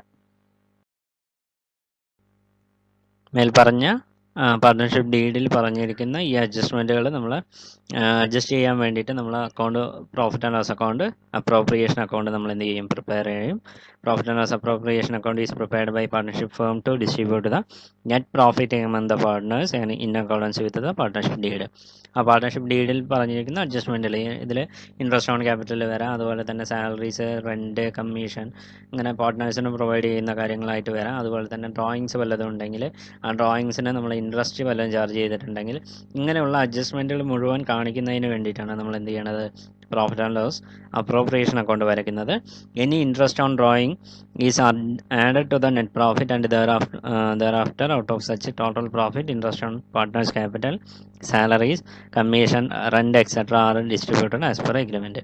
അപ്പോൾ ഇൻട്രസ്റ്റ് ഓൺ ഡ്രോയിങ്സ് ഉണ്ടെങ്കിൽ നമ്മൾ എന്ത് ചെയ്യും, നിലവിലുള്ള നെറ്റ് പ്രോഫിറ്റിൽ നിന്ന് ആഡ് ചെയ്ത് കാണിക്കും. അതുപോലെ തന്നെ ആഡ് ചെയ്ത നെറ്റ് പ്രോഫിറ്റ് കൂടിയുള്ള എമൗണ്ടിൽ നിന്ന് നമ്മൾ ഏതൊക്കെ അഡ്ജസ്റ്റ് ചെയ്യും, ഇൻട്രസ്റ്റ് ഓൺ പാർട്ട്നേഴ്സ് ക്യാപിറ്റൽ ഉണ്ടാകാം, സാലറീസ് ഉണ്ടാകാം, കമ്മീഷൻ ഉണ്ടാകാം, റെൻ്റ് ഉണ്ടാകാം, ഇതെല്ലാം ഏതിലേക്ക് ഡിസ്ട്രിബ്യൂട്ട് ചെയ്ത് കൊടുക്കും. The balance of profit is distributed among the partners at the profit sharing ratio. ആ ബാലൻസ് വരുന്ന പ്രോഫിറ്റിനെ നമ്മൾ എന്ത് ചെയ്യും, ആ പറഞ്ഞിരിക്കുന്ന ഡീഡിൽ പറഞ്ഞിരിക്കുന്ന profit sharing ratio, agreed ratio ഉണ്ടാകും, ആ റേഷ്യോയിൽ വീതിച്ച് കൊടുക്കും. ഇത്രയും കാര്യങ്ങൾക്ക് വേണ്ടിയിട്ടാണ് നമ്മൾ എന്ത് ചെയ്യുന്നത്, profit and loss appropriation account വരയ്ക്കുന്നത്. നെക്സ്റ്റ് വരുന്ന ടോപ്പിക് എന്ന് പറഞ്ഞാൽ treatment of goodwill in partnership accounts.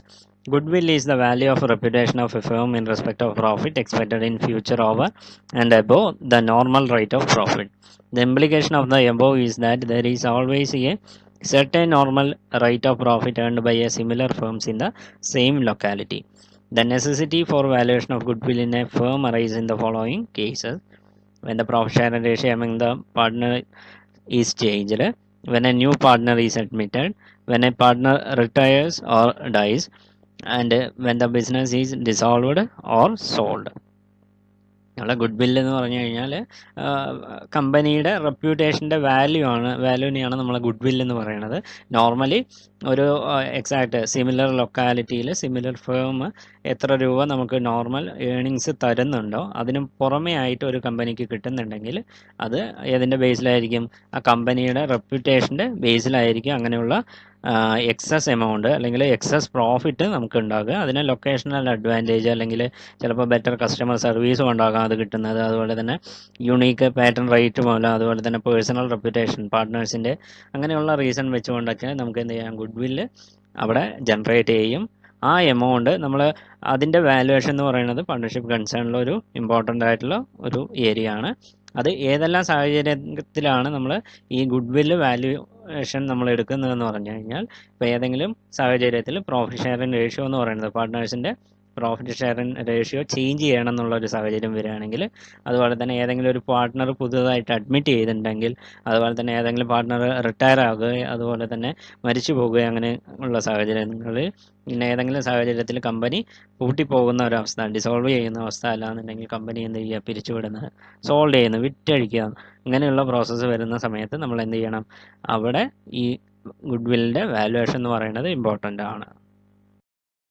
Goodwill വാല്യുവേഷന് 4 മെത്തേഡാണുള്ളത്: average profit based method, super profit based method, annuity based method and capitalisation basis method. 4 മെത്തേഡിലും കോമൺ ആയിട്ടുള്ള കാര്യങ്ങൾ വരുന്നുണ്ട്. അതിൽ വെയ്റ്റഡ് പ്രോഫിറ്റിൻ്റെ ബേസിലാണ് നമ്മൾ എന്ത് ചെയ്യുക, ഗുഡ്വില്ലിൻ്റെ വാല്യൂ കണ്ടുപിടിക്കുക. അപ്പോൾ ഓർത്ത് വയ്ക്കുക, പ്രോബ്ലം തരുന്ന സമയത്ത് ഏതാണോ പ്രോബ്ലത്തിൽ തന്നിരിക്കുന്നത് എമൗണ്ട് പ്രോഫിറ്റുകൾ തന്നിട്ടുണ്ടെങ്കിൽ ആ പ്രോഫിറ്റിൻ്റെ ആദ്യം ടോട്ടൽ ചെയ്തിട്ട് വെയ്റ്റഡ് പ്രോഫിറ്റ് എത്രയാണെന്നുള്ളത് നോക്കുക. വെയ്റ്റഡ് പ്രോഫിറ്റ് കണ്ടുപിടിച്ചതിന് ശേഷമാണ് ഈ 4 മെത്തേഡിലും പ്രോബ്ലം സോൾവ് ചെയ്യേണ്ടത്. താഴെ ഒരു കമ്പൈൻ ചെയ്ത 4 മെത്തേഡും കമ്പൈൻ ചെയ്ത് വരുന്ന ഒരു പ്രോബ്ലം ഉണ്ട്, അത് ഡിസ്കസ് ചെയ്യാം. പ്രോബ്ലം നോക്കുക. Lee and Lones are in equal partnership. They agreed to take Hicks as 1/4 partner. For this, it was decided to find out the value of goodwill. Messrs. Lee and Son, Son earned profit during 2015 to 18 as follows. Year തന്നിട്ടുണ്ട് 2015, 16, 17, 18. Profit എന്ന് പറയുന്നത് 1,20,000, 1,25,000, 13,000, 1,30,000, അതുപോലെ തന്നെ 1,50,000. ഇത്രയും കാര്യങ്ങളാണ് അതിൽ തന്നിരിക്കുന്നത്.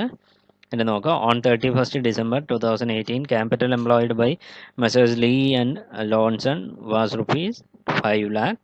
Rate of normal profit is 20%. Find out the value of goodwill following various methods. Different ആയിട്ടുള്ള ആ 4 മെത്തേഡ് വെച്ചിട്ട് നമ്മൾ എന്ത് ചെയ്യുക, ഗുഡ്വില്ലിൻ്റെ വാല്യൂ ഡിറ്റർമൈൻ ചെയ്യണം. സൊല്യൂഷനിലേക്ക് വരിക, 4 കോളം വരയ്ക്കുക, ഇയർ താഴത്തായിട്ട് എഴുതി പോകുക, 2015, 16, 17, 18. ഇങ്ങനെ ഏത് പ്രോബ്ലം കിട്ടിയാലും ആദ്യം ചെയ്യേണ്ടത് വെയ്റ്റഡ് പ്രോഫിറ്റ് എത്രയാണെന്നുള്ളത് കണ്ടുപിടിക്കുക എന്നുള്ളതാണ്. അപ്പോൾ 15, 16, 17, 18 ഫസ്റ്റ് കോളത്തിൽ കാണിച്ചു. പ്രോഫിറ്റ് പ്രോബ്ലത്തിൽ തന്നതിന് താഴത്തായിട്ട് എഴുതി പോകുക. 1,20,000, 1,25,000, 1,30,000, 1,50,000. വെയിറ്റ് എന്ന് പറയുന്നത് ഇവിടെ കോമൺ ആയിട്ട് ഏത് വെയിറ്റ് വേണമെങ്കിലും നമ്മൾ കൊടുക്കാം. അപ്പോൾ 1, 2, 3, 4 ഏതെങ്കിലും ഒരു പർട്ടിക്കുലർ ഓർഡർ വെച്ചിട്ട് നമ്മൾ എന്ത് ചെയ്യുക, ആ വെയിറ്റ് കൊടുക്കുക. 1, 2, 3, 4. അതിൻ്റെ ടോട്ടൽ വാല്യൂ എന്ന് പറയുന്നത് 10. ഇനി വെയ്റ്റഡ് പ്രോഫിറ്റ് എന്ന് പറഞ്ഞു കഴിഞ്ഞാൽ പ്രോഫിറ്റ് ഇൻറ്റു ഈ വെയിറ്റ് എത്രയാണോ കൊടുത്തിരിക്കുന്നത് ആ വെയിറ്റ് കൊണ്ട് എന്ത് ചെയ്യുക, മൾട്ടിപ്ലൈ ചെയ്യുക. അപ്പോൾ 1,20,000 ഇൻറ്റു 1,20,000 വെയ്റ്റഡ് പ്രോഫിറ്റ്. സെക്കൻഡ് ഇയറിൽ 1,25,000 ഇൻറ്റു 2,50,000. 1,30,000 ഇൻറ്റു 3,90,000. 1,50,000 into 4, 6 lakh. അതിൻ്റെ വെയ്റ്റഡ് പ്രോഫിറ്റ് എന്ന് പറയുന്നത് എത്രയാണ്, 13,60,000 കിട്ടി. ഇനി അത് വെച്ചിട്ട് എന്ത് ചെയ്യുക, വെയ്റ്റഡ് ആവറേജ് പ്രോഫിറ്റ് നമ്മൾ കണ്ടുപിടിക്കുക. Weighted average profit is equal to 13,60,000 divided by weight, total weight 10. അപ്പോൾ 1,36,000 രൂപ വെയ്റ്റഡ് ആവറേജ് പ്രോഫിറ്റ് കിട്ടി. ഇനി അതിലെ ഫസ്റ്റ് മെത്തേഡ് എന്ന് പറയുന്നത് എന്താണ്, ആവറേജ് പ്രോഫിറ്റ് ബേസിസ് മെത്തേഡാണ്. അത് വരുന്ന സമയത്ത് അതിൻ്റെ മെയിൻ അസംഷൻ എന്ന് പറയുന്നത് goodwill is valued at 3 years purchase value of goodwill. നമ്മൾ ഗുഡ്വില്ലിൻ്റെ വാല്യൂ നമ്മൾ വെയ്റ്റഡ് ആവറേജ് പ്രോഫിറ്റിൻ്റെ ഒരു 3 വർഷത്തേക്ക് നമ്മൾ പർച്ചേസ് ചെയ്യുകയാണെങ്കിൽ അതിൻ്റെ വാല്യൂ എത്രയാണ്, അതിൻ്റെ ബേസിലാണ് നമ്മൾ എന്ത് ചെയ്യുക, ഗുഡ്വില്ല് ഡിറ്റർമൈൻ ചെയ്യുക. 3 years പർച്ചേസ്. അപ്പോൾ 1,36,000 നമുക്ക് വെയ്റ്റഡ് ആവറേജ് പ്രോഫിറ്റ് കിട്ടിയത്. അതേ ഇൻറ്റു എന്ത് ചെയ്യുക, 3 ചെയ്യുക. അപ്പോൾ അതിൻ്റെ വാല്യൂ, ഗുഡ്വില്ലിൻ്റെ വാല്യൂ എന്ന് പറയുന്നത് 4,08,000 രൂപ. അപ്പോൾ ആവറേജ് പ്രോഫിറ്റ് ബേസിസ് മെത്തേഡാണ് യൂസ് ചെയ്യുന്നതെങ്കിൽ വെയ്റ്റഡ് ആവറേജ് പ്രോഫിറ്റ് ഇൻറ്റു 3 ചെയ്താൽ മതി, 4,08,000 രൂപ കിട്ടും. സെക്കൻഡ് മെത്തേഡ് എന്ന് പറയുന്നത് സൂപ്പർ പ്രോഫിറ്റ് ബേസിസ് മെത്തേഡാണ്. ഇവിടെ നമ്മൾ കമ്പയർ ചെയ്യേണ്ടത് വെയ്റ്റഡ് ആവറേജ് പ്രോഫിറ്റ് നമ്മൾ കണ്ടുവച്ചു 1,36,000 രൂപ. അതിന്ന് നോർമൽ പ്രോഫിറ്റിൻ്റെ റേറ്റ് അവിടെ തന്നിട്ടുണ്ട് 20%. അതുപോലെ തന്നെ ക്യാപിറ്റൽ എംപ്ലോയിഡ് എന്ന് പറയുന്നത് 5 ലക്ഷം തന്നിട്ടുണ്ട്. അപ്പോൾ ആവറേജ് പ്രോഫിറ്റിൻ്റെ എന്ത് ചെയ്യുക, minus normal profit. Normal profit 20% on എത്രയാണ്, 5 lakh.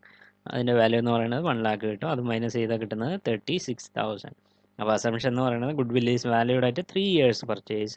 അപ്പോൾ value of goodwill is equal to 36,000 into 3 rupees 1,08,000. അതാണ് second method. Super profit basis മെത്തേഡിൽ ഗുഡ്വില്ല് കണ്ടുപിടിക്കുമ്പോൾ 1,08,000 കിട്ടുക. തേർഡ് മെത്തേഡ് എന്ന് പറയുന്നത് ആനുവിറ്റി ബേസ് മെത്തേഡാണ്. ആനുവിറ്റി ബേസിസിൽ അസംഷൻ എന്ന് പറയുന്നത് ഇൻട്രസ്റ്റ് റേറ്റ് ഇവിടെ എന്താണ്, equal to normal profit rate. ഇവിടെ 20% തന്നിട്ടുണ്ട്. അപ്പോൾ ഗുഡ്വില്ല് നമ്മൾ എങ്ങനെയാണ് കണ്ടുപിടിക്കുന്നതെന്ന് പറഞ്ഞാൽ നമ്മളുടെ വാല്യൂ, ഇപ്പോൾ കോമ്പൗണ്ടിങ് ഇൻട്രസ്റ്റ് എന്ന് പറയാം.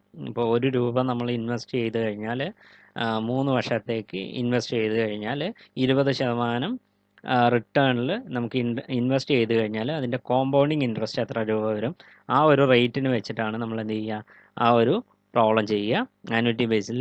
അപ്പോൾ goodwill is value at 3 years purchase. Value of goodwill is equal to 36,000 into നമ്മൾ ആ നോർമൽ പ്രോഫിറ്റ് മൈനസ് ചെയ്തിട്ടുള്ള ഫിഗർ 36,000 ഇൻറ്റു 2.1065. അപ്പോൾ എമൗണ്ട് എന്ന് പറയുന്നത് 75,834 കിട്ടും. ഇവിടെ ശ്രദ്ധിക്കേണ്ടത് ആ 2.1065 എന്ന് പറയുന്നത് കോമ്പൗണ്ടിങ് ഇൻട്രസ്റ്റ് ആണ്. ആ കോമ്പൗണ്ടിങ് ഇൻട്രസ്റ്റ് റേറ്റ് വെച്ചുകൊണ്ട് നമ്മൾ 3 വർഷം ഇൻവെസ്റ്റ് ചെയ്ത് കഴിഞ്ഞാൽ 20% ഇൻട്രസ്റ്റിൽ നമ്മൾ വേറെ എന്തെങ്കിലും ഇൻവെസ്റ്റ് ചെയ്ത് കഴിഞ്ഞാൽ ഇന്നത്തെ 1 രൂപ എത്ര രൂപയായിട്ട് മാറും, 2.1065. ആ രൂപ നമുക്ക് എന്ത് ചെയ്യണം, റിട്ടേൺ ആയിട്ട് കിട്ടും. അതേ ഇൻറ്റു നമ്മൾ മേൽ പറഞ്ഞ പ്രോബ്ലത്തിൽ നിന്ന് ആവറേജ് പ്രോഫിറ്റ് നിന്ന് നോർമൽ പ്രോഫിറ്റ് മൈനസ് ചെയ്താൽ കിട്ടുന്ന എമൗണ്ട് 36,000 ഇൻറ്റു 2.1065. അതിൻ്റെ അപ്പോൾ വാല്യുവേഷൻ ഓഫ് ഗുഡ്വില്ല് എന്ന് പറയുന്നത് എത്രയാണ്, 75,834 കിട്ടും. ലാസ്റ്റ് മെത്തേഡ് ക്യാപിറ്റലൈസേഷൻ മെത്തേഡ് ബേസിസിൽ പറയുന്നത് normal value of capital employed. Normal value of capital employed എന്ന് പറഞ്ഞു കഴിഞ്ഞാൽ ഇവിടെ വെയ്റ്റഡ് ആവറേജ് പ്രോഫിറ്റ് എത്രയാണ്, 1,36,000 കിട്ടിയത്.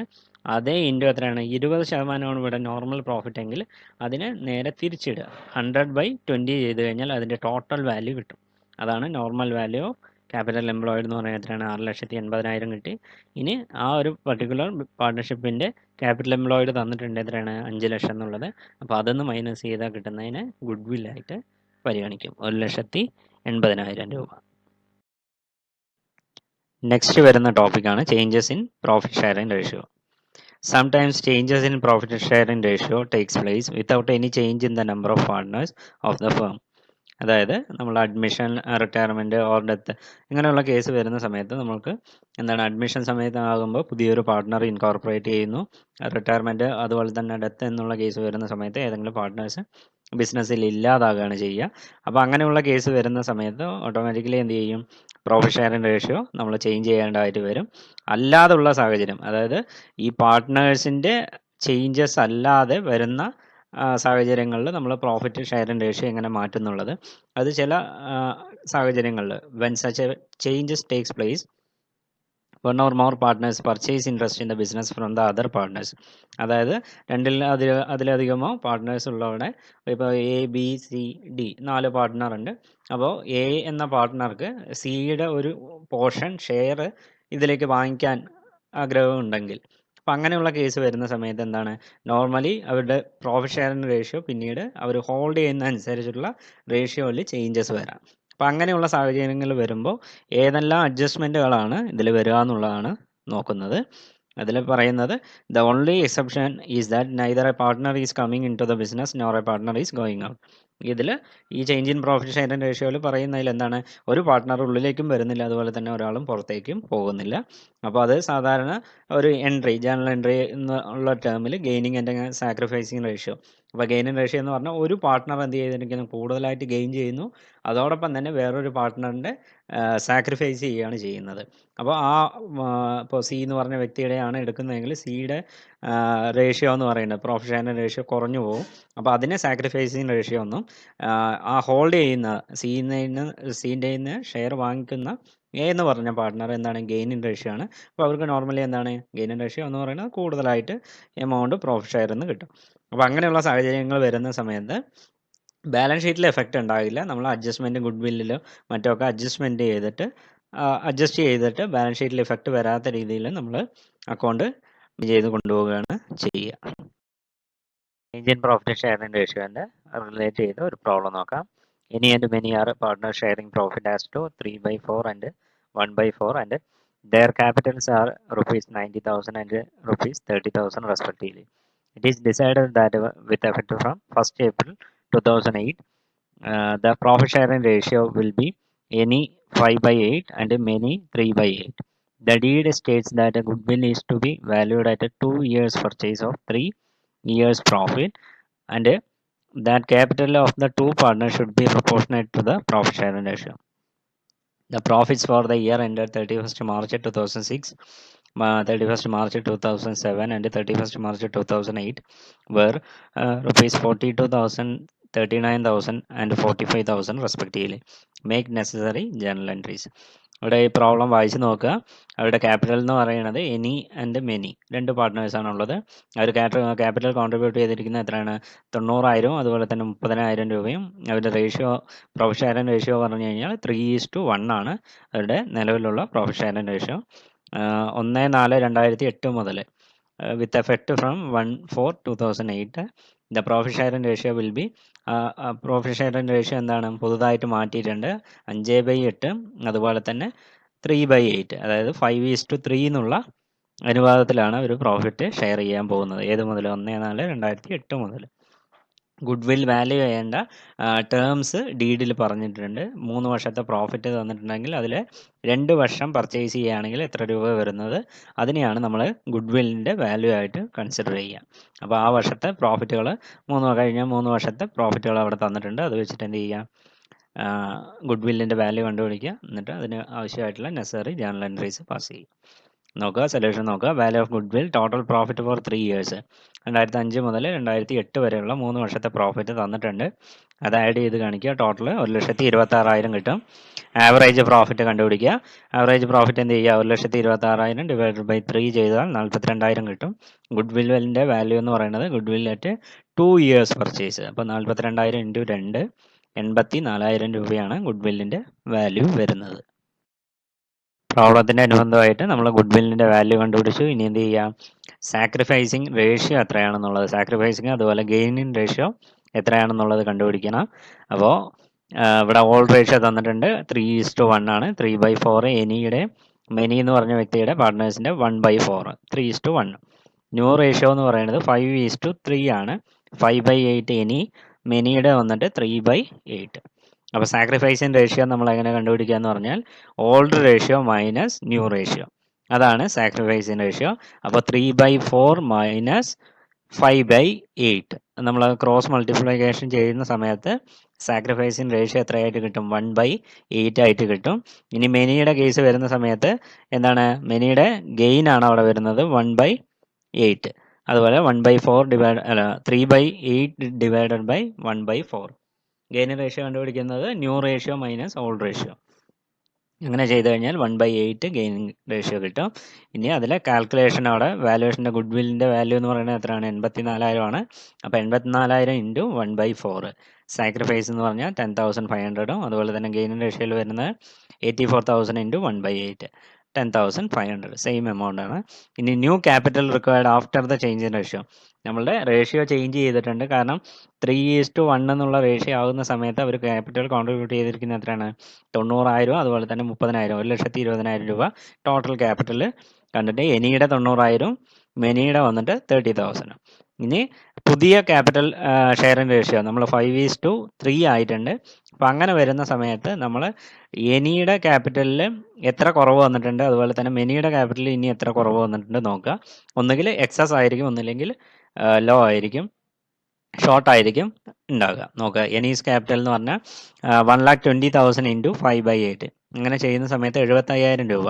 കാരണം എനി എന്ന് പറഞ്ഞ പാർട്ട്ണർ ആക്ച്വലി കോൺട്രിബ്യൂട്ട് ചെയ്യേണ്ടത് എത്രയേ ഉള്ളൂ? പുതിയ പ്രോഫിറ്റ് ഷെയറിംഗ് റേഷ്യോ പ്രകാരം 75,000 രൂപ കോൺട്രിബ്യൂട്ട് ചെയ്താൽ മതി. പക്ഷേ ഇവിടെ നിലവിൽ എത്ര രൂപ കോൺട്രിബ്യൂട്ട് ചെയ്തിട്ടുണ്ട്? 90,000 കോൺട്രിബ്യൂട്ട് ചെയ്തിട്ടുണ്ട്. അപ്പോൾ അത്രയും എമൗണ്ട് അയാൾക്ക് എന്ത് ചെയ്യേണ്ടതായിട്ട് വരും? തിരിച്ച് കൊടുക്കേണ്ടതായിട്ട് വരും. പിന്നെ അതുപോലെ തന്നെ മെനീസ് ക്യാപിറ്റലിൻ്റെ റേഷ്യോ നോക്കുക, 45,000, 1,20,000 ഇൻറ്റു 3/8 ചെയ്ത് കഴിഞ്ഞാൽ 45,000 രൂപ. ഇതാണ് പുതിയ പ്രോഫിറ്റ് ഷെയറിംഗ് റേഷ്യോ പ്രകാരം ക്യാപിറ്റൽ കോൺട്രിബ്യൂട്ട് ചെയ്യുന്നത്. ഇനി അഡ്ജസ്റ്റ്മെൻറ്റ് എൻട്രിയിലേക്ക് വരാം. ജേണൽ എൻട്രി വരയ്ക്കുക, date, particulars, LF, debit amount, credit amount.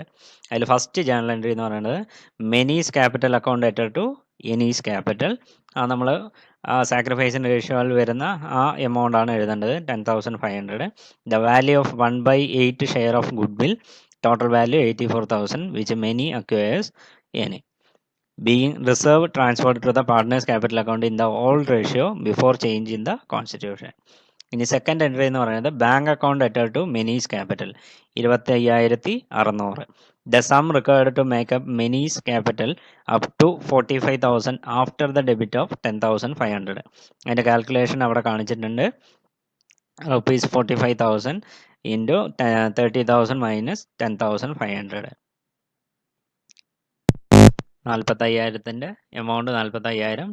അതിന് എന്ത് ചെയ്യുക? 30,000 അയാളെ കൊണ്ടുവന്ന ക്യാപിറ്റൽ, അതിന്ന് ആ വാല്യുവേഷൻ ഗുഡ്വില്ലിൻ്റെ അഡ്ജസ്റ്റ്മെൻറ്റ് കുറയ്ക്കാം. അപ്പോൾ ബാലൻസ് 19,500 കിട്ടും.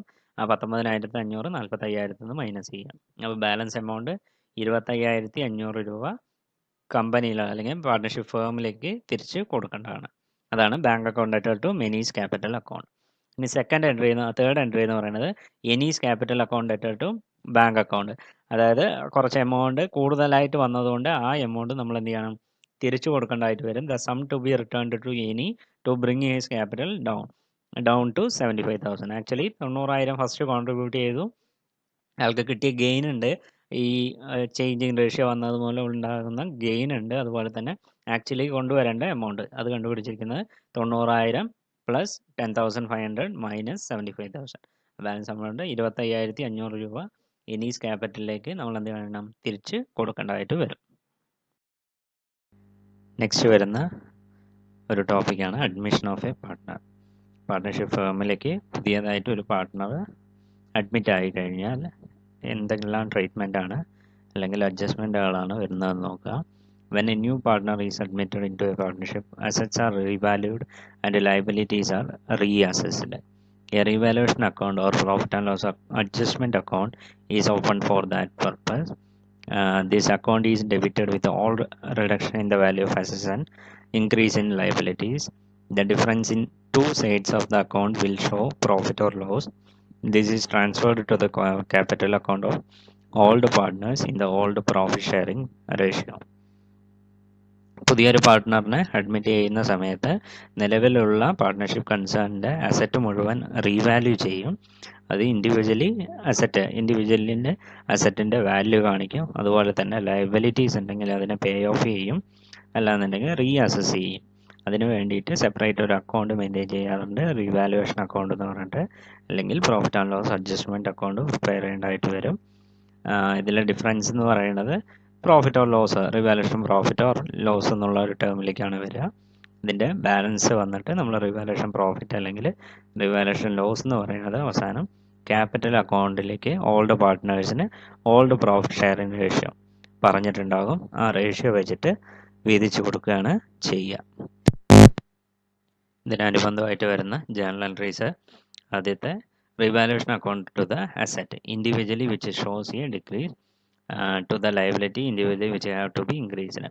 Revaluation account debtor to the asset and to liabilities. Asset side വരുന്നത് with the reduction in the value of asset, അതുപോലെ തന്നെ അസറ്റിൻ്റെ വാല്യൂ റെഡ്യൂസ് ചെയ്ത റിഡക്ഷൻ വാല്യൂ കാണിക്കുക. അതുപോലെ തന്നെ ലയബിലിറ്റി വല്ലതും ഇൻക്രീസ് ചെയ്തിട്ടുണ്ടെങ്കിൽ അത് കാണിക്കുക.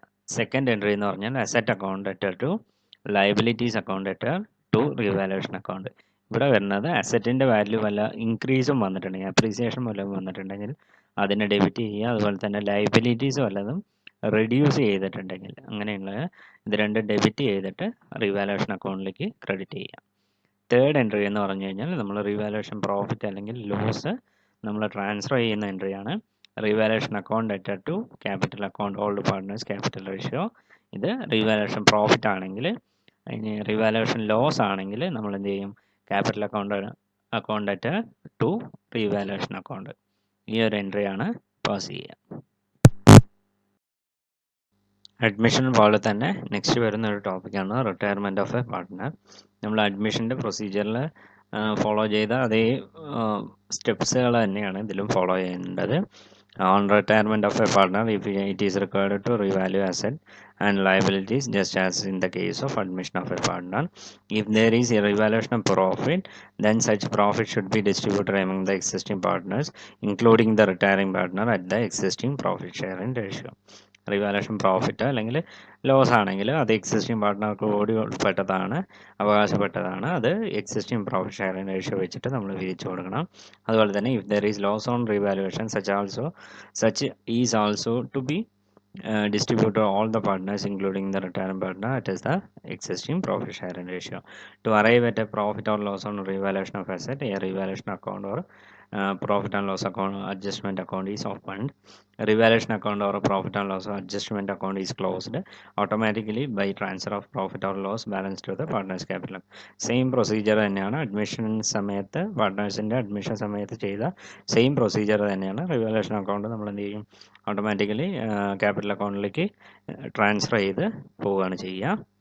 പിന്നെ വരുന്നത് ലാസ്റ്റത്തെ ഒരു അഡ്ജസ്റ്റ്മെൻറ്റ് എന്ന് പറയുന്നത്, if it is decided to that revalued figures of assets and liabilities will not appear in the balance sheet of the continuing partners, then a journal entry should be passed only counting the amount payable or chargeable to retiring partners which the continuing partner will share at the ratio of gain. നമ്മൾ revalued അസറ്റിൻ്റെ ഫിഗേഴ്സിലെത്തുന്നു, liabilities pay of ചെയ്യുക, അങ്ങനെയുള്ള കാര്യങ്ങൾ ചെയ്യുന്ന സമയത്ത് balance ഷീറ്റിൽ അത് എന്ത് ചെയ്യേണ്ട കാര്യമില്ല, അപ്പിയർ ചെയ്യേണ്ട കാര്യമില്ല. അപ്പോൾ കണ്ടിന്യൂയിങ് പാർട്ട്ണർ വരുന്ന സമയത്ത് നമ്മൾ റിട്ടയറിങ് പാർട്ട്ണറിൻ്റെ അക്കൗണ്ട് ക്ലോസ് ചെയ്യുന്നത് പോലെയായിട്ട് കാണിക്കണം. അതിന് വേണ്ടിയിട്ട് ഒരു ജേണൽ എൻട്രി പാസ് ചെയ്യും. ആ ജേണൽ എൻട്രി പാസ് ചെയ്ത് കഴിഞ്ഞാൽ ഓട്ടോമാറ്റിക്കലി എക്സിസ്റ്റിംഗ് ബാലൻസ് ഷീറ്റ് എന്ന് പറയുന്നത് റിട്ടയറിംഗ് പാർട്ട്ണറിൻ്റെ ഗെയിനോ ലോസോ അങ്ങനെയാണെങ്കിലും ചിലപ്പോൾ തിരിച്ചു തരാനാണ് ഉള്ളതെങ്കിൽ ആ എമൗണ്ട് നമ്മൾ തിരിച്ച് വാങ്ങിക്കും. അല്ല പേ ഓഫ് ചെയ്യാനാണെങ്കിൽ റിട്ടയറിംഗ് പാർട്ട്ണർക്ക് അങ്ങോട്ടാണ് കൊടുക്കാനുള്ളതെങ്കിൽ റിട്ടയറിംഗ് പാർട്ട്നേഴ്സിൻ്റെ ലാസ്റ്റ് പറഞ്ഞ പോയിന്റ് എന്നുള്ള കണ്ടിന്യൂഷനാണ് final payment to retiring partner.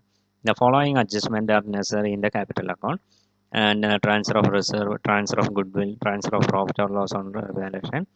After adjustment of the above mentioned items, the capital account balance standing to the credit of the retiring partner represents amount to be paid to him.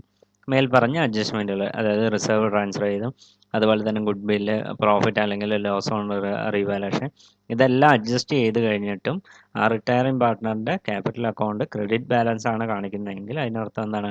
ആ വ്യക്തിക്ക് തിരിച്ച് പോകുമ്പോൾ retire ചെയ്യുന്ന സമയത്ത് അങ്ങോട്ടാണ് നമ്മൾ എന്ത് ചെയ്യേണ്ടത്? ക്യാഷ് ബിസിനസ്സിൽ നിന്ന് പാർട്ട്ണർഷിപ്പ് കൺസേണിന് കൊടുക്കേണ്ടതായിട്ട് വരും. The continuing partners may discharge the whole claim at the time of retirement, then the journal entry will appear as follows. അപ്പോൾ റിട്ടയർ സമയത്ത് വോൾ പേയ്മെൻറ്റ് നമ്മൾ എന്ത് ചെയ്യണം? പേ ഓഫ് ചെയ്ത് കൊടുക്കണം. അങ്ങനെ വരുന്ന സമയത്ത് നമ്മളൊരു ജേണൽ എൻട്രി പാസ് ചെയ്യേണ്ടതായിട്ട് വരും. Retiring partners capital account letter to bank account. Sometimes the retiring partner agrees to retain some portion of his claim in the partnership as loan. The journal entry will be as follows. ചില സാഹചര്യത്തിൽ retiring partner എന്ത് ചെയ്യും? അയാളുടെ ഒരു ചെറിയൊരു portion എന്ത് ചെയ്യും? Loan വല്ലതും പാർട്ണർഷിപ്പ് ബിസിനസ്സിൽ നിന്ന് എടുത്തിട്ടുണ്ടെങ്കിൽ അത് ക്ലോസ് ചെയ്യാൻ വേണ്ടിയിട്ട് അയാളുടെ ഒരു ചെറിയ പോർഷൻ എന്ത് ചെയ്യേണ്ടി വരും? അയാൾ റീറ്റൈൻ ചെയ്യേണ്ടതായിട്ട് വരും. അങ്ങനെ വരുന്ന സമയത്ത് നമ്മൾ ഒരു എൻട്രി പാസ് ചെയ്യണം. Retiring partners capital account letter to retiring partners loan account to bank account. റിട്ടയർമെൻറ്റുമായിട്ട് ബന്ധപ്പെട്ട ഒരു പ്രോബ്ലം നോക്കുക. Fairbrother, Greatbatch and Christian were partners sharing profit and loss at the 2:1. Christian wants to retire on 31st December 2080 given below the balance sheet of the partnership as well as the other information. അതിൽ 2:1 എന്നുള്ള റേഷ്യോയിലാണ് 3 partners ഉള്ളത്. അതിൽ Christian പറഞ്ഞ partner K 31/12/2018 retire ചെയ്തു. ഒരു balance sheet അവിടെ തന്നിട്ടുണ്ട്. അതിനോടൊപ്പം തന്നെ കുറേ അഡ്ജസ്റ്റ്മെൻറ്റുകൾ അവിടെ പറഞ്ഞിട്ടുണ്ട്. റിട്ടയർ ചെയ്യുന്ന സമയത്ത് ചെയ്തതിന് ശേഷം ഫെയർ ബ്രദറും അതുപോലെ തന്നെ great batch agreed to profit and loss at the ratio of 3:2 in the future. അതായത് 3:2 എന്നുള്ള റേഷ്യോയിലാണ് അവരെന്ത് ചെയ്യുന്നത്? ഇനിയുള്ള പ്രോഫിറ്റ് അല്ലെങ്കിൽ ലോസ് ഷെയർ ചെയ്യുന്നത്. പിന്നെ ഗുഡ് വില്ലിൻ്റെ വാല്യൂ തന്നിട്ടുണ്ട്. അതുപോലെ തന്നെ സൺട്രി ഡെറ്റ്, ഫിക്സഡ് അസറ്റും റീവാല്യൂ ചെയ്തൊരു ഫിഗർ തന്നിട്ടുണ്ട്. അതുപോലെ തന്നെ സ്റ്റോക്കിൻ്റെ വാല്യൂ തന്നിട്ടുണ്ട്. ഒരു ബിൽസ് റിസീവബിളുടെ എമൗണ്ട് തന്നിട്ടുണ്ട്. അപ്പോൾ ഇങ്ങനെയുള്ള കാര്യങ്ങൾ വന്നു കഴിഞ്ഞാൽ നമ്മൾ പ്രോബ്ലത്തിൽ ജേണൽ എൻട്രി എഴുതാൻ പറഞ്ഞിട്ടുണ്ട്. അതുപോലെ തന്നെ ബാലൻസ് ഷീറ്റും പ്രിപ്പയർ ചെയ്യാനാണ് പറഞ്ഞിരിക്കുന്നത്. അനുബന്ധിച്ച് എന്താണ് വർക്കിംഗ് നോട്ടായിട്ട് മറ്റ് അക്കൗണ്ട്സുകളോടുകൂടി കാണിക്കേണ്ടതായിട്ട് വരും.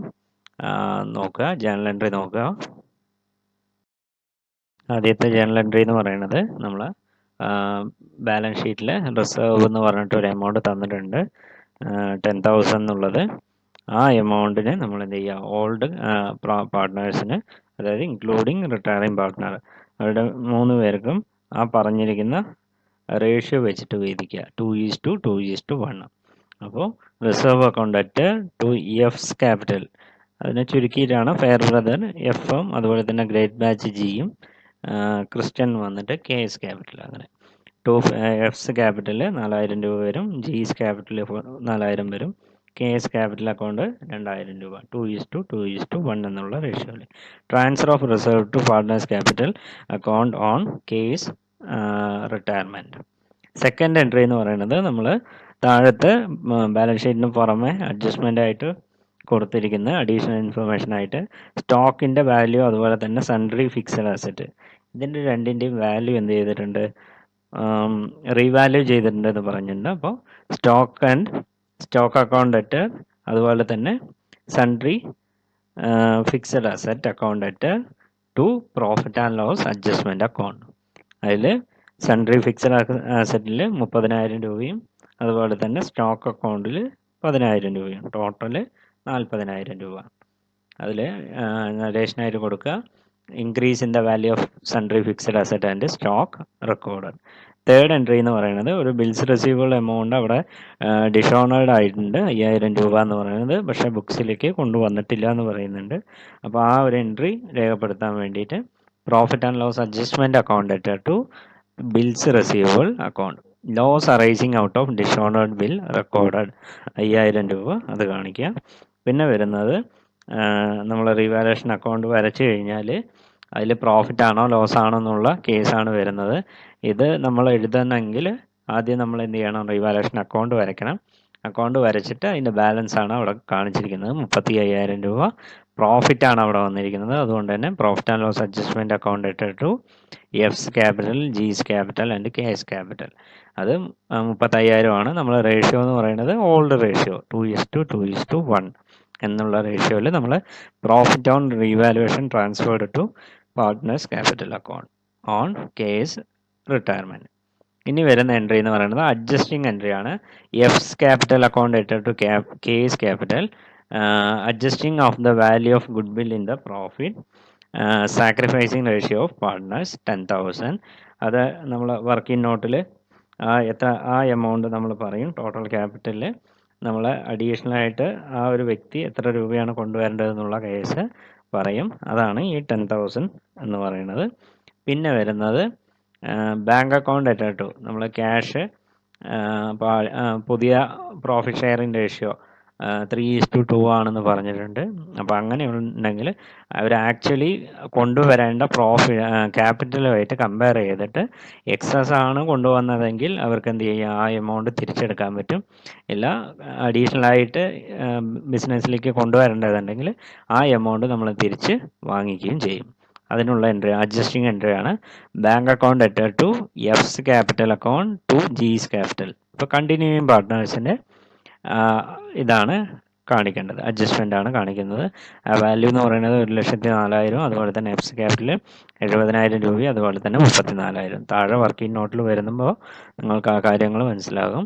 പിന്നെ ലാസ്റ്റ് എൻട്രി എന്ന് പറയുന്നത് final payment to returning partner.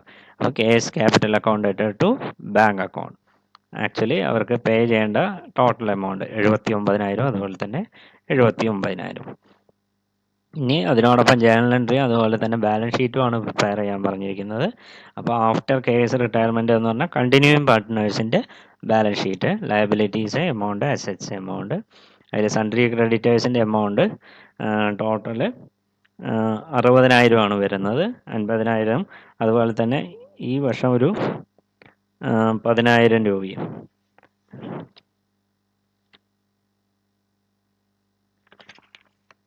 അങ്ങനെ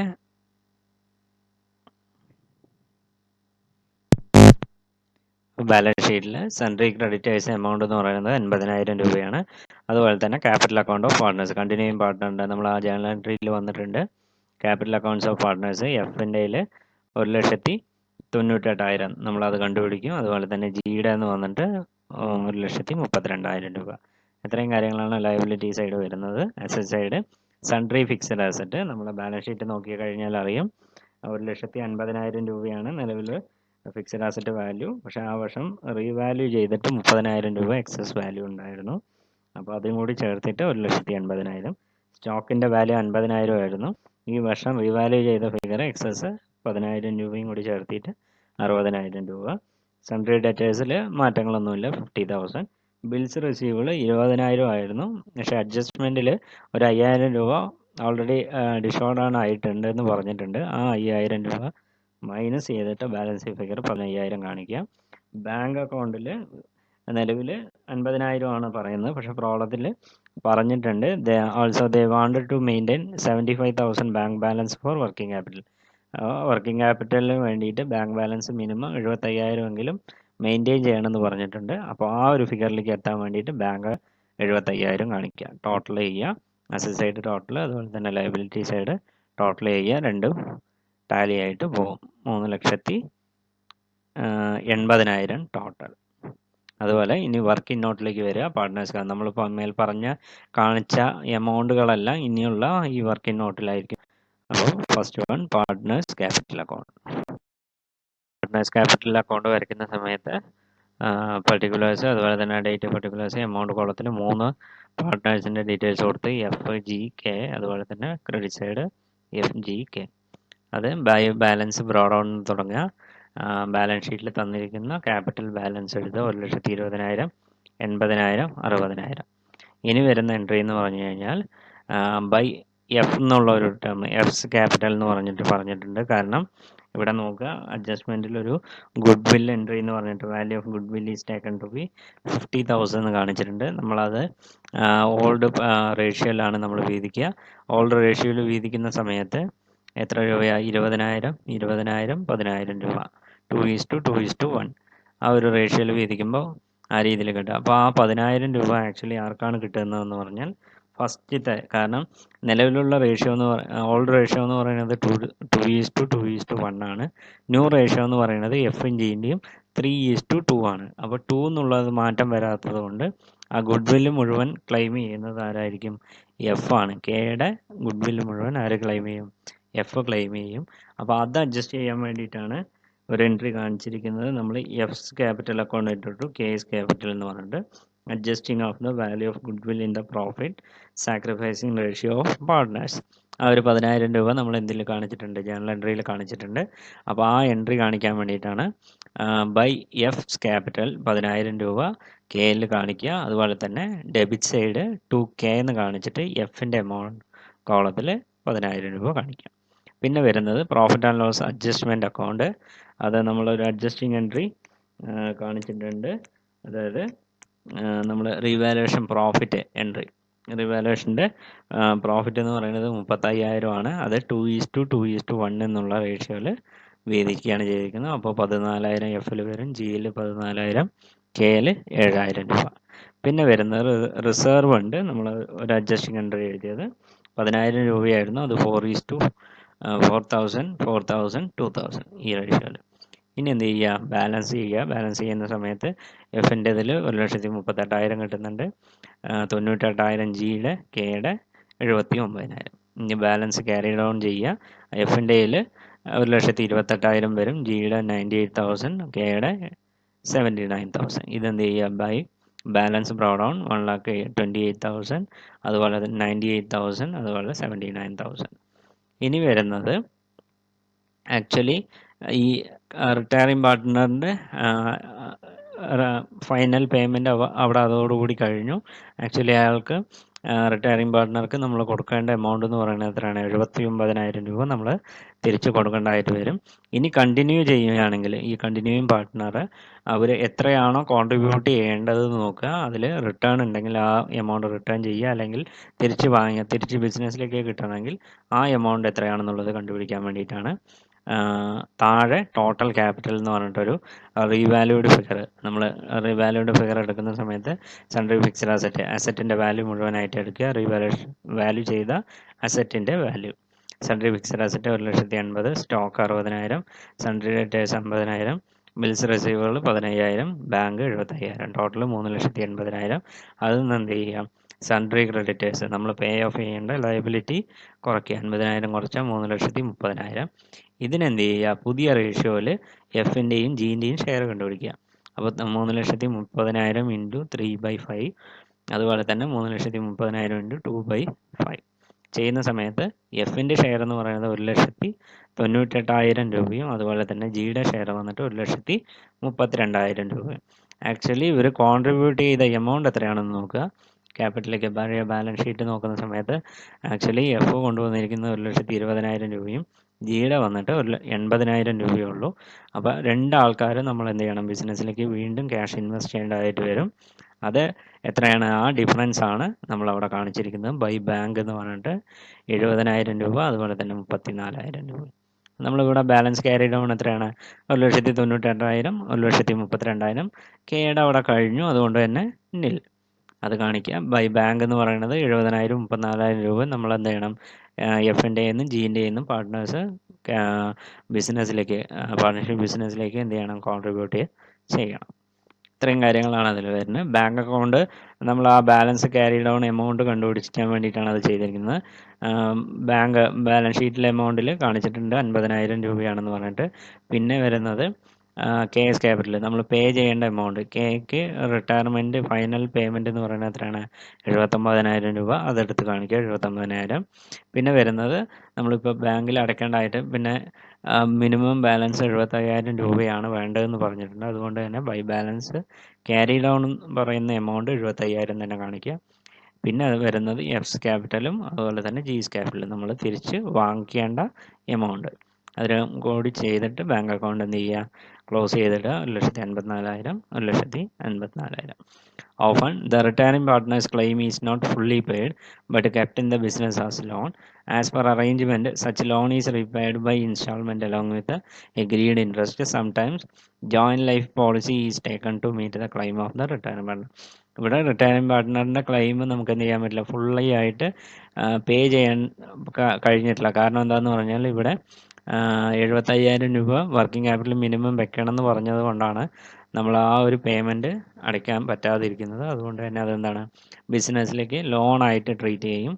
ആ എമൗണ്ട് നമ്മൾ എന്ത് ചെയ്യും, ഇൻസ്റ്റാൾമെൻ്റ് ആയിട്ട് റീപേ ചെയ്യും. ഇത് വിത്ത് ഇൻട്രസ്റ്റോടുകൂടി നമ്മൾ പേ ചെയ്യേണ്ടതായിട്ട് വരും. Sometimes joint life policy is taken to meet അത് സാധാരണ റിട്ടയർമെൻറ്റുകൾക്ക് വേണ്ടിയിട്ട് എന്ത് ചെയ്യും, ജോയിൻറ്റ് ലൈഫ് പോളിസി എന്തെങ്കിലും ക്ലെയിം ചെയ്തിട്ട് നമ്മൾ എന്ത് ചെയ്യും, റിട്ടയറിംഗ് പാർട്ട്ണറിൻ്റെ എമൗണ്ട് സെറ്റിൽ ചെയ്യുകയാണ് ചെയ്യുക. അടുത്ത വരുന്ന ടോപ്പിക്കാണ് death of a partner. The problem arising on the death of a partner are similar to those arising on retirement. Assets and liabilities have to be revalued, and the resultant profit or loss has to be transferred to the capital account of all partners, including the deceased partner. Goodwill is dealt with exactly in the way already discussed in the case of retirement. The only additional point is that as death may occur on any day, the representative of the deceased partner will be entitled to the partner's share of profit from the beginning of the year to the date of death.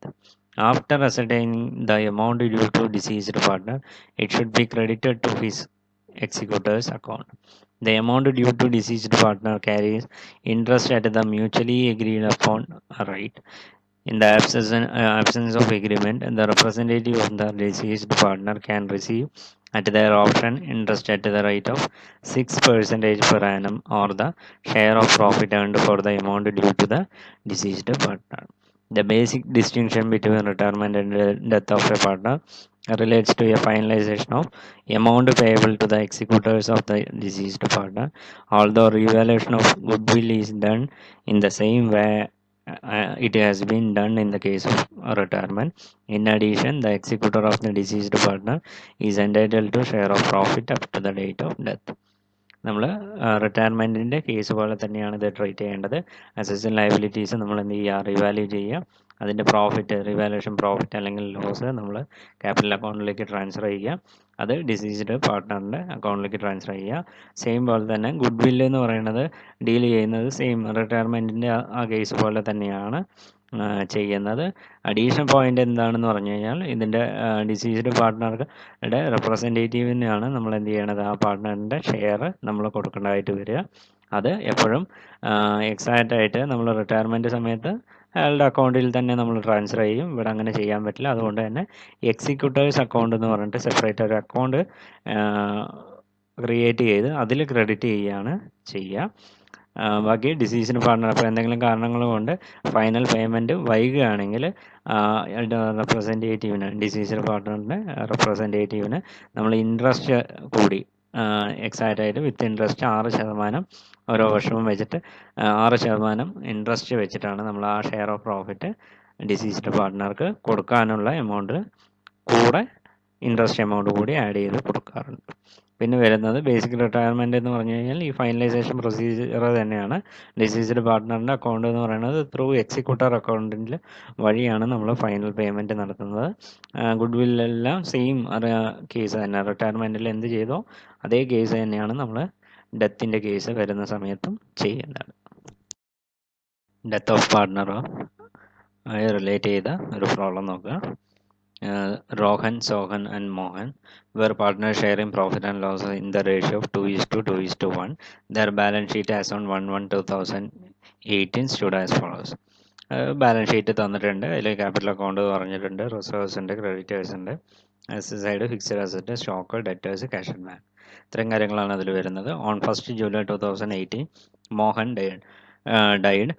His representative agreed that goodwill of the firm be valued at 50,000, fixed asset be written down by 10,000, and in lieu of profit, Mohan should paid at the rate of 25% per annum on his capital as on 1/1/2018.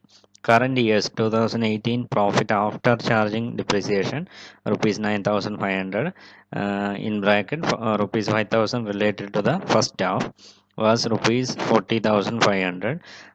The year-end figure of stock, debtors, creditors, and cash and bank balance were respectively 23,000, 19,000, 35,000, 4,377. The particulars regarding their drawings are given below. Rohan, Mohan, Sohan, up to 1/7/2018, 4,125. April 1/7/2000. After 1/7/2018, 5,000, 5,000, 1,750. Prepare the balance sheet of the firm as on 31st December 2018. Problem ഒന്ന് വായിച്ച് നോക്കുക. അതിൽ 1/1/2018 ഒരു balance sheet തന്നിട്ടുണ്ട്. അതോടൊപ്പം തന്നെ 1/7/2018 മോഹൻ എന്ന് പറഞ്ഞ ഒരു പാർട്ട്ണർ എന്ത് ചെയ്തിട്ടുണ്ട്, മരിച്ചു പോയിട്ടുണ്ട്. അപ്പോൾ ആളുടെ റെപ്രസെൻറ്റേറ്റീവ് പറഞ്ഞിരിക്കുന്ന ഡീലിൽ പറഞ്ഞിരിക്കുന്ന അതിനുശേഷം വന്ന കാര്യങ്ങൾ ഓക്കെ എഗ്രി ചെയ്തിട്ടുണ്ട്. ഗുഡ് വില്ല് എന്ന് പറയുന്നത് ഫേമിൻ്റെ 50,000 രൂപയാണ്. അപ്പോൾ മോഹൻ എന്ന് പറഞ്ഞ വ്യക്തിക്ക് ഇത്രയാണ് ഷെയർ വരിക, 10,000 ആണ് വരിക. 2:1 എന്നുള്ള റേഷ്യോ വരുന്ന സമയത്ത് പിന്നെ ഫിക്സഡ് അസറ്റ് റിവാല്യൂ ചെയ്തപ്പോൾ റിട്ടേൺ ഡൗൺ 10,000 ആണ്. റിവാലുവേഷൻ്റെ അസറ്റിൻ്റെ വാല്യൂ ഡിക്രീസ് ആണ് ആയിരിക്കുന്നത് 10,000 രൂപ. അതുപോലെ തന്നെ പ്രോഫിറ്റിന് പുറമെ മോഹൻ എന്ന് പറഞ്ഞാൽ ഇൻട്രസ്റ്റ് ഓൺ ക്യാപിറ്റൽ ഒരു 25% കൂടി അതിൽ വരുന്നുണ്ട്. പിന്നെ കറണ്ട് ഇയറിൻ്റെ പ്രോഫിറ്റ് തന്നിട്ടുണ്ട് 40,500. അതിൽ ഡിപ്രിസിയേഷൻ ചാർജ് ചെയ്തിരിക്കുന്നത് 9,500 എന്ന് പറയുന്നത് ഫുൾ ഇയറിലാണ്. അതിൽ ഫസ്റ്റ് ഹാഫ് പോർഷൻ എന്ന് പറയുന്നത് 5,000 രൂപയാണ്. അപ്പോൾ നമ്മൾ പ്രോബ്ലം ചെയ്യുന്ന സമയത്ത് ആ ഒരു വ്യക്തി ഡൈഡ് ആകുന്ന വരെയുള്ള പീരീഡിലുള്ള പ്രോഫിറ്റ് സെപ്പറേറ്റ് കാണുക, അതിന് ശേഷമുള്ള പ്രോഫിറ്റും കാണുക.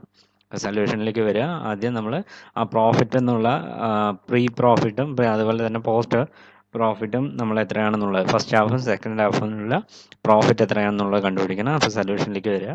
ആദ്യം പ്രോഫിറ്റ് ആഫ്റ്റർ ഡിപ്രീസിയേഷൻ എത്രയാണ്, 40,500 ആണ്. അതിൻ്റെ കൂടെ എന്ത് ചെയ്യുക, നമ്മൾ മൈനസ് ചെയ്ത 9,500 രൂപ ആഡ് ചെയ്ത് കാണിക്കുക. അപ്പോൾ നമുക്ക് കിട്ടുന്നതാണ് പ്രോഫിറ്റ് ബിഫോർ ഡിപ്രീസിയേഷൻ എന്ന് പറയുന്നത് 50,000 രൂപ. പ്രോഫിറ്റ് ബിഫോർ ഡിപ്രീസിയേഷൻ എന്ന് പറയുന്നത് 50,000 രൂപ കിട്ടി. അപ്പോൾ നമ്മൾ രണ്ട് ഹാഫിലുള്ള ഫസ്റ്റ് ഹാഫിൽ 1/1/2018 മുതൽ 31st June 2018 വരെയും 1/7/2018 to 31st December 2018 അത് സെക്കൻഡ് ഹാഫുമായിട്ട് കൺസിഡർ ചെയ്യുക. ആ 50,000 എന്നുള്ളത് നമ്മൾ എന്ത് ചെയ്യുക, ഈക്വൽ ആയിട്ട് ഡിവൈഡ് ചെയ്യുക. ഫസ്റ്റ് ഹാഫിൽ 25,000 രൂപയും സെക്കൻഡ് ഹാഫിൽ 25,000 രൂപയും. അപ്പോൾ അത് രണ്ടാമത് കണ്ടുപിടിക്കുന്നത് profit for the first half എന്ന് പറയുന്നത് 25,000 രൂപ കാണിക്കുക. അതിന് ലെസ് ഡിപ്രീസിയേഷൻ, ആ പർട്ടിക്കുലർ പീരീഡിലെ ഫസ്റ്റ് ഹാഫിലെ ഡിപ്രീസിയേഷൻ എന്ന് പറയുന്നത് 5,000 രൂപയാണ്. അത് മൈനസ് ചെയ്താൽ കിട്ടുന്നതാണ് പോസ്റ്റ് ഡിപ്രീസിയേഷൻ പ്രോഫിറ്റ് എന്ന് പറയുന്നത് 20,000 രൂപ. തേർഡ് കേസ് എന്ന് പറയുന്നത് സെക്കൻഡ് ഹാഫിലുള്ള പ്രോഫിറ്റ് എന്ന് പറഞ്ഞാൽ ഈക്വൽ ആണ്, 25,000 എടുത്തു. അതിനുശേഷം നമ്മൾ depreciation for the second half എത്രയാണ്, 4,500 മൈനസ് ചെയ്യുക. അപ്പോൾ second half profit after depreciation എത്രയാണ് കിട്ടിയത്, 20,500 നമുക്ക് എമൗണ്ട് കിട്ടി. ഇനി ഉള്ള അഡ്ജസ്റ്റ്മെന്റ് എന്ന് പറയുന്നത് profit and loss appropriation account. അത് നമ്മൾ ഫസ്റ്റ് ഹാഫിലുള്ള profit and loss appropriation account ചെയ്യുക. അതിൽ ഫസ്റ്റ് എൻട്രി എന്ന് പറയുന്നത് ബൈ പ്രോഫിറ്റ് എന്ന് പറയുന്നത് എത്രയാണ്, 20,000 രൂപ. അതെടുത്ത് കാണിക്കുക. By profit post depreciation profit എന്ന് പറയുന്നത് എത്രയാണ്, 20,000 രൂപ. ബൈ പ്രോഫിറ്റ് 20,000 കാണിച്ചു. സെക്കൻഡ് ഡെബിറ്റ് സൈഡ് വരുന്ന entry to interest on Mohan's capital. Interest on capital അവിടെ എത്രയാണ്, 25% വെച്ചിട്ടാണ് അയാളുടെ ക്യാപിറ്റൽ ഇൻട്രസ്റ്റ് കിട്ടിക്കൊണ്ടിരുന്നത്. അപ്പോൾ 30,000 ഇൻറ്റു 25% ഫോർ എത്രയാണ്, 6 മാസം. 6 മാസത്തിനുള്ള എന്ത് ചെയ്തു, 1/7 മോഹൻ എന്ന് പറഞ്ഞ പാർട്ട്ണർ എന്ത് ചെയ്തിട്ടുണ്ട്, മരിച്ചു പോയിട്ടുണ്ട്. അപ്പോൾ അതുവരെയുള്ള പീരീഡിലുള്ള ഇൻട്രസ്റ്റ് കൊടുക്കുക. അതാണ് 3,750 രൂപ. ഇനി ബാലൻസ് ചെയ്യുക. ക്രെഡിറ്റ് സൈഡ് കൂടുതലാണ്, 20,000 രൂപ. അപ്പോൾ ബാലൻസ് ചെയ്യുന്ന സമയത്ത് ഡിഫറൻസ് 16,250 വരുന്നത്. അതെന്ത് ചെയ്യുക, റോഹനും സോഹനും ഈക്വലായിട്ട് ഡിവൈഡ് ചെയ്യുക. കാരണം അവരുടെ റേഷ്യോ എന്ന് പറയുന്നത് എന്താണ്, 2:1 എന്നാണ്. അപ്പോൾ അത് 2:2 എന്നുള്ള റേഷ്യോയിൽ എന്ത് ചെയ്യുക, അതിനെ വീതിക്കുക. പിന്നെ വരുന്നത് capital account as on 1/7/2018. Capital account വരയ്ക്കുന്ന സമയത്ത് ആദ്യം ബൈ ബാലൻസ് പ്രൊവൈഡ് 3 പേരുടെയും ക്യാപിറ്റൽ എത്രയാണെന്നുള്ളത് അത് കാണിക്കുക. 50,000, 40,000, 30,000 ക്രെഡിറ്റ് സൈഡ്. പിന്നെ വരുന്നത് ബൈ റിസർവ്. നമ്മൾ ബാലൻസ് ഷീറ്റിൽ തന്നത് ഒരു 10,000 രൂപ റിസർവ് ഉണ്ട്, അതും 2:2:1 എന്നുള്ള റേഷ്യോയിൽ വീതിക്കുക. പിന്നെ വരുന്നത് ബൈ റോഹൻ ആൻഡ് സോഹൻ. ഇവിടെ ഗുഡ് വിൽ അഡ്ജസ്റ്റ് ചെയ്യുന്ന എൻട്രിയാണ്. ഇവിടെ നോക്കുക, ഗുഡ് വിൽ എന്ന് പറയുന്നത് ടോട്ടൽ വാല്യൂ 50,000 ആണെന്ന് പ്രോബ്ലത്തിൽ തന്നിട്ടുണ്ട്. അപ്പോൾ മോഹൻ്റെ ഷെയർ എങ്ങനെയാണ് കണ്ടുപിടിക്കുക എന്ന് പറഞ്ഞാൽ 50,000 ഇൻറ്റു 1/5, അതായത് 2:2:1 എന്നുള്ള റേഷ്യോ ആണ്. അപ്പോൾ ഒരു ഷെയർ ആണുള്ളത്. അപ്പോൾ 10,000 രൂപ കിട്ടും. ആ 10,000 രൂപ നമ്മൾ credit side by Rohan and Sohan എന്ന് പറഞ്ഞിട്ട് കാണിച്ചിട്ട് മോഹൻ്റെ എമൗണ്ട് കോളത്തിൽ 10,000 കാണിക്കുക. അതുപോലെ തന്നെ ഡെബിറ്റ് സൈഡ് കറസ്പോണ്ടിങ് ആയിട്ടുള്ള ഒരു എൻട്രി കാണിക്കുക. ടു മോഹൻ എന്ന് പറഞ്ഞിട്ട് റോഹൻ്റെയിലും 5,000, സോഹൻ്റെയിലും 5,000 ഈക്വലായിട്ട് ഡിവൈഡ് ചെയ്ത് പോകുന്നു. പിന്നെ വരുന്നത് profit and loss adjustment account എന്ന് പറഞ്ഞിട്ട് നമ്മൾ മുകളിൽ കാണിച്ച profit and loss adjustment account പറഞ്ഞിട്ടുണ്ട്. 8,125 റോഹൻ്റെയിൽ, സോഹൻ്റെയിൽ 8,125, മോഹൻ്റെയിൽ എമൗണ്ട് പോകുന്നത് എത്രയാണ്? 3,750 രൂപ. ഇതാണ് ക്രെഡിറ്റ് സൈഡ് വരുന്നത്. ഇനി ഡെബിറ്റ് സൈഡിലേക്ക് വരിക. നമ്മൾ ഫിക്സഡ് അസറ്റിൻ്റെ വാല്യൂ ഒന്ന് റിവാല്യൂ ചെയ്ത സമയത്ത് കുറഞ്ഞാണ് വന്നിരിക്കുന്നത്. അതുകൊണ്ട് തന്നെ ആ ഒരു എൻട്രി ചെയ്ത revaluation loss of fixed asset 10,000 രൂപയാണ്. അത് 2:2:1 എന്നുള്ള റേഷ്യോ, 4,000, 4,000, 2,000. പിന്നെ വരുന്നത് പ്രോബ്ലത്തിൽ ഒരു ഡ്രോയിങ്സ് പറഞ്ഞിട്ടുണ്ട്. അപ് ടു 1/7/2018, 1/7/2018 വരെ എടുത്ത ലോണിൻ്റെ ഡീറ്റെയിൽസ് ആണ് അത് കാണിച്ചിരിക്കുന്നത്. 2 ഡ്രോയിങ്സ് 4,125, അതുപോലെ തന്നെ സോഹൻ്റെയിൽ 4,125, മോഹൻ്റെയിൽ ഒരു എമൗണ്ട് 1,750 രൂപ. പിന്നെ വരുന്നത് ടു മോഹൻ എന്ന് പറയുന്നത് അത് ഓൾറെഡി വന്ന എൻട്രിയാണ്, നമ്മൾ ഗുഡ് വില്ലിൽ അഡ്ജസ്റ്റ് ചെയ്ത എൻട്രി. ഇനി വരുന്നത് ടു എക്സിക്യൂട്ടേഴ്സ് അക്കൗണ്ട്. ഇനി ബാലൻസ് ചെയ്യുന്ന സമയത്ത് നമ്മൾ ബാലൻസ് ചെയ്യുക. ക്രെഡിറ്റ് സൈഡാണ് കൂടുതൽ. ക്രെഡിറ്റ് സൈഡ് റോഹൻ്റെ കേസിൽ 62,125 വരും, സോഹൻ്റെയിൽ 52,125, മോഹൻ്റെയിൽ 45,750. നമ്മൾ ഡെബിറ്റ് സൈഡ് ആ എമൗണ്ട് കാണിക്കുക. ഇനി വരുന്ന ബാലൻസ് ക്യാരിഡ് ഓൺ, അതുപോലെ തന്നെ ടു എക്സിക്യൂട്ടേഴ്സ് അക്കൗണ്ട്. നമ്മൾ സാധാരണ റിട്ടയർമെൻ്റ് ആണെങ്കിൽ റിട്ടയർമെൻറ്റ് ആ മോഹൻസ് ക്യാപിറ്റൽ എന്ന് പറഞ്ഞിട്ട് കാണിക്കുമായിരുന്നു. ഇത് എക്സിക്യൂട്ടേഴ്സ് അക്കൗണ്ടിലേക്കാണ് നമ്മൾ എമൗണ്ട് പോകുന്നത്. അപ്പോൾ അതിലെ ഡിഫറൻസ് 45,750 ആ ഒരു മേൽ പറഞ്ഞ 3,750 മൈനസ് ചെയ്താൽ 42,000 രൂപ എക്സിക്യൂട്ടേഴ്സിൻ്റെ അക്കൗണ്ടും ടു ബാലൻസ് ക്യാരിഡ് ഓൺ എന്ന് പറഞ്ഞിട്ട് അത് എത്രയാണെന്നുള്ളത് നമ്മൾ പാർട്ട്നേഴ്സിൻ്റെ ഷെയർ, പുതിയ ഷെയർ എത്രയാണെന്ന് പറഞ്ഞു കഴിഞ്ഞാൽ അതിനനുസരിച്ചാണ് നമ്മൾ ചെയ്യുക. അത് ചെയ്യുന്ന സമയത്ത് എത്രയാണ് കിട്ടുക? 49,000, അതുപോലെ തന്നെ 39,000 രൂപയാണ് അതിൻ്റെ ബാലൻസ് വരുന്നത്. നമ്മൾ ഈക്വലി ക്രെഡിറ്റ് സൈഡിൽ നിന്ന് ഡെബിറ്റ് സൈഡ് എമൗണ്ട് മൈനസ് ചെയ്താൽ കിട്ടുന്നതാണ് 49,000, അതുപോലെ തന്നെ 39,000. പിന്നെ വരുന്നത് adjustment application of section 37 of the partnership act. നമ്മൾ ഈ ഡെത്തിൻ്റെ കേസ് കണ്ടീഷൻ പറഞ്ഞപ്പോൾ തന്നെ അതിൻ്റെ അവസാനത്തെ പോയിൻ്റായിട്ട് പറഞ്ഞിട്ടുണ്ട്, എന്തെങ്കിലും കേസുകളിൽ നമ്മൾ ഇതിപ്പോൾ 1/7/2018 ആ ഒരു പാർട്ട്ണർ മരിച്ചു പോയത്. അപ്പോൾ ഇതിൻ്റെ അക്കൗണ്ട് ക്ലോസ് ചെയ്യുന്നപ്പോഴാണ് ഡിസംബറിലാണ് ക്ലോസ് ചെയ്യുന്നത്. അപ്പോൾ നമ്മൾ ഡിസീസ്ഡ് പാർട്ട്ണറിൻ്റെ റെപ്രസെൻറ്റേറ്റീവിന് ഡ്യൂ ആയ എമൗണ്ട് 6 മാസം കഴിഞ്ഞിട്ടാണ് കൊടുക്കുന്നത്. അങ്ങനെയുള്ള കേസ് വരുന്ന സമയത്ത് നമുക്ക് ടോട്ടൽ ക്യാപിറ്റൽ എത്രയാണോ എമൗണ്ട് കൊടുക്കുന്നത് അതിൻ്റെ 6% നമ്മൾ ഇൻട്രസ്റ്റ് ആയിട്ട് പ്രൊവൈഡ് ചെയ്യുക എന്നുള്ള കേസ് പറയുന്നുണ്ട്. ആ ഒരു എൻട്രിയാണ് അവിടെ വന്നിരിക്കുന്നത്. Interest of 42,000 into 6/100 into 6/12. അത് ചെയ്യുന്ന സമയത്ത് നമുക്ക് കിട്ടുന്ന ആൻസർ 1,260 രൂപ ഇൻട്രസ്റ്റ് ആയിട്ടും, അല്ലാന്നുണ്ടെങ്കിൽ profit earned out of unsettled capital. അപ്പോൾ profit earned out of unsettled capital എന്ന് പറഞ്ഞു കഴിഞ്ഞാൽ നമ്മൾ ആ ഒരു സെറ്റിൽ ചെയ്ത ആ ഒരു ഡ്യൂ ആകുന്ന ഡേറ്റ്, അത് 1/7/2018 ശേഷം വരുന്ന പ്രോഫിറ്റ് എന്ന് നമ്മളൊരു എമൗണ്ട് കണ്ടുപിടിക്കും. അതിൽ ഏതാണോ ഹൈ എമൗണ്ട് ആ എമൗണ്ടാണ് നമ്മൾ ഡിസീസ്ഡ് പാർട്ട്ണർക്ക് കൊടുക്കുക. അത് profit earned out of unsettled capital കണ്ടുപിടിക്കാൻ വേണ്ടിയിട്ട് നമ്മൾ പോസ്റ്റ് ഓപ്പറേറ്റീവ് പ്രോഫിറ്റ്, അതായത് പ്രോഫിറ്റ് ആഫ്റ്റർ ഡിപ്രീസിയേഷൻ, ആ സെക്കൻഡ് ഹാഫിലുള്ള പ്രോഫിറ്റ് നോക്കുക. 20,500 അപ്പോൾ 20,500 ഇൻറ്റു എക്സിക്യൂട്ടേഴ്സിൻ്റെ അക്കൗണ്ടിന് കൊടുക്കേണ്ട എമൗണ്ട് 42,000 ഹോൾ ഡിവൈഡഡ് ബൈ 49,000. അവരുടെ മുഴുവൻ ക്യാപിറ്റലിൽ എത്രയാണോ ബാലൻസ് എമൗണ്ട് അത് മുഴുവൻ കാണിക്കുക. 49,000 പ്ലസ് 39,000 പ്ലസ് 42,000. അപ്പോൾ അതിൻ്റെ എമൗണ്ട് കിട്ടുന്നത് 6,623 രൂപയാണ്. അപ്പോൾ ഇതിൽ ഏതാണോ ഹൈ എമൗണ്ട് ആ എമൗണ്ട് ഡിസീസ്ഡ് പാർട്ട്ണർക്ക് കൊടുക്കാൻ പറ്റും. In the absence of specific agreement amongst partners on the above subject matter, the representative of the deceased partner can receive at their option interest at the rate of 6% per annum or the share of profit earned for the amount due to the deceased partner. In the above case, it would be rational to assume that the representative would opt for rupees 6,623.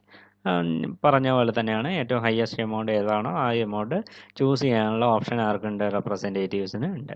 അപ്പോൾ ഈ കേസിൽ 6,623 രൂപയാണ് നമ്മൾ select ചെയ്യുക. ഇനി profit and loss adjustment account second ഹാഫിലുള്ള profit and loss adjustment ചെയ്യുന്ന സമയത്ത് ബൈ നെറ്റ് പ്രോഫിറ്റ് എത്രയാണ് 20,500, അതിൽ എക്സിക്യൂട്ടേഴ്സിൻ്റെ അക്കൗണ്ടിൽ 6,623 ഈ എമൗണ്ട് കൂടി കാണിക്കുക. 6,623 രൂപ എക്സിക്യൂട്ടേഴ്സ് അക്കൗണ്ടിൽ പോകും. ബാലൻസ് എമൗണ്ട് 13,877 രൂപ നമ്മൾ ഈക്വലായിട്ട് ആർക്ക്, റോഹനും സോഹനും വീതിച്ചെടുക്കാം. ഇനി capital account as on 31 December 2018 അത് ചെയ്യുന്ന സമയത്ത് ആ രണ്ടുപേരുടെ അക്കൗണ്ട് മാത്രം മതി, റോഹനും സോഹനും. അതുപോലെ തന്നെ ബൈ ബാലൻസ് ബ്രോഡ് ഓൺ ചെയ്യുക. 49,000 ആണ് നമ്മൾ 1/7 ഇതിൽ ബാലൻസ് വരുന്നത്. 49,000 39,000 രൂപ by profit and loss appropriation എത്ര അഡ്ജസ്റ്റ്മെൻറ്റിൽ 6,938 6,939 ആ മേൽ പറഞ്ഞ പ്രോഫിറ്റ് ആൻഡ് ലോസ് അഡ്ജസ്റ്റ്മെൻറ്റ് അക്കൗണ്ടിൻ്റെ ബാലൻസ്. പിന്നെ വരുന്നത് 2 ഡ്രോയിങ്സ് 5,000 രണ്ടുപേരുടെ കേസിലും പ്രോബ്ലത്തിൽ തന്നിട്ടുണ്ട്. 1/7/2018 ശേഷം റോഹനും സോഹനും 5,000 രൂപ വെച്ച് വിഡ്രോ ചെയ്തിട്ടുണ്ട്. ആ എമൗണ്ട് കാണിക്കുക. ഇനി എന്ത് ചെയ്യുക, ബാലൻസ് ചെയ്തിടുക. ബാലൻസ് എമൗണ്ട് 50,938 റോഹൻ്റെ കേസിലും സോഹൻ്റെ കേസിലും 40,939 രൂപ. ഇനി നമ്മൾ എക്സിക്യൂട്ടേഴ്സിൻ്റെ അക്കൗണ്ട് ക്ലോസ് ചെയ്യാൻ വേണ്ടിയിട്ട് ടോട്ടൽ എത്രയാണ് പേയ്മെൻറ്റ് പോകുക. മോഹൻസ് ക്യാപിറ്റലിൽ ഒരു 42,000 രൂപയും, അതായത് 1/7/2018 മുൻപ് 1/7/2018 ശേഷം ആ ഇൻട്രസ്റ്റ് എമൗണ്ട് അല്ലെങ്കിൽ അൺസെറ്റിൽഡ് ക്യാപിറ്റലിൽ നിന്ന് നമ്മൾ കണ്ടുപിടിച്ച amount profit and loss adjustment account എത്രയാണ് 6,623 രൂപ. ടോട്ടൽ 48,620 രൂപ നമ്മൾ debit side to bank account എന്ന് പറഞ്ഞ് കാണിക്കുക.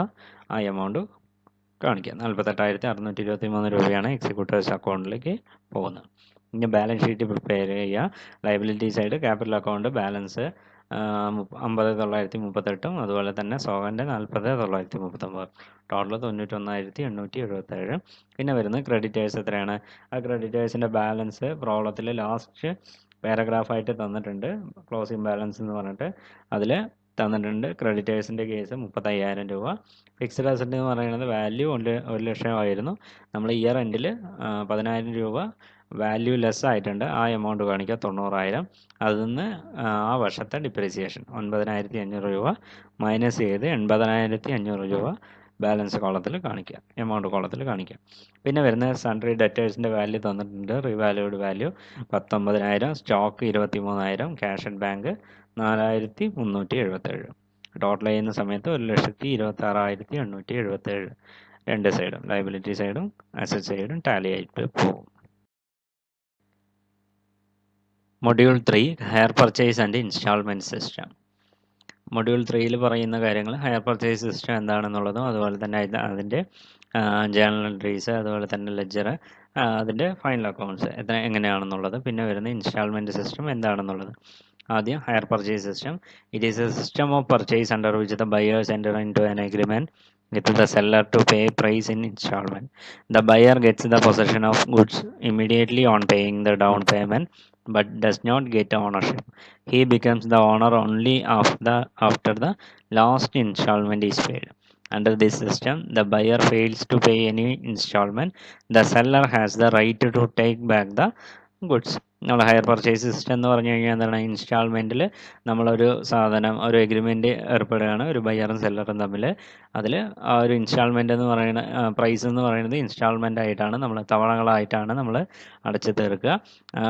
ബയ്യർ എന്ന് പറഞ്ഞ വ്യക്തിക്ക് എന്താണ്, ആ ഒരു ഗുഡ്സ് വാങ്ങിക്കുമ്പോൾ തന്നെ അല്ലെങ്കിൽ ഡൗൺ പേയ്മെൻറ്റ് ആദ്യത്തെ പേയ്മെൻറ്റ് കൊടുക്കുമ്പോൾ തന്നെ എന്ത് ചെയ്യണം, ആ ഗുഡ്സിൻ്റെ പൊസിഷൻ നമ്മൾ കൈമാറും. പക്ഷെ ഒരിക്കലും ഓണർഷിപ്പ് എന്ന് പറയുന്നത് എപ്പോഴും എന്താ ആരുടെ കയ്യിൽ തന്നെ ആയിരിക്കും, ആ സെല്ലറുടെ കയ്യിൽ തന്നെ ആയിരിക്കും. ആ സെല്ലറിൻ്റെ കയ്യിൽ നിന്ന് ബയ്യർക്ക് ആ ഒരു ഓണർഷിപ്പ് ട്രാൻസ്ഫർ ചെയ്യണമെങ്കിൽ അതിൻ്റെ ലാസ്റ്റ് ഇൻസ്റ്റാൾമെൻറ്റ് കൂടി പേ ചെയ്താൽ മാത്രമേ ആ ഓണർഷിപ്പ് സെല്ലറുടെ കയ്യിൽ നിന്ന് ബയ്യറുടെ കയ്യിലേക്ക് മാറുകയുള്ളൂ. അല്ല എന്തെങ്കിലും ഇൻസ്റ്റാൾമെൻറ്റിൽ വല്ല വീഴ്ചകളും വരുത്തിയിട്ടുണ്ടെങ്കിൽ ആ സെല്ലർക്ക് ആ ഒരു ഗുഡ്സ് പൊസഷൻ കൈമാറിയ ആ ബയ്യർക്ക് കൈമാറിയ പൊസഷൻ ഗുഡ്സിനെ നമുക്ക് തിരിച്ച് എടുക്കാനുള്ള അധികാരം ആർക്കുണ്ട്, സെല്ലർക്ക് ഉണ്ട്. ഈ ഒരു സിസ്റ്റത്തിന് പറയുന്ന പേരാണ് ഹയർ പർച്ചേസ് സിസ്റ്റം എന്നുള്ളത്. നെക്സ്റ്റ് വരുന്ന ഒരു ടോപ്പിക്കാണ് difference between hire purchase and sale. നമ്മൾ 2 കേസ് പറഞ്ഞു, ഹയർ പർച്ചേസും സെയിൽ എന്ന് പറഞ്ഞാൽ. സെയിൽ എന്ന് പറഞ്ഞു കഴിഞ്ഞാൽ immediate sale. Under the sales ownership is transferred at the time of purchase. ആ പർച്ചേസ് ചെയ്യുന്ന സമയത്ത്, ബയ്യർ പർച്ചേസ് ചെയ്യുന്ന സമയത്ത് നമ്മുടെ ഓണർഷിപ്പ് എന്ന് പറയുന്നത് എന്ത് ചെയ്യും, സെല്ലറിൻ്റെ കയ്യിൽ നിന്ന് ബയ്യർക്ക് ട്രാൻസ്ഫർ ആയിട്ട് പോകും. But under higher purchase ownership is transferred only after the payment of last instalment. Higher purchase ആകുന്ന സമയത്ത് ആ ഓണർഷിപ്പ് എന്ന് പറയുന്നത് ലാസ്റ്റ് ഇൻസ്റ്റാൾമെൻറ്റ് ബയ്യർ പേ ചെയ്താൽ മാത്രമേ സെല്ലർ ഓണർഷിപ്പ് ട്രാൻസ്ഫർ ചെയ്യുകയുള്ളൂ. സെക്കൻഡ് പോയിന്റ് എന്ന് പറഞ്ഞാൽ in the case of sale payment of price is generally made in lump sum. നമ്മൾ സെയിൽ വരുന്ന സമയത്ത് എമൗണ്ട് എന്ന് പറയുന്നത് എന്താണ്, ലംസം പേയ്മെൻ്റ് ആണ്. ഹയർ പർച്ചേസിൽ അങ്ങനെയല്ല, നമ്മൾ ഇൻസ്റ്റാൾമെൻറ്റ് തവണകളായിട്ടാണ് നമ്മൾ ആ ഒരു പർച്ചേസ് പ്രൈസ് നമ്മൾ പേ ചെയ്യുക. Third case, in case of sales, buyer can dispose of the goods in any way he likes, but a buyer under hire purchase agreement has no right before he becomes the owner on payment of the installment. അതിൽ സെയിലാകുന്ന സമയത്ത് ബയ്യർക്ക് ഏത് രീതിയിൽ വേണമെങ്കിലും buyer വാങ്ങിച്ച ഗുഡ്സിനെ ഏത് രീതിയിൽ വേണമെങ്കിലും use ചെയ്യാൻ പറ്റും. പക്ഷേ ഹയർ പർച്ചേസിൽ അങ്ങനെ ചെയ്യാൻ പറ്റില്ല. കാരണം ആൾക്ക് തോന്നിയ പോലെ ചെയ്യാൻ പറ്റില്ല. കാരണം ഓണർഷിപ്പ് എന്ന് പറയുന്നത് ഇപ്പോഴും റീറ്റെയിൻ ചെയ്യുന്ന ആരാണ്, സെല്ലർ തന്നെ ആയതുകൊണ്ട് അങ്ങനെ ബയ്യർക്ക് ഏത് രീതിയിൽ വേണമെങ്കിലും ആ ഒരു പർട്ടിക്കുലർ ഗുഡ്സ് യൂസ് ചെയ്യാനുള്ള അധികാരം ആർക്കില്ല, ബയ്യർക്ക് ഇല്ല. In the case of sale on credit, the seller can sue the buyer for the payment of the price outstanding. Sale ആകുന്ന സമയത്ത് ക്രെഡിറ്റ് സെയിൽ വരാം. ക്രെഡിറ്റ് സെയിൽ വരുന്ന സമയത്ത് നമ്മൾ ഒരു സെല്ലർക്ക് എന്ത് വേണമെങ്കിലും ചെയ്യാം, ബയ്യറിൻ്റെ കയ്യിൽ നിന്ന് ആ ഒരു എമൗണ്ട് പ്രൈസ് ഔട്ട്സ്റ്റാൻഡിങ് നമുക്ക് തരാനുള്ള പൈസ തിരിച്ചു ചോദിക്കാനുള്ള അവകാശം ആർക്കുണ്ട്, സെല്ലർക്കുണ്ട്. പക്ഷേ ഹയർ പർച്ചേസിൽ വേറൊരു അധികാരം കൂടെ ഉണ്ട്. കാരണം എന്താണ്, സപ്പോസ് ഏതെങ്കിലും വീഴ്ചകൾ വരുത്തിയിട്ടുണ്ടെങ്കിൽ, വീഴ്ച വരുത്തിയിട്ടുണ്ടെങ്കിൽ ആ ഒരു സെല്ലർക്ക് ആളുടെ ഗുഡ്സിനെ റീറ്റെയിൻ ചെയ്യാനുള്ള അല്ലെങ്കിൽ ടേക്ക് ബാക്ക് ചെയ്യാനുള്ള അധികാരം ആർക്കുണ്ട്, സെല്ലർക്ക് ഉണ്ട് ഹയർ പർച്ചേസ് സിസ്റ്റം ആകുമ്പോൾ. പിന്നെ വരുന്നത് in case of sale the buyer position is like that of sale ചെയ്യുന്ന സമയത്ത് ബയ്യറുടെ പൊസിഷൻ എന്താണ്, ഓണർ തന്നെയാണ്. ഹയർ പർച്ചേസിൽ ഓണർ ആകണമെങ്കിൽ ലാസ്റ്റ് ബെയിലി എന്നുള്ള കേസാണ്. നമ്മൾ യൂസ് ചെയ്യാൻ മാത്രം പറ്റും, പൊസിഷൻ മാത്രമാണ് നമ്മുടെ കയ്യിൽ കിട്ടുക, ബയ്യർക്ക് കിട്ടുക. ഓണർഷിപ്പ് എന്ന് പറയുന്നത് ഇപ്പോഴും റിട്ടേൺ ചെയ്യുന്ന ആരായിരിക്കും, സെല്ലറായിരിക്കും. Last point, in case of sale on immediate cash the price does not include any interest. നമ്മൾ ഇമ്മീഡിയറ്റ് ആയിട്ട് ക്യാഷ് അടയ്ക്കുന്ന, സെയിൽ ആകുന്ന സമയത്ത് ഇമ്മീഡിയറ്റ് ആയിട്ട് ക്യാഷ് അടയ്ക്കുന്നു, അവിടെ ഇൻട്രസ്റ്റ് എന്നുള്ള ഒരു പലിശ എന്നുള്ള ഒരു ടേം അവിടെ വരുന്നില്ല. പക്ഷേ ഹയർ പർച്ചേസ് സിസ്റ്റം ആകുമ്പോൾ ഇൻസ്റ്റാൾമെൻറ്റിൻ്റെ ഓടൊപ്പം തന്നെ എന്തുകൂടി കൊടുക്കേണ്ടതായിട്ട് വരും, ഇൻട്രസ്റ്റ് കൂടി ചേർത്തിട്ടുള്ള എമൗണ്ട് ആണ് നമ്മൾ ഓരോ തവണകളായിട്ട് അടയ്ക്കുക. ഹയർ പർച്ചേസിൻ്റെ അക്കൗണ്ട് ട്രീറ്റ്മെൻറ്റ് വരുന്ന സമയത്ത് 2 രീതിയിലാണ് ഹയർ പർച്ചേസറുടെ ബുക്സിൽ നമ്മൾ കാണിക്കുക. ഒന്നുകിൽ when asset is recorded at full cash price, അതുപോലെ തന്നെ when asset is recorded at the cash price actually paid. ഈ 2 കാര്യങ്ങൾ വെച്ചിട്ടാണ് നമ്മൾ ചെയ്യുക. When asset recorded at full cash price അങ്ങനെയാണ് ആകുന്ന സമയത്ത് അതിൻ്റെ അക്കൗണ്ടിങ് എൻട്രീസ് ആണ് താഴെ കൊടുത്തിരിക്കുന്നത്. Accounting entries in the books of hire purchaser as follows. When the asset is acquired on hire purchase, hire പർച്ചേസിലൂടെ ഒരു അസറ്റ് കിട്ടുകയാണെങ്കിൽ നമ്മൾ ആ ഒരു പർട്ടിക്കുലർ അസറ്റ് അക്കൗണ്ടിന് ഡെബിറ്റ് ചെയ്യുക to hire vendor account. Cash price ആണെങ്കിൽ ക്യാഷ് പ്രൈസ് എന്ന് പറഞ്ഞിട്ട് കാണിക്കാം. When down payment is made, ഇവിടെ ഡൗൺ പേയ്മെൻറ്റ് എന്ന് പറഞ്ഞു കഴിഞ്ഞാൽ നമ്മൾ ഒരു ഫിക്സഡ് എമൗണ്ട് ആദ്യം കൊടുത്തിട്ടാണ് ഈ ഇൻസ്റ്റാൾമെൻറ്റിൽ ബാലൻസ് തവണകളായിട്ട് അടച്ചോളാം എന്നുള്ള എഗ്രിമെൻറ്റിലാണ് നമ്മൾ എന്ത് ചെയ്യുക, ഒരു അസറ്റ് അക്വയർ ചെയ്യുന്നത്. ആദ്യം കൊടുക്കുന്ന പേയ്മെൻറ്റിനെയാണ് നമ്മൾ ഡൗൺ പേയ്മെൻ്റ് എന്ന് പറയുന്നത്. അപ്പോൾ ഡൗൺ പേയ്മെൻറ്റ് പേ ചെയ്ത് കഴിഞ്ഞാൽ ആരുടെ അക്കൗണ്ടിലേക്കാണ് പോകുന്നത്? അത് ഹയർ വെൻഡർ അക്കൗണ്ടിലേക്കാണ് പോകുന്നത്. അതുകൊണ്ട് അതിനെ ഡെബിറ്റ് ചെയ്യുക. Hire vendor account to cash.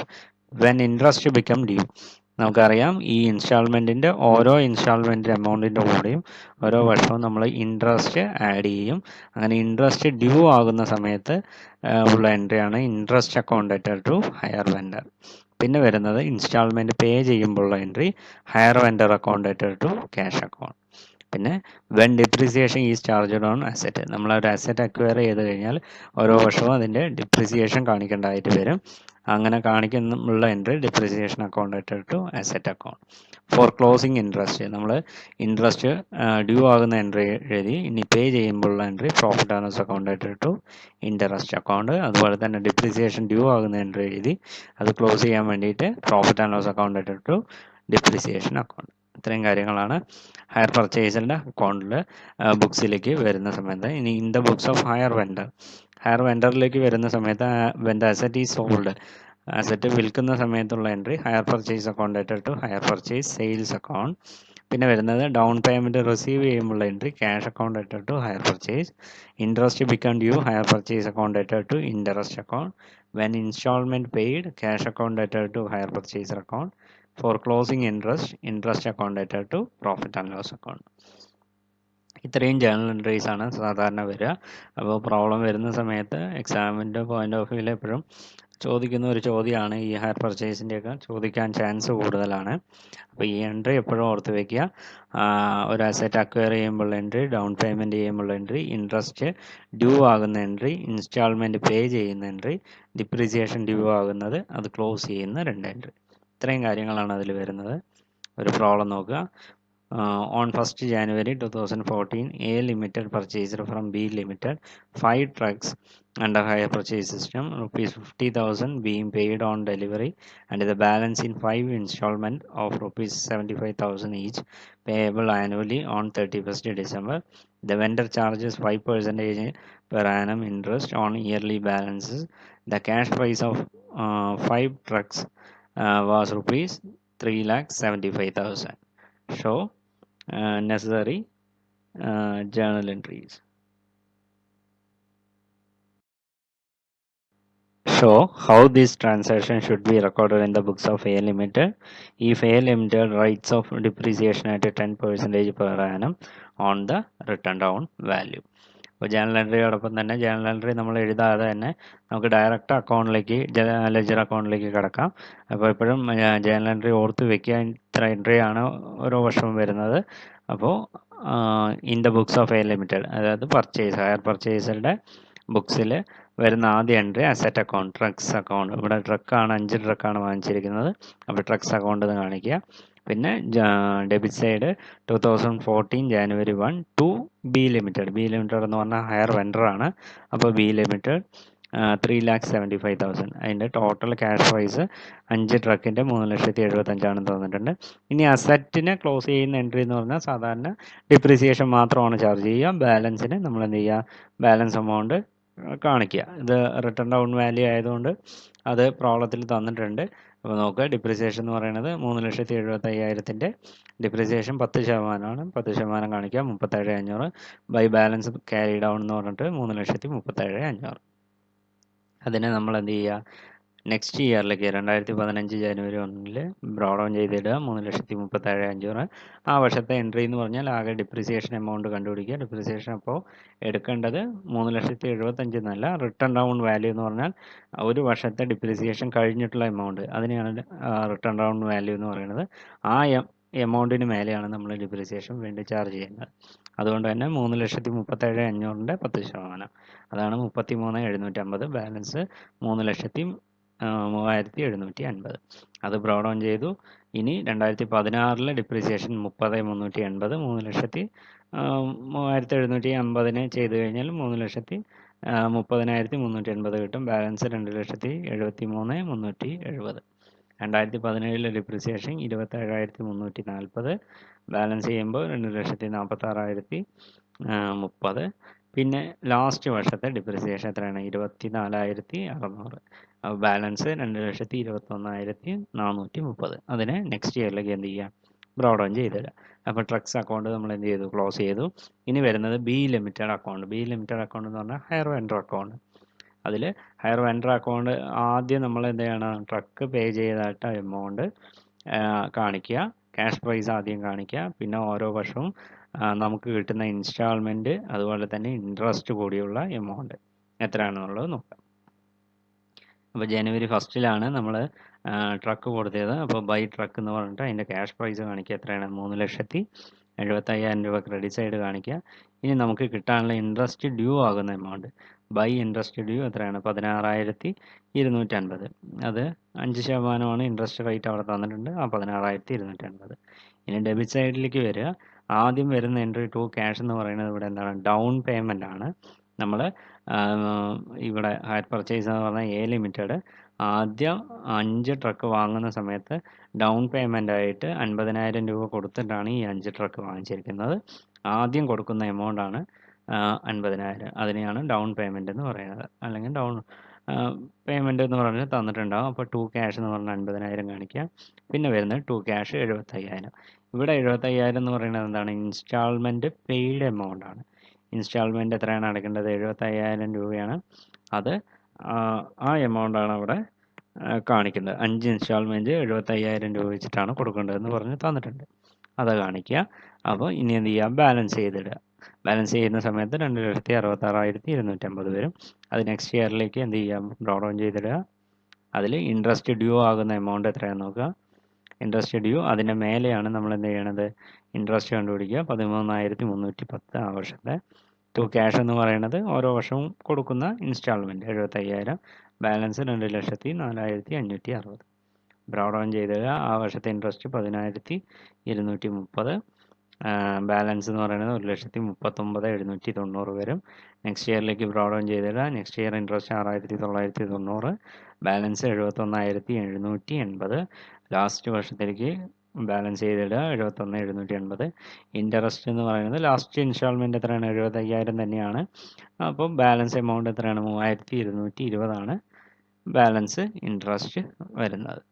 അപ്പോൾ ബി ലിമിറ്റഡ് അക്കൗണ്ടും എന്താണ്? ക്ലോസ് ചെയ്തു. ആക്ച്വലി കൊടുക്കേണ്ടത് 3,75,000 ആ 3,75,000 5 വർഷമായിട്ട് അയാൾ ഈക്വൽ ഇൻസ്റ്റാൾമെൻറ്റ് വെച്ചിട്ട് കൊടുത്തു. അങ്ങനെയാണ് അത് അക്കൗണ്ട് ക്ലോസ് ചെയ്യുന്നത്. ഇതിൽ ലാസ്റ്റത്തെ അക്കൗണ്ട് എന്ന് പറയുന്നത് എന്താണ്? ഇൻട്രസ്റ്റ് അക്കൗണ്ടാണ്. ഇൻട്രസ്റ്റ് അക്കൗണ്ട് ഓരോ വർഷവും ഇയർ എൻഡിൽ നമ്മൾ ഡ്യൂ ആകുന്നു. അത് ക്ലോസ് ചെയ്യാൻ വേണ്ടിയിട്ട് എന്ത് ചെയ്യും? പ്രോഫിറ്റ് ആൻഡ് ലോസ് അക്കൗണ്ടിലേക്ക് അത് കാണിക്കുകയാണ് ചെയ്യുക. അപ്പോൾ 2014 ഡിസംബർ ടു ബി ലിമിറ്റഡ് 16,250. ആ വർഷം തന്നെ നമ്മൾ എന്ത് ചെയ്തു? പ്രോഫിറ്റ് ആൻഡ് ലോസ് അക്കൗണ്ടിലേക്ക് 16,250 കാണിച്ചു. 2015 13,310 13,310. 2016 10,230.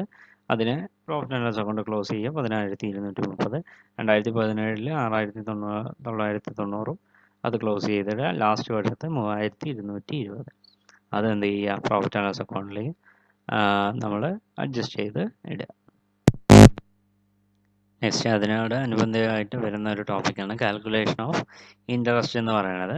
നമ്മൾ പ്രോബ്ലത്തിൽ പല രീതിയിലായിരിക്കും നമ്മൾ പ്രോബ്ലം തരുന്നത്, അഡ്ജസ്റ്റ്മെൻറ്റുകൾ തരുന്നത്. അങ്ങനെ തരുന്ന സമയത്ത് നമുക്ക് ആ ഒരു ഇൻട്രസ്റ്റ് എന്ന് പറഞ്ഞത് കാൽക്കുലേറ്റ് ചെയ്യുന്ന സമയത്ത് ശ്രദ്ധിക്കേണ്ട കാര്യങ്ങൾ. ഇപ്പോൾ calculation of interest when cash price and rate of interest and amount of instalment are given. പ്രോബ്ലത്തിൽ ക്യാഷ് പ്രൈസും തന്നിട്ടുണ്ട്, റേറ്റ് ഓഫ് ഇൻട്രസ്റ്റ് തന്നിട്ടുണ്ട്, അതുപോലെ തന്നെ എമൗണ്ട് ഓഫ് ഇൻസ്റ്റാൾമെൻറ്റും തന്നിട്ടുണ്ടെങ്കിൽ ടോട്ടൽ ഇൻട്രസ്റ്റ് എന്ന് പറയുന്നത് ഹയർ പർച്ചേസും ക്യാഷ് പ്രൈസും തമ്മിലുള്ള ഡിഫറൻസിനെയാണ് നമ്മൾ എന്ത് പറയുക? ടോട്ടൽ ഇൻട്രസ്റ്റ് ആയിട്ട് നമ്മൾ കൺസിഡർ ചെയ്യുക. ആ ടോട്ടൽ ഇൻട്രസ്റ്റ് ഓരോ വർഷത്തെയും ഇൻട്രസ്റ്റ് ആയിട്ട് നമ്മൾ എന്ത് ചെയ്യും? എത്രയാണ് എമൗണ്ട് വരുന്നത് ആ ഔട്ട്സ്റ്റാൻഡിങ് ക്യാഷ് പ്രൈസിൻ്റെ കൂടെ ഇൻക്ലൂഡിങ് ആയിരിക്കും. സെക്കൻഡ് കേസ് എന്ന് പറയുന്നത് calculation of interest when cash price and amount of instalment are given. Cash പ്രൈസും തന്നിട്ടുണ്ട്, അതുപോലെ എമൗണ്ട് ഓഫ് ഇൻസ്റ്റാൾമെൻറ്റും തന്നിട്ടുണ്ടെങ്കിൽ in the case total interest apportion to each year on the ratio of instalment price outstanding. നമ്മളുടെ instalment price outstanding consider ചെയ്തിട്ടാണ് ഓരോ വർഷത്തെയും ഇൻട്രസ്റ്റ് കണ്ടുപിടിക്കുക. ലാസ്റ്റ് കേസ് എന്ന് പറയുന്നത് when rate of interest and instalment are given. ഇവിടെ ഇൻട്രസ്റ്റ് റേറ്റ് ഓഫ് ഇൻട്രസ്റ്റ് തന്നിട്ടുണ്ട്, ഇൻസ്റ്റാൾമെൻറ്റും തന്നിട്ടുണ്ടെങ്കിൽ ഇവിടെ cash price, total cash price is not given. In this method, interest is calculated from last year firstly, then previous year, then at last first year. For this purpose, rate of interest must be converted on cash to on instalment. ആ രീതിയിലാണ് നമ്മൾ എന്ത് ചെയ്യുക, interest calculate ചെയ്യുക. Problem നോക്കുക. X purchased a radiogram on hire purchase system. He is required to pay 800 down, 400 at the end of the first year, and 300 at the second year, and 700 at the third year. Interest is charged at 5% per annum. Calculate cash price and interest on investment. അങ്ങനെ കിട്ടി കഴിഞ്ഞാൽ problem എഴുതുന്ന സമയത്ത് year കാണിക്കുക, instalment കാണിക്കുക, interest paid, cash prize, ഇത്രയും കാര്യങ്ങളാണ് include ചെയ്യിക്കേണ്ടത്. First year നമ്മൾ എന്താണ്, ഡൗൺ പേയ്മെൻറ്റ് എത്രയാണ്, 800 രൂപയാണ്. ക്യാഷ് പ്രൈസ് ഇവിടെ തന്നിട്ടില്ല, റേറ്റ് ഓഫ് ഇൻട്രസ്റ്റ് തന്നിട്ടുണ്ട്, ഇൻസ്റ്റാൾമെൻറ്റിൻ്റെ ഡീറ്റെയിൽസുമാണ് തന്നിരിക്കുന്നത്. അപ്പോൾ ആ രണ്ടാമത്തെ കേസ് വെച്ചിട്ടാണ് നമ്മൾ ചെയ്യേണ്ടത്. അപ്പോൾ ഫസ്റ്റ് ഇയർ ഡൗൺ പേയ്മെൻറ്റ് എന്ന് പറയുന്നത് ഇൻസ്റ്റാൾമെൻറ്റ് എത്രയാണ്, 800 രൂപ. അവിടെ എന്താണ് ഇൻട്രസ്റ്റ്, ആദ്യത്തെ വർഷത്തെ ഇൻട്രസ്റ്റ് ഒന്നും ഇല്ല. അപ്പോൾ ടോട്ടൽ ക്യാഷ് പ്രൈസ് എന്ന് പറയുന്നത് എത്രയാണ്, 800 തന്നെയാണ്. ഫസ്റ്റ് ഇയർ എൻഡ് നോക്കുക. ഫസ്റ്റ് ഇയർ എൻഡ് എന്ന് പറയുന്നത് 400 രൂപ. 400 രൂപേൻ്റെ കൂടെ ഓരോ വർഷത്തെയും ആ ഇൻട്രസ്റ്റ് എത്രയാണെന്നുള്ളത് കണ്ടുപിടിക്കേണ്ടതായിട്ട് വരും.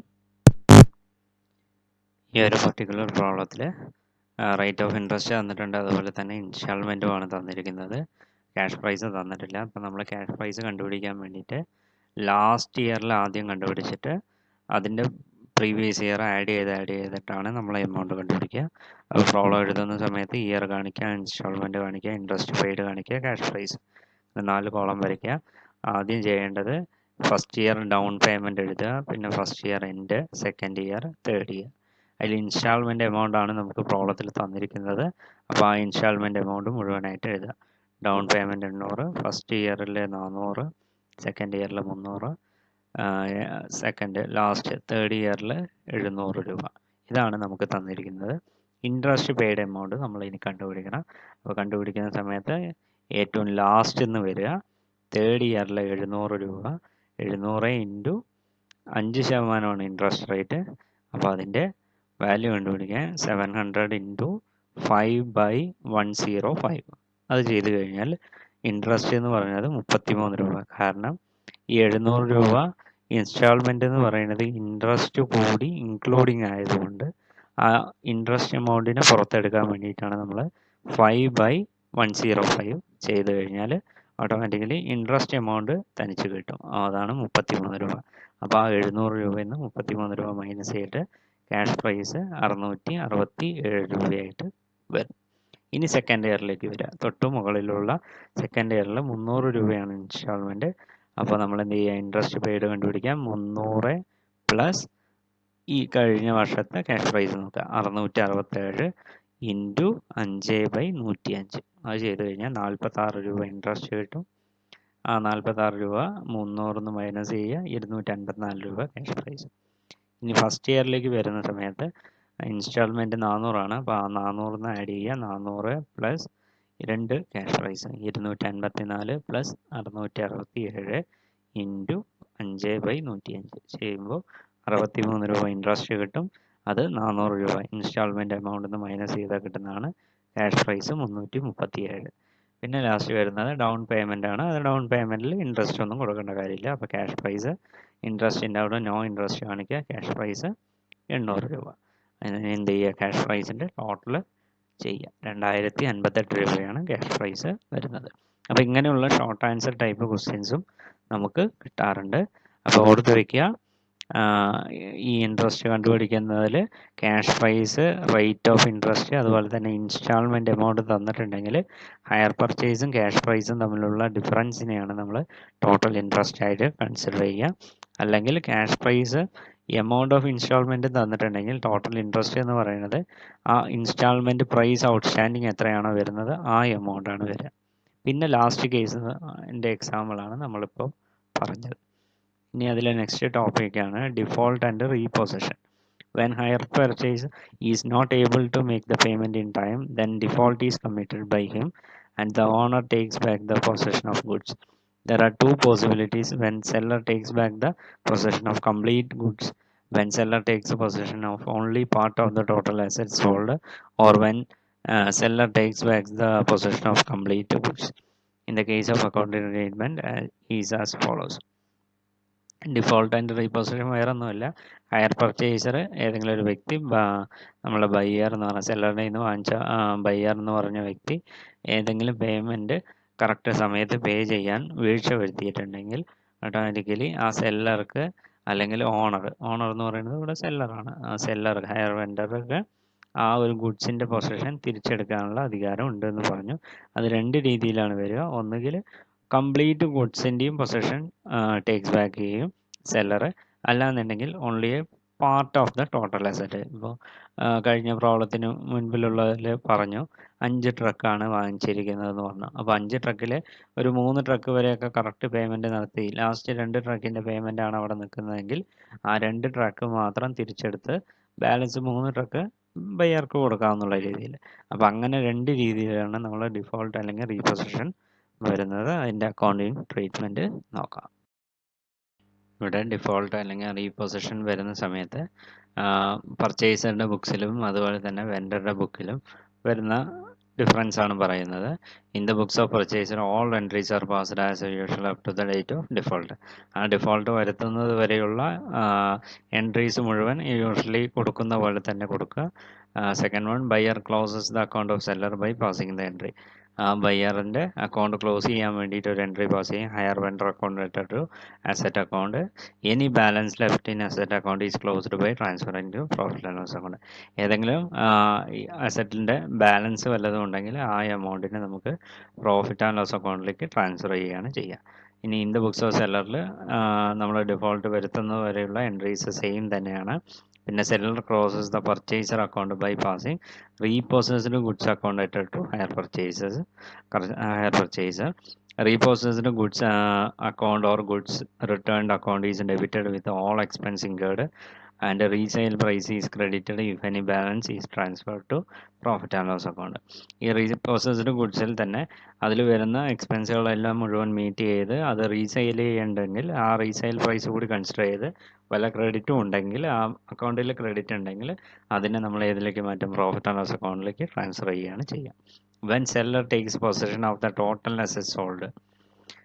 ഇപ്പോൾ സെല്ലർ എന്ന് പറഞ്ഞ വ്യക്തി മുഴുവൻ വിറ്റ ടോട്ടൽ അസറ്റിൻ്റെ പൊസിഷൻ തിരിച്ചെടുക്കുകയാണെങ്കിൽ in the case of accounting entries are similar to those completed repossession. The additional precaution to be taken are both the buyer and the seller do not close their seller's account and buyer's account in their respective books. The entry for repossession is passed with the agreed value of asset taken by the vendor. The buyer finds out the value of asset still left with him using the normal rate of depreciation.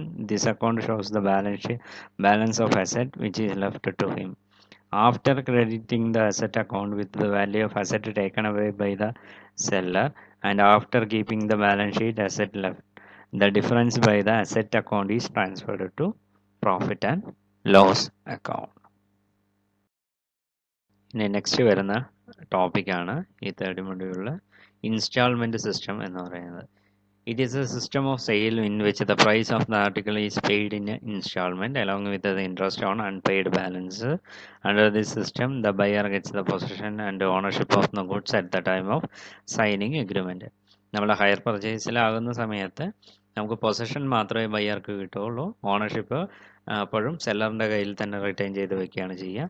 പക്ഷേ instalment സിസ്റ്റത്തിൽ same procedure തന്നെയാണ്. തവണകളായിട്ട് നമ്മൾ instalment ആയിട്ടാണ് along with ഇൻട്രസ്റ്റോട് കൂടി ചേർന്നിട്ടാണ് unpaid balance amount നമ്മൾ പേ ചെയ്യുക. പക്ഷേ ഇവിടെ ഒരു പ്രത്യേകത എന്താണെന്ന് പറഞ്ഞാൽ ആ ബയ്യർക്ക് പൊസഷനും അതുപോലെ തന്നെ ഓണർഷിപ്പും ആ ഒരു എഗ്രിമെൻറ്റ് സൈൻ ചെയ്യുമ്പോൾ തന്നെ കൈമാറുകയാണ് ചെയ്യുന്നത്.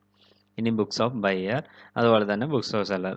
ബയ്യറുടെ ബുക്കിലും അതുപോലെ തന്നെ സെല്ലറുടെ ബുക്കിലും ഏത് രീതിയിലാണത് കാണിക്കുക എന്നുള്ളതാണ്. Buyer debits asset account with full cash price, credit vendors account with full instalment price, and debits interest suspense account with the difference between full cash price and full instalment price.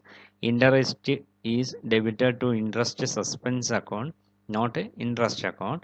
because it includes interest in respect of number of years. Every year, interest account is debited and interest suspense account is credited with the interest of current year. Interest account at the end of the year is closed by transferring to profit and loss account. The balance of vendor account should be shown in the balance sheet after deducting amount in interest suspense account. Vendor is paid the installment due to him and entry for the depreciation is passed in the usual way. ബയ്യറുടെ books വരുന്ന സമയത്ത് ഇതിൽ ബയ്യറുടെ ഈ asset അക്കൗണ്ടിൽ തന്നെ debit ചെയ്യും, full cash price debit ചെയ്യും, credit ചെയ്യുന്നത് വെൻഡർ അക്കൗണ്ട് എന്ന് പറഞ്ഞിട്ട് ഫുൾ ഇൻസ്റ്റാൾമെൻറ്റ് പ്രൈസ് ക്രെഡിറ്റ് ചെയ്യും. അതുപോലെ തന്നെ ഇൻട്രസ്റ്റ് എന്ന് പറഞ്ഞ ഒരു ടേം ഇൻട്രസ്റ്റ് സസ്പെൻസ് അക്കൗണ്ടിലേക്കാണ് ഇത് നമ്മൾ ട്രാൻസ്ഫർ ചെയ്യുക, ഇൻട്രസ്റ്റ് അക്കൗണ്ടിലല്ല ഇതിൽ കാണിക്കുക. ഇതിൽ ഡിഫറൻസ് എന്ന് പറയുന്നത് ഫുൾ ക്യാഷ് പ്രൈസും അതുപോലെ തന്നെ ഫുൾ ഇൻസ്റ്റാൾമെൻറ്റ് പ്രൈസും തമ്മിലുള്ള ഡിഫറൻസിനെയാണ് നമ്മൾ ടോട്ടൽ ഇൻട്രസ്റ്റ് ആയിട്ട് കൺസിഡർ ചെയ്ത് ആ ഇൻട്രസ്റ്റിനെ ഇൻട്രസ്റ്റ് സസ്പെൻസ് അക്കൗണ്ടിലേക്കാണ് നമ്മൾ ട്രാൻസ്ഫർ ചെയ്യുന്നത്. ഡിപ്രിസിയേഷൻ എന്ന് പറയുന്നത് യൂഷ്വൽ വേയിൽ കാണിക്കുന്ന പോലെ തന്നെയാണ്, അതിൻ്റെ അഡ്ജസ്റ്റ്മെൻറ്റ് മാറ്റങ്ങൾ ഇല്ല. പിന്നെ വരുന്ന books of seller. The seller debits the purchaser with the നേരെ ഓപ്പോസിറ്റ് കാര്യങ്ങൾ തന്നെയാണ് വരിക. Seller debits the purchase with full amount instalment price payable by him, credit sales account by the full cash price and credit interest suspense account by the difference between the total installment price and the total cash price. Seller, like the buyer, also transfers the amount of the interest due from interest suspense account and interest account every year. Interest account is closed by transferring to profit and loss account, and the purchaser account should be shown in the balance sheet after deducting amount in interest suspense account. On receiving the installment, the vendor debits cash or bank account and credits purchaser account. Next വരുന്ന ഒരു ടോപ്പിക്കാണ് difference between hire purchase and instalment system. Basis of distinction hire purchase instalment system. First one, governing act. It is governed by hire purchase act 1972. It is governed by the sale of goods act 1930. Second basis of distinction, nature of contract. It is an agreement of hiring. Installment system is an agreement of sale. Passing of title ownership. The title to goods passes on last payment. The title to goods passes immediately as in the case of usual sale. Fourth one, right to return goods. The hirer may return goods without further payment except for accrued installment. Unless seller defaults, goods are not returnable. Fifth point, seller's right to repossess. The seller may take repossession of the goods if hirer is in default. The seller can sue for price for the buyer is in default. He cannot take possession of the goods. Right of disposal. Hirer cannot hire out, sell, pledge or assign entitling transferring to retain possession. The buyer may dispose of the goods and give good title to the bona fide purchaser. Responsibility for risk of loss. The hirer is not responsible for risk of loss of goods if he has taken reasonable precaution because the ownership has not yet transferred. The buyer is responsible for risk of loss of goods because of the ownership has transferred. Name of parties involved. The parties involved are called hirer and hire vendor. The parties involved are buyer and seller. Last point, component other than cash price. Component other than cash price included in installment is called hire charges. Component other than cash price included in installment called interest. Next, we move to fourth module, branch account. A branch is a segment of business. It is a chain of shops functioning in different localities under the control of head office. The system of operating business at several places through one's own establishment is called branch organization. Branch accounts are accounts relating to different branches and are used to ascertain the trading result of each branch separately.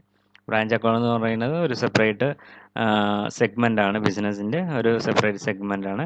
അതായത് different ലൊക്കാലിറ്റിയിൽ ഒരു head office ഉണ്ടാകും. ആ head ഓഫീസിൻ്റെ താഴെ different ലൊക്കാലിറ്റിയിൽ functioning ചെയ്യുന്ന കുറേ ഷോപ്പുകൾ, അങ്ങനെയുള്ള അതിനെയാണ് നമ്മൾ എന്ത് പറയുന്നത്, ബ്രാഞ്ച് അക്കൗണ്ട്സ് എന്ന് പറയുന്നത്. need or objectives of branch account. The various objectives of maintaining branch accounts are to ascertain profit or loss of each branch, to ascertain the financial position of each branch, to help in controlling branches, to assess the progress and performance of each branch, to ascertain the requirement of stock and cash for each branch, to ascertain whether the branch should be expanded or closed. These are the objectives. Types of branches. Branches may be divided into three. First one, dependent branch, branch not keeping full system of accounting. Independent branches, branch keeping full system of accounting. Third one, foreign branches. First one, dependent branches. Dependent branches are branches which don't maintain its own set of books. All records have to be maintained by the head office. The following are the features of a such bank. These branches sells only such goods which are supplied by the head office. The head pays all branch expenses. The branch manager out of petty cash book pays some petty expenses. Such banks are instructed to deposit daily cash proceeds into a bank account opened in the name of head office. Sales are generally made on cash basis, but some branches are authorized to make a credit sale also. Branches keeps only some memorandum records. There are four methods of accounting for dependent branches, namely debtor system, stock and debtor system, final account system, and last one, wholesale branch system. ഈ മൊഡ്യൂളിൽ ഈ dependent ബ്രാഞ്ചസിൻ്റെ accounts ആണ് നമ്മൾ maintain ചെയ്യുന്നത്. അത് 4 type accounting രീതികളുണ്ട്. അതിൽ debtors സിസ്റ്റമാണ് ആദ്യത്തെ. Under this method head office opens only one account for each branch called branch account.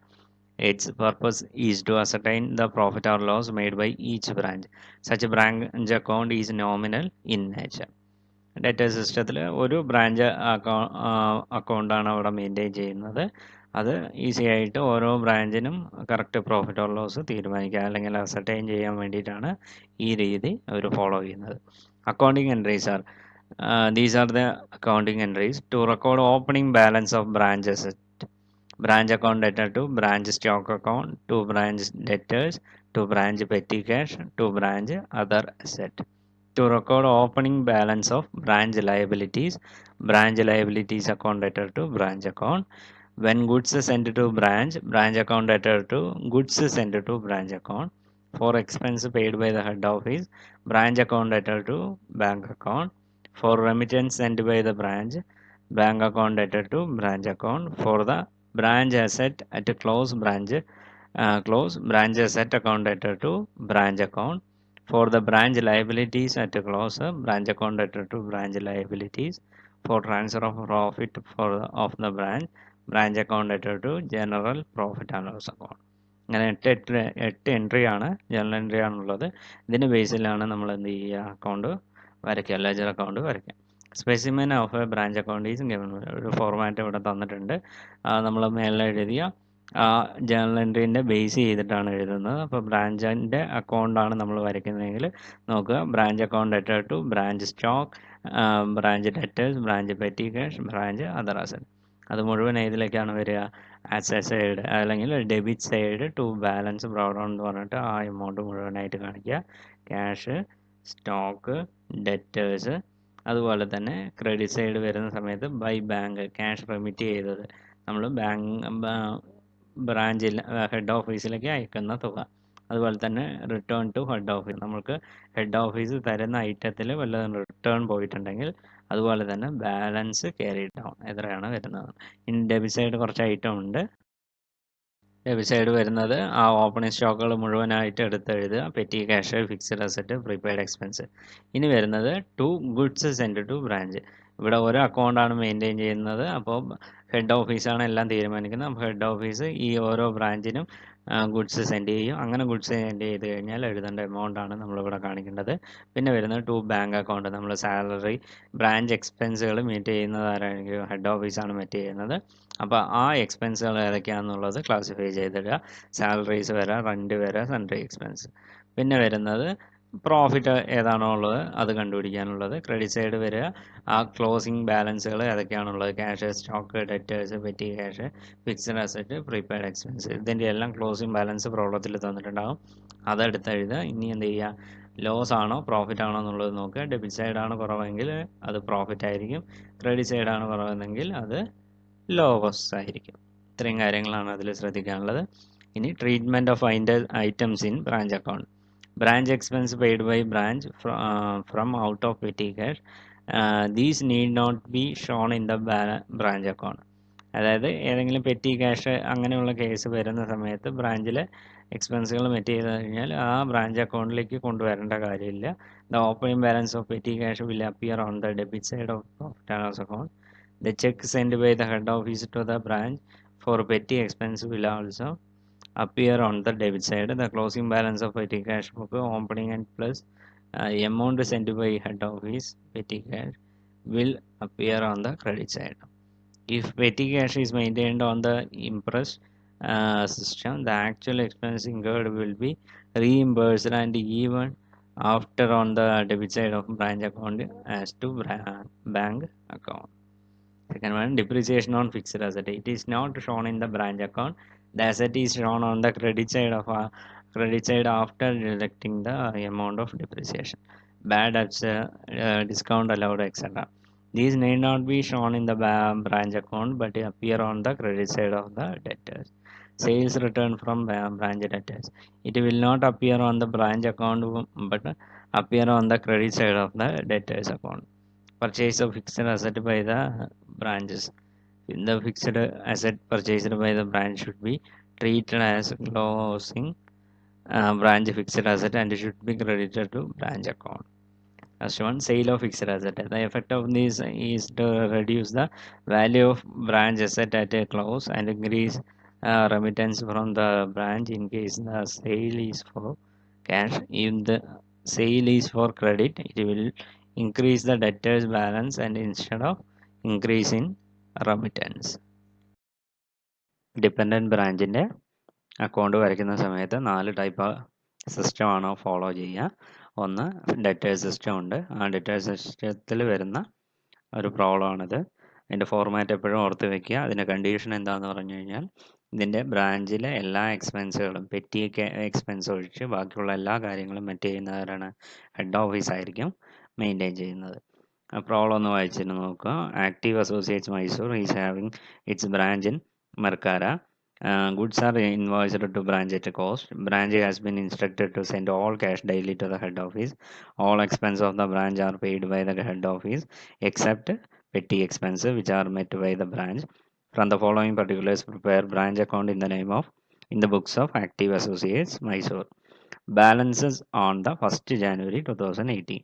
Stock in hand at branch to 12,000. Sundry debtors at branch 9,000. Petty cash in hand at branch 400. Office furniture at branch 1,200. Outstanding salaries of the branch 200. Insurance of the branch prepaid up to 31st March 2018 200. Transaction during the year ended 31st March December to 31st December 2018. Goods sent to the branch 64,000. Goods returned by the branch 800. Goods returned by customers 480. Cash received from debtors 30,000. Cash sales 50,000. Credit sales 30,000. Discount allowed to debtors 300. Payment for the branch made by the head office. Salary is 2,000. Rent paid 1,800.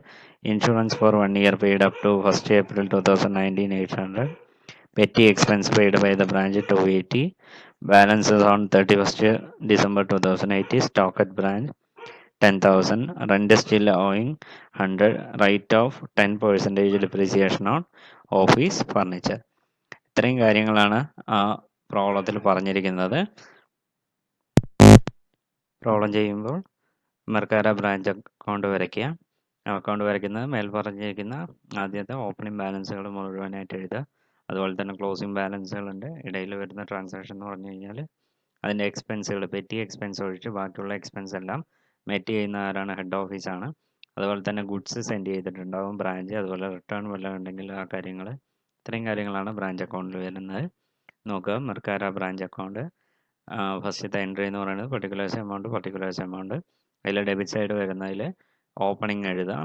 To branch stock 12,000. Sundry debtors branch debtors എന്ന് പറയുന്നത് 9,000. Petty cash book 400. അതുപോലെ തന്നെ branch furniture 1,200. ഇനി താഴെയുള്ള items വരുന്നുണ്ട്. ഇനി credit സൈഡിലേക്ക് പോകുക. By outstanding salaries. അതിൽ ഔട്ട്സ്റ്റാൻഡിങ് എമൗണ്ട് ഒരു 200 രൂപ അതിൽ ഓപ്പണിംഗ് കാണിച്ചിട്ടുണ്ട്. അതെടുത്ത് എഴുതുക. Outstanding salaries of the branch. അതെന്താണ് ക്രെഡിറ്റ് സൈഡ് കാണിക്കാം. പിന്നെ അതുപോലെ തന്നെ by goods send to branch ഒരു റിട്ടേണിൻ്റെ ഡീറ്റെയിൽസ് ഉണ്ട്. 800 എന്നുള്ളത് goods returned by the branch, ആ 800 കാണിക്കാം. By bank remittance. ഇവിടെ ഉദ്ദേശിക്കുന്നത് ക്യാഷ് റിസീവ്ഡ് ഫ്രം ഡെറ്റേഴ്സും അതുപോലെ തന്നെ ക്യാഷ് സെയിൽസും. അതാണ് ടോട്ടൽ 50,000 പ്ലസ് 30,000, ടോട്ടൽ 80,000 ബാങ്കിലേക്ക് റെമിറ്റ് ചെയ്തിട്ടുണ്ട്. കാരണം ബ്രാഞ്ചിൽ എന്ത് ട്രാൻസാക്ഷൻ നടന്നാലും ഡെയിലി വരുന്ന ക്യാഷ് ആർക്ക് സെൻഡ് ചെയ്യും? ഹെഡ് ഓഫീസിലേക്ക് സെൻഡ് ചെയ്യും. അപ്പോൾ ഡെറ്റേഴ്സിൻ്റെ നിന്ന് റിസീവ് ചെയ്ത എമൗണ്ടും ക്യാഷ് സെയിൽസ് എമൗണ്ടും രണ്ടും കൂടി ചേർത്തിട്ട് 80,000 രൂപ ഹെഡ് ഓഫീസിലേക്ക് അയച്ചിട്ടുണ്ടാവും. പിന്നെ വരുന്നത് ബ്രാഞ്ച് സ്റ്റോക്ക് ക്ലോസിങ്ങിൻ്റെ ഒരു ഡീറ്റെയിൽസ് അവസാനം തന്നിട്ടുണ്ട്. ബാലൻസ് ഓൺ 31st December 2018 10,000 എന്നുള്ളത്. ഇത്രയും കാര്യങ്ങളാണ്. ഇനി അതിൻ്റെ കണ്ടിന്യൂഷൻ. ഇനി ആ ഡെബിറ്റ് സൈഡ് വരുന്ന ഒരു ഐറ്റമാണ് ടു ബ്രാഞ്ച് പ്രീപെയ്ഡ് ഇൻഷുറൻസ് എന്ന് പറഞ്ഞിട്ട് 200 രൂപ. പിന്നെ ബ്രാഞ്ച് ഹെഡ് ഓഫീസിൽ നിന്ന് ബ്രാഞ്ചിലേക്ക് അയക്കുന്ന ഗുഡ്സിൻ്റെ amount, goods send to branch 64,000. പിന്നെ ഡെബിറ്റ് സൈഡ് വരുന്നത് അതിൽ താഴെ കുറേ ട്രാൻസാക്ഷൻ 31st December വരുന്നുണ്ടെന്ന് പറഞ്ഞിട്ട് കൊടുത്തിട്ടുണ്ട്. Payment made for the branch made by the head office എന്ന് പറഞ്ഞിട്ട് ആ ഐറ്റം എടുത്ത് എഴുതുക. ടു ബാങ്ക് എന്ന് പറഞ്ഞ് കാണിച്ചിട്ട് സാലറീസ് 2,000 രൂപ, റെൻറ്റ് പെയ്ഡ് 1,800 രൂപ, അതുപോലെ തന്നെ ഇൻഷുറൻസ് ഫോർ 1 year 800 രൂപ, ടോട്ടൽ 4,600 രൂപ എമൗണ്ട് കോളത്തിൽ കാണിക്കാം. പിന്നെ വരുന്നത് ലാസ്റ്റ് ഒരു ഐറ്റം റെൻറ്റ് സ്റ്റിൽ ഓയിങ്, അത് കൊടുക്കാനുണ്ട് എന്നാണ് പറയുന്നത്. അപ്പോൾ ടു ഔട്ട്സ്റ്റാൻഡിങ് റെൻറ്റ് ക്ലോസിംഗ് ആണത് 100 rupees, അത് എമൗണ്ട് കോളത്തിൽ കാണിക്കാം. പിന്നെ ക്രെഡിറ്റ് സൈഡിലേക്ക് വരിക. ബൈ ബ്രാഞ്ച് ഡെറ്റേഴ്സ്, അത് ക്ലോസിംഗ് എമൗണ്ട് ആണ് 8,220. ആ എമൗണ്ട് നമുക്ക് കിട്ടണമെങ്കിൽ ആദ്യം എന്ത് ചെയ്യണം? ബ്രാഞ്ച് ഡെറ്റേഴ്സിൻ്റെ അക്കൗണ്ട് വരയ്ക്കണം. അക്കൗണ്ട് വരച്ചിട്ടാണ് അതിൽ ബാലൻസ് അവിടെ ആ 8,220 ആണെന്നുള്ളത് അറിയാൻ പറ്റുള്ളൂ. അത് താഴെ വരുന്നുണ്ട്, അത് വർക്കിംഗ് നോട്ടായിട്ട് കാണിക്കാം. പിന്നെ വരുന്നത് branch petty cash closing balance ആണ്. അത് 400 രൂപയാണ് അതിൻ്റെ ഓപ്പണിംഗ് ഉണ്ടായിരുന്നത്. അതിൽ പെറ്റി എക്സ്പെൻസ് എത്രയാണ് പേ ചെയ്തിരിക്കുന്നത്? 280 ആണ്. അപ്പോൾ അതിൻ്റെ ബാലൻസ് എന്ന് പറയുന്നത് 400 മൈനസ് 280, 120 രൂപയാണ് അതിൻ്റെ ക്ലോസിംഗ് എന്ന് പറയുന്നത്. പിന്നെ വരുന്നത് ബ്രാഞ്ച് ഫർണിച്ചർ എന്ന് പറയുന്നത് ക്ലോസിംഗ് അവിടെ തന്നിട്ടുണ്ട്, എമൗണ്ട് 1,080 രൂപ. പിന്നെ വരുന്നത് ബ്രാഞ്ച് പ്രീപെയ്ഡ് ഇൻഷുറൻസ് എന്ന് പറയുന്നത് 800 രൂപയാണ്. അതിന് 3 മാസമാണ്. അപ്പോൾ 3/12 ചെയ്ത് 200 രൂപ ബ്രാഞ്ച് പ്രീപെയ്ഡ് ഇൻഷുറൻസിൻ്റെ ക്ലോസിങ്. ഇത്ര ഐറ്റംസ് നോക്കിക്കഴിഞ്ഞാൽ ക്രെഡിറ്റ് സൈഡാണ് കൂടുതൽ എമൗണ്ട് വരുന്നത്, 1,620 രൂപ. ബാലൻസ് ചെയ്യുമ്പോൾ to general profit and loss അക്കൗണ്ടിലേക്ക് പ്രോഫിറ്റ് ആയിട്ട് 9,120 രൂപയാണ് കിട്ടുക ബ്രാഞ്ച് പ്രോഫിറ്റിൻ്റെ. ഇനി അതിൽ താഴെ വരുന്ന ഒരു ലെജർ എന്ന് പറയുന്നത് ബ്രാഞ്ച് ഡെറ്റേഴ്സ് അക്കൗണ്ടാണ്. ഇതിൻ്റെ ഓപ്പണിംഗ് ബാലൻസ് തന്നിട്ടുണ്ട്. അപ്പോൾ ടു ബാലൻസ് ഓപ്പണിംഗ് എന്ന് പറഞ്ഞിട്ട് 9,000 കാണിക്കാം. ഇനി അതിൽ ഡെബിറ്റ് സൈഡ് വരുന്ന എൻട്രി എന്ന് പറയുന്നത് ക്രെഡിറ്റ് സെയിലാണ്. ക്രെഡിറ്റ് സെയിൽ 30,000 രൂപ. അതുപോലെ തന്നെ ബൈ ക്യാഷ് എന്ന് പറഞ്ഞു കഴിഞ്ഞാൽ ഇവിടെ ക്യാഷ് റിസീവ്ഡ് ഫ്രം ഡെറ്റേഴ്സ് ആണ്, എമൗണ്ട് 30,000.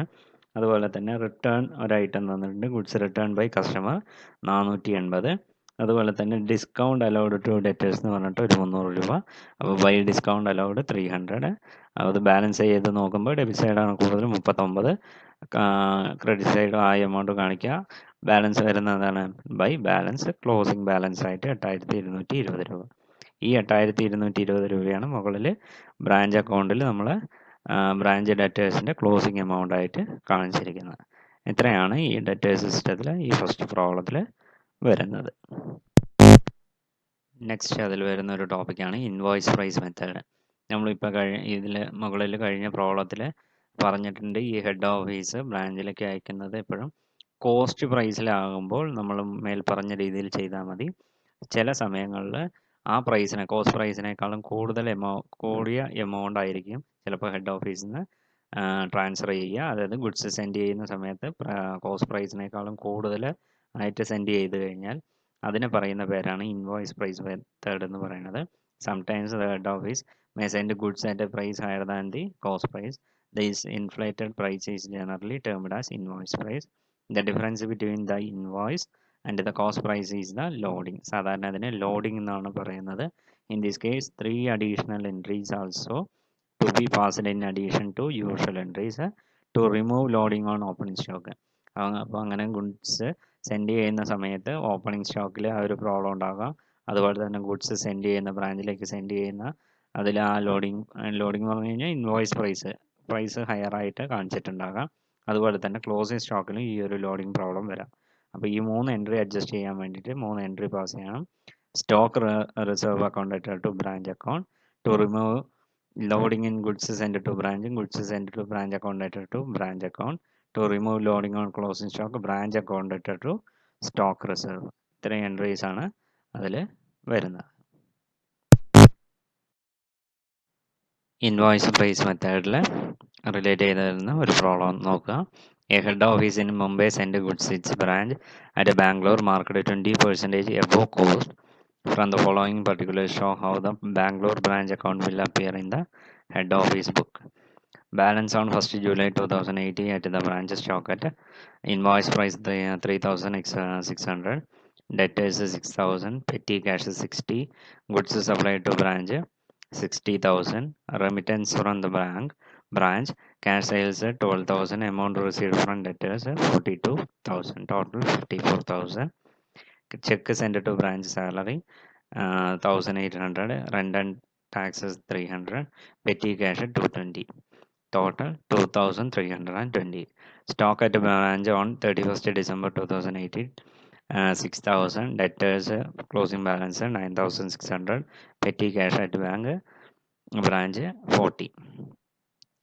ഇവിടെ പ്രോബ്ലത്തിൽ ശ്രദ്ധിക്കേണ്ടത് ഇൻവോയ്സ് പ്രൈസിൽ എബോവ് കോസ്റ്റിലാണ് കൊടുത്തിരിക്കുന്നത്. അപ്പം അങ്ങനെ ഉണ്ടെങ്കിൽ ഓപ്പണിംഗ് സ്റ്റോക്ക്, അതുപോലെ തന്നെ ഗുഡ്സ് സെൻഡ് ടു ബ്രാഞ്ച്, അതുപോലെ ലാസ്റ്റ് ക്ലോസിംഗ് സ്റ്റോക്കിൻ്റെ അവിടെ വരുന്ന സമയത്ത് ലോഡിംഗ് ഉണ്ടാകും. ആ ലോഡിംഗ് നമ്മൾ എന്ത് ചെയ്യണം, ഒഴിവാക്കേണ്ടതായിട്ട് വരും. അവിടെ നോക്കുക, പ്രോബ്ലത്തിൽ ഓപ്പണിംഗ് ബാലൻസുകൾ തന്നതിന് ബാംഗ്ലൂർ ബ്രാഞ്ച് അക്കൗണ്ട് എന്ന് പറഞ്ഞിട്ട് കാണിക്കുക. അതിൽ ഓപ്പണിംഗ് സ്റ്റോക്ക് തുടങ്ങുക, debit side to branch stock account opening 3,600, പിന്നെ വരുന്ന ബ്രാഞ്ച് ഡെറ്റേഴ്സിൻ്റെ ഓപ്പണിംഗ് 6,000, പെറ്റി ക്യാഷിൻ്റെ ഓപ്പണിംഗ് 60. ഇനി വരുന്ന ഒരു item goods send to branch supplied എത്രയാണ് 60,000, അതെടുത്ത് എഴുതുക. പിന്നെ വരുന്നത് payment cheque send to branch salary 1,800, rent 300, petty cash 220, total 2,320. പിന്നെ വരുന്നത് ടു സ്റ്റോക്ക് റിസർവ്. നമുക്കറിയാം ഒരു എൻട്രി എഴുതണം. അതിൻ്റെ ലോഡിങ് ക്ലോസിംഗ് സ്റ്റോക്കിൻ്റെ ലോഡിങ് ഒഴിവാക്കാൻ വേണ്ടിയിട്ടാണ് അത് എഴുതേണ്ടത്. അതിന് മുൻപ് അതിനായിട്ട് ബാക്കിയുള്ള ഐറ്റംസ് നമുക്ക് എൻട്രി ചെയ്തതിന് ശേഷം ഈ ലോഡിങ്ങിൻ്റെ അഡ്ജസ്റ്റ്മെൻറ്റുകൾ കാണിക്കാം. അവിടെ നോക്കുക, credit side by bank remittance, cash received from ഡെറ്റേഴ്സിൻ്റെയും അതുപോലെ തന്നെ ക്യാഷ് സെയിൽസ്, ഇത് രണ്ടിൻ്റെയും ടോട്ടൽ 54,000, അതെടുത്ത് എഴുതുക. ടു ബ്രാഞ്ച് സ്റ്റോക്ക്, ഇനി ക്ലോസിംഗ് എൻട്രിയാണ് എഴുതേണ്ടത്. ബ്രാഞ്ച് സ്റ്റോക്ക് 6,000 രൂപ, ബ്രാഞ്ച് ഡെറ്റേഴ്സിൻ്റെ ക്ലോസിംഗ് 9,600, പെറ്റി ക്യാഷ് ബുക്ക് 40. ഇനി വരുന്ന ഐറ്റംസ് എന്ന് പറയുന്നത് ലോഡിംഗ് ആണ്. ഓപ്പണിംഗ് സ്റ്റോക്കിൻ്റെ ലോഡിങ്ങും അതുപോലെ തന്നെ ഗുഡ്സ് സെൻഡ് ടു ബ്രാഞ്ച്, ആ ലോഡിങ് രണ്ടും ക്രെഡിറ്റ് സൈഡും കയറി വരും. Loading on closing stock debit സൈഡും കയറി വരും. അങ്ങനെ ഉണ്ടെങ്കിൽ അത് ഈക്വലായിട്ട് ടാലി ആയി പോകുള്ളൂ. അതായത് എബോ കോസ്റ്റിനെ കോസ്റ്റ് പ്രൈസിലേക്ക് ആക്കുകയാണ് അവിടെ ചെയ്യുന്നത്. അത് നോക്കുക, by stock reserve loading on opening സ്റ്റോക്കിൻ്റെ വാല്യൂ എന്ന് പറയുന്നത് എത്രയാണ് 3,600 എബോ കോസ്റ്റ് 20%, കോസ്റ്റിനേക്കാളും 20% കൂടുതലാണ്. അപ്പോൾ അതിൻ്റെ എക്സാക്ട് വാല്യൂ എക്സസ് വാല്യൂ കണ്ടുപിടിക്കാൻ വേണ്ടിയിട്ട് 3,600 ഇൻറ്റു 20/120 ചെയ്ത് കഴിഞ്ഞാൽ അതിൻ്റെ വാല്യൂ കിട്ടും, അതായത് 600 രൂപ. പിന്നെ വരുന്നത് goods send to branch, loading on goods send, loading amount എന്ന് പറയുന്നത് ഗുഡ്സ് സെൻഡ് എമൗണ്ട് വന്നിട്ട് 60,000. അപ്പോൾ 60,000 ഇൻറ്റു 20/120 ചെയ്താൽ അതിൻ്റെ ലോഡിംഗ് പോർഷൻ, അതായത് ഇൻവോയ്സ് ഹയർ പ്രൈസ് കോസ്റ്റ് പ്രൈസിനേക്കാളും എത്ര എമൗണ്ട് ആണ് കൂടുതലെന്ന് കിട്ടും. ആ എമൗണ്ട് എന്ന് പറയുന്നത് എത്രയാണ് 10,000. ഇനി വരുന്നത് ക്ലോസിംഗ് സ്റ്റോക്കിൻ്റെ ലോഡിംഗ് കുറവാക്കാൻ മാറ്റാൻ വേണ്ടിയിട്ട് 6000 ആണ് എൻ്റെ ക്ലോസിംഗ് സ്റ്റോക്ക് ഇൻറ്റു 20/120 എമൗണ്ട് 1000 രൂപ. ഇനി എന്ത് ചെയ്യുക, അത് ബാലൻസ് ചെയ്യുക, പ്രോഫിറ്റ് ആണോ ലോസ് ആണോ എന്ന് നോക്കാം. ക്രെഡിറ്റ് സൈഡാണ് കൂടുതൽ 80,240, ഡെബിറ്റ് സൈഡ് എമൗണ്ട് എഴുതുക, balancing difference amount general profit and loss അക്കൗണ്ടിലേക്ക് മാറ്റുക, 7260 രൂപ. ഇനി രണ്ടാമത്തെ സിസ്റ്റം മെത്തേഡ് ഓഫ് അക്കൗണ്ടിംഗ് ആണ് സ്റ്റോക്ക് ആൻഡ് ഡെറ്റേഴ്സ് സിസ്റ്റം. നമ്മൾ ആദ്യം പറഞ്ഞ ഡെറ്റേഴ്സ് സിസ്റ്റത്തിൽ ആകെ ബ്രാഞ്ച് അക്കൗണ്ടും അതുപോലെ തന്നെ പിന്നെ വരുന്നത് ബ്രാഞ്ച് ഡെറ്റേഴ്സിൻ്റെ അക്കൗണ്ട് മാത്രമേ ഇവിടെ പ്രിപ്പയർ ചെയ്യേണ്ട കാര്യമുള്ളൂ. ഇവിടെ ശ്രദ്ധിക്കാനുള്ള ഒന്നിൽ കൂടുതൽ അക്കൗണ്ടുകളുണ്ട്. In case of this system the head office maintenance a number of accounts for branch transaction in place of in branch account. The various accounts are branch stock account, branch debtors account, branch expense account, branch adjustment account, branch profit and loss account, branch cash account, branch fixed asset account, goods sent to branch account. Accounting entries are as follows. When goods sent to branch at invoice price, branch stock account debtor to goods sent to branch account. For cash sales, cash account debtor to branch stock. For credit sale, branch debtors account debtor to branch stock. For bad debts and allowance allowed to debtors, cash account debtor to branch debtors. Cash paid by branch debtors and remitted to head office, cash account debtor to branch debtors. For removing loading on goods sent to branch account, goods sent to branch account to branch adjustment account. For removing loading on closing stock, branch adjustment account debtor to stock reserve account. Next, expense paid by head office, branch expense account debtor to cash account. Transfer branch expense, branch adjustment account debtor to branch expense account. For net profit disclosed by branch adjustment, disclosed by branch, branch adjustment account debtor to general profit and loss account. Stock and debtors സിസ്റ്റത്തിൽ വരുന്ന accounting entries ആണ് മുകളിൽ പറഞ്ഞിരിക്കുന്നത്.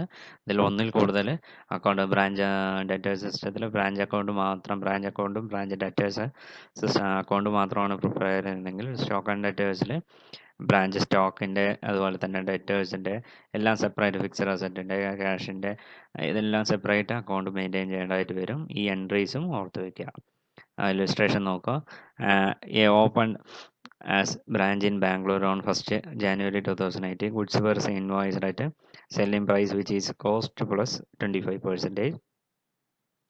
From the following particulars relating to the year 2018, you are required to prepare accounts under stock and debtor system. Goods sent to branch 3 lakh, sales cash 1 lakh, credit 1,40,000, goods returned by customer 3,000, cash received from customers 80,000, discount allowed 1,000, cash remitted to branch, rent 1,500, branch salaries 6,000, sundry debtors 1,000, defective goods return of 1,000, goods returned by branch 12,000, stock at the end 50,000. ആദ്യം branch stock account വരയ്ക്കുക. അപ്പോൾ സ്റ്റോക്കുമായിട്ട് relate ചെയ്ത items മാത്രം അതിലെടുത്ത് എഴുതിയാൽ മതി. അതിൽ first goods send to branch അത് കാണിക്കുക. Goods send to branch account 3 lakh amount എടുത്ത് എഴുതുക, ഡെബിറ്റ് സൈഡ്. പിന്നെ വരുന്നത് by branch debtors goods returned എന്ന് പറഞ്ഞിട്ട് ഒരു എമൗണ്ട് അവിടെ കൊടുത്തിട്ടുണ്ട് 3,000, അതെടുത്ത് എഴുതാം. ഇനി ക്രെഡിറ്റ് സൈഡ് നോക്കുക. Credit side by branch cash account, cash sales amount തന്നിട്ടുണ്ട്, അത് 1 lakh. അതുപോലെ തന്നെ branch cash account credit sale, ഇവിടെ സെയിൽ രണ്ട് രീതിയിൽ വരുന്നുണ്ട്, ക്യാഷ് സെയിലുണ്ട് അതുപോലെ തന്നെ ക്രെഡിറ്റ് സെയിൽ 1,40,000. അതുപോലെ തന്നെ goods send to branch return ചെയ്ത ഗുഡ്സിൻ്റെ എമൗണ്ട് 12,000. അതുപോലെ തന്നെ ബ്രാഞ്ച് അഡ്ജസ്റ്റ്മെൻറ്റ് ഡിഫക്റ്റീവ് ഐറ്റംസിൻ്റെ ഒരു റൈറ്റ് ഓഫ് ചെയ്തിട്ടുണ്ട് 1,000. ഇനി എന്ത് ചെയ്യുക, ബാലൻസ് നോക്കുക. ബാലൻസ് എമൗണ്ടിന് 50,000 എന്നുള്ളത് ക്യാരി ഡൗൺ ഫിഗർ ഡിഫറൻസ് ആണ്, അത് 50,000 എന്നുള്ളത്. അതിനെന്ത് ചെയ്യുക, ബാലൻസ് ബ്രോ ഡൗൺ ചെയ്ത് വയ്ക്കുക. ഇത്ര ഐറ്റംസ് ആണ് ബ്രാഞ്ച് സ്റ്റോക്ക് അക്കൗണ്ടിൽ വരുന്നത്. ഇനി നെക്സ്റ്റ് അക്കൗണ്ടിലേക്ക്, ബ്രാഞ്ച് സ്റ്റോക്ക് അക്കൗണ്ട് കഴിഞ്ഞാൽ വരുന്ന next account branch debtors account. ഇവിടെ അറിയാം ഡെറ്റേഴ്സിൻ്റെ കേസിൽ നമ്മൾ ആക്ച്വലി ക്രെഡിറ്റ് സെയിലാണ് എടുത്തെഴുതേണ്ടത്. അപ്പോൾ to branch stock credit sale എന്ന് പറഞ്ഞിട്ട് എമൗണ്ട് 1,40,000 കാണിക്കുക. പിന്നെ ക്യാഷ് റിസീവ്ഡ് ഫ്രം ഡെറ്റേഴ്സ് എന്ന് പറഞ്ഞിട്ട് 80,000 രൂപ ക്രെഡിറ്റ് സൈഡ് കാണിക്കുക. അതുപോലെ തന്നെ ഡെറ്റേഴ്സിൽ നിന്ന് റിട്ടേൺ പോയത് 3000, ബ്രാഞ്ച് എക്സ്പെൻസ് മറ്റ് ചെയ്തത് 1000, ഡെറ്റേഴ്സിൻ്റെ ഇനി എന്ത് ചെയ്യുക, ബാലൻസ് ചെയ്യുക. ബാലൻസ് ചെയ്യുന്ന സമയത്ത് ബ്രാഞ്ച് ഡെറ്റേഴ്സിൻ്റെ അക്കൗണ്ടിൻ്റെ ബാലൻസ് 56,000 കിട്ടും. അതിനെന്ത് ചെയ്യാം, ക്യാരി ഡൗൺ ചെയ്യുക. നെക്സ്റ്റ് ഇയർ ഇതിലേക്ക് ബ്രൗ ഡൗൺ ചെയ്ത് വയ്ക്കുക 56,000. നെക്സ്റ്റ് അക്കൗണ്ട് എന്ന് പറയുന്നത് branch expense account. Branch expense അക്കൗണ്ടിൽ എക്സ്പെൻസുകളുടെ ഡീറ്റെയിൽസ് അവിടെ തന്നിട്ടുണ്ട് പ്രോബ്ലത്തിൽ. അപ്പോൾ ടു ക്യാഷ് എന്ന് പറഞ്ഞ് കാണിച്ചിട്ട് salaries 6,000, rent 1,500, sundry expense 1,000, branch debtors 1,000, total 9,500 ആണ് വരുന്നത്. നമ്മൾ പ്രോബ്ലത്തിൽ ശ്രദ്ധിച്ചാൽ അറിയും, ഇങ്ങനെയുള്ള അഡ്ജസ്റ്റ്മെൻറ്റുകൾ അല്ലെങ്കിൽ എക്സ്പെൻസുകൾ വരുന്ന സമയത്ത് നമ്മൾ ബ്രാഞ്ച് അഡ്ജസ്റ്റ്മെൻറ്റ് അക്കൗണ്ട് എന്ന് പറഞ്ഞിട്ട് അക്കൗണ്ടിലേക്കാണ് ട്രാൻസ്ഫർ ചെയ്യുക. അപ്പോൾ ബൈ ബ്രാഞ്ച് അഡ്ജസ്റ്റ്മെൻറ്റ് ട്രാൻസ്ഫർ എന്ന് പറഞ്ഞിട്ട് 9,500 കാണിക്കാം. ഇനി നെക്സ്റ്റ് വരുന്ന അക്കൗണ്ട് എന്ന് പറയുന്നത് branch adjustment account. Branch adjustment അക്കൗണ്ടിൽ നമ്മൾ ഇപ്പോൾ എഴുതിയ ഐറ്റം ബ്രാഞ്ച് എക്സ്പെൻസ് മറ്റ് ചെയ്തത് 9,500. അതുപോലെ തന്നെ ബ്രാഞ്ച് സ്റ്റോക്ക് എന്ന് പറയുന്നത് ഒരു അഡ്ജസ്റ്റ്മെൻറ്റ് അവിടെ വന്നിട്ടുണ്ട്. റൈറ്റ് ഓഫ് ചെയ്ത എമൗണ്ട് 1,000 രൂപ. പിന്നെ വരുന്നത് ലോഡിങ്ങിൻ്റെ പോർഷനാണ്. അപ്പോൾ ഓപ്പണിംഗ് സ്റ്റോക്കിൻ്റെയും ഗുഡ്സ് സെൻഡ് ടു ബ്രാഞ്ചിൻ്റെയും രണ്ട് ലോഡിങ്ങും ഇവിടെ ഡെബിറ്റ് സൈഡ് കാണിക്കാം. ക്ലോസിംഗ് സ്റ്റോക്കിൻ്റെ ഇതിൽ ക്രെഡിറ്റ് സൈഡും കാണിക്കാം. ഗുഡ്സ് സെൻഡ് ടു ബ്രാഞ്ചിൻ്റെയും അവിടെ നോക്കുക. അതിൻ്റെ എൻട്രി എന്ന് പറയുന്നത് ബ്രാഞ്ച് അഡ്ജസ്റ്റ്മെൻറ്റ് അക്കൗണ്ടിൽ ആ ലോഡിങ് പോർഷനാണ് കാണേണ്ടത്. അപ്പോൾ credit side by goods send to branch loading ഇവിടെ 60,000 ആണ് കിട്ടുക. അതിൻ്റെ കാൽക്കുലേഷൻ എങ്ങനെയാണെന്ന് പറഞ്ഞു കഴിഞ്ഞാൽ ഗുഡ്സ് സെൻഡ് ടു ബ്രാഞ്ച് ഇവിടെ 3,00,000 രൂപയാണ്. അതിൽ 25% എബവ് കോസ്റ്റാണ് നമ്മൾ കാണിച്ചിരിക്കുന്നത് ഇൻവോയ്സ് പ്രൈസ്. ഇൻവോയ്സ് പ്രൈസ് ആയതുകൊണ്ട് തന്നെ അതിൻ്റെ ലോഡിങ് കണ്ടുപിടിക്കാൻ വേണ്ടിയിട്ട് നമ്മൾ actual amount into 25 divided by 125 ചെയ്ത് കഴിഞ്ഞാൽ അതിൻ്റെ ലോഡിങ് പോർഷൻ കിട്ടും. അതായത് 3,00,000 ഇൻറ്റു 25/125 ചെയ്താൽ കിട്ടുന്നതാണ് 60,000 രൂപ. അതാണ് അതിൽ ലോഡിങ് വരുന്നത്. പിന്നെ വരുന്നത് ഡെബിറ്റ് സൈഡ് വരുന്ന ഒരു സ്റ്റോക്ക് റിസർവ് ലോഡിങ്ങിൻ്റെ ഒരു പോർഷൻ എന്ന് പറയുന്നത് ക്ലോസിംഗ് സ്റ്റോക്കിൻ്റെ വാല്യൂ ആണ്. ക്ലോസിംഗ് സ്റ്റോക്ക് വാല്യൂ അവിടെ തന്നിട്ടുണ്ട് 50,000 രൂപയാണ്. അതിൻ്റെ ലോഡിങ് കളയാൻ വേണ്ടിയിട്ട് 50,000 ഇൻറ്റു 25/125 ആ 10,000 രൂപ എമൗണ്ട് കോളത്തിൽ കാണിക്കാം. പിന്നെ വരുന്ന ഒരു ഗുഡ്സ് സെൻഡ് ടു ബ്രാഞ്ച് നമ്മളൊരു റിട്ടേൺ അവിടെ പറഞ്ഞിട്ടുണ്ട് 12,000 രൂപ. അതിലെ ലോഡിങ് ഒഴിവാക്കാൻ വേണ്ടിയിട്ട് 12,000 ഇൻറ്റു 25/125 ചെയ്ത് കഴിഞ്ഞാൽ 2,400 കിട്ടും. ഇത്രയും കാര്യങ്ങളാണ് അതിൽ വരുന്നത്. ബാലൻസിങ് ഫിഗറിനെ നമ്മൾ ബ്രാഞ്ച് P&L അക്കൗണ്ടിലേക്ക് പ്രോഫിറ്റ് ആൻഡ് ലോസ് അക്കൗണ്ടിലേക്ക് ട്രാൻസ്ഫർ ചെയ്യുക 37,100 രൂപ. ഇനി ലാസ്റ്റ് അക്കൗണ്ട് എന്ന് പറയുന്നത് goods send to branch account. അതിൽ ആദ്യം ബൈ ബ്രാഞ്ച് സ്റ്റോക്ക് എത്രയാണ് 3,00,000 രൂപ. അതുപോലെ തന്നെ ബ്രാഞ്ച് അഡ്ജസ്റ്റ്മെൻറ്റ് ആ ലോഡിംഗ് പോർഷൻ ഒഴിവാക്കിയ ബ്രാഞ്ച് അഡ്ജസ്റ്റ്മെൻറ്റിൽ ഒരു 2,400 രൂപ. പിന്നെ അതുപോലെ തന്നെ return amount branch stock to branch stock debit side കാണിക്കുക 12,000. പിന്നെ വരുന്നത് ബ്രാഞ്ച് അഡ്ജസ്റ്റ്മെൻറ്റ് അക്കൗണ്ട്, അത് നമ്മുടെ ലോഡിംഗ് പോർഷനാണ് മേലെ ബ്രാഞ്ച് അഡ്ജസ്റ്റ്മെൻറ്റിൻ്റെ അതിന് ഡെബിറ്റ് ചെയ്യുക 60,000 രൂപ. ഇനി എന്ത് ചെയ്യുക, ബാലൻസിങ് ഫിഗർ നമ്മൾ ട്രേഡിംഗ് അക്കൗണ്ടിലേക്ക് ട്രാൻസ്ഫർ ചെയ്ത് കൊടുക്കുക. ഇത്രയും കാര്യങ്ങളാണ് വരുന്നത്. അപ്പോൾ സ്റ്റോക്ക് ആൻഡ് ഡെറ്റേഴ്സ് സിസ്റ്റത്തിൽ എപ്പോഴും ശ്രദ്ധിക്കുക, ഒന്നിൽ കൂടുതൽ അക്കൗണ്ടുകളുണ്ട്. മെയിനായിട്ട് ബ്രാഞ്ച് സ്റ്റോക്ക് അക്കൗണ്ട് പ്രിപ്പയർ ചെയ്യേണ്ടതായിട്ട് വരും, ഡെറ്റേഴ്സ് അക്കൗണ്ട് പ്രിപ്പയർ ചെയ്യേണ്ടതായിട്ട് വരും, ബ്രാഞ്ച് എക്സ്പെൻസ് അക്കൗണ്ട് പ്രിപ്പയർ ചെയ്യേണ്ടതായിട്ട് വരും, അതുപോലെ തന്നെ ബ്രാഞ്ച് അഡ്ജസ്റ്റ്മെൻറ്റും, അതുപോലെ goods send to branch account. ഇത്രയും അക്കൗണ്ടാണ് ഇതിൽ മെയിൻറ്റെയിൻ ചെയ്യേണ്ടി വരിക. തേർഡ് സിസ്റ്റമാണ് final account system. Under the system head office opens രണ്ട് രീതിയിലുള്ള അക്കൗണ്ടാണ് ഇവിടെ മെയിൻറ്റെയിൻ ചെയ്യുന്നത്. Branch trading and profit and loss അക്കൗണ്ടും അതുപോലെ തന്നെ branch account. It is a personal account in nature. രണ്ട് ടൈപ്പ് അക്കൗണ്ടാണ് ഇവിടെ മെയിൻറ്റെയിൻ ചെയ്യുന്നത്. മൂന്നാമത്തെ സിസ്റ്റം വരുമ്പോൾ ഫൈനൽ അക്കൗണ്ട് സിസ്റ്റം വരുന്ന സമയത്ത് 3 അക്കൗണ്ട്, അതായത് ആ 2 അക്കൗണ്ടിനോടൊപ്പം നമ്മൾ ഡെറ്റേഴ്സ് അക്കൗണ്ട് കൂടി പ്രിപ്പയർ ചെയ്യേണ്ടതായിട്ട് വരും. അതായത് trading and profit and loss account വരും, ഡെറ്റേഴ്സ് അക്കൗണ്ട് വരും, തേർഡ് വൺ ബ്രാഞ്ച് അക്കൗണ്ട്, അതായത് പേഴ്സണൽ അക്കൗണ്ട്. ഇവിടെ ഒരു പ്രോബ്ലം ഉണ്ട്, നോക്കാം. Merchant at Bangalore has a branch at Mysore to which a charge goods at cost plus 25%. നമ്മുടെ കോസ്റ്റ് പ്രൈസ് ഇൻവോയ്സ് പ്രൈസ് ആണ് 25% കൂടുതലാണ് അതിൽ കൊടുത്തിരിക്കുന്നത്. അപ്പോൾ നമ്മൾ ആ ലോഡിങ് വരുന്ന സമയത്ത് 25/125 ചെയ്യുക. പ്രോബ്ലം മുഴുവനായിട്ടൊന്ന് വായിച്ച് നോക്കുക നിങ്ങൾ. അതിൽ സ്റ്റോക്കിൻ്റെ ഓപ്പണിംഗ് സ്റ്റോക്കുകൾ തന്നിട്ടുണ്ട്, ബ്രാഞ്ച് എക്സ്പെൻസുകൾ തന്നിട്ടുണ്ട്, അതുപോലെ തന്നെ ഗുഡ്സിൻ്റെ റിട്ടേൺ സ്റ്റോക്കിൻ്റെ ഡീറ്റെയിൽസ് തന്നിട്ടുണ്ട്, അതുപോലെ തന്നെ ക്ലോസിംഗ് സ്റ്റോക്ക് തന്നിട്ടുണ്ട്, സ്റ്റോക്കിൻ്റെ അതുപോലെ തന്നെ ക്ലോസിംഗ് ബാലൻസുകൾ മറ്റു ക്ലോസിംഗ് ബാലൻസുകളും അതിൽ തന്നിട്ടുണ്ട്. നമ്മൾ ഡയറക്റ്റായിട്ട് പ്രോബ്ലത്തിലേക്ക് പോകുക. Mysore branch trading and profit and loss account for the year ended 31st December 2018. നമ്മൾ ഓപ്പണിംഗ് സ്റ്റോക്ക് നോക്കുക. ഓപ്പണിംഗ് സ്റ്റോക്കിൽ trading and profit and loss account ആയതുകൊണ്ട് ലോഡിംഗ് എല്ലാം ഇവിടെ നിന്ന് തന്നെ ഓക്കെ ആക്കിയിട്ട് പോകുക. To opening stock. ഓപ്പണിംഗ് സ്റ്റോക്കിൻ്റെ വാല്യൂ എന്ന് പറയുന്നത് 22,000 ആണ്. 22,000 into 100/125.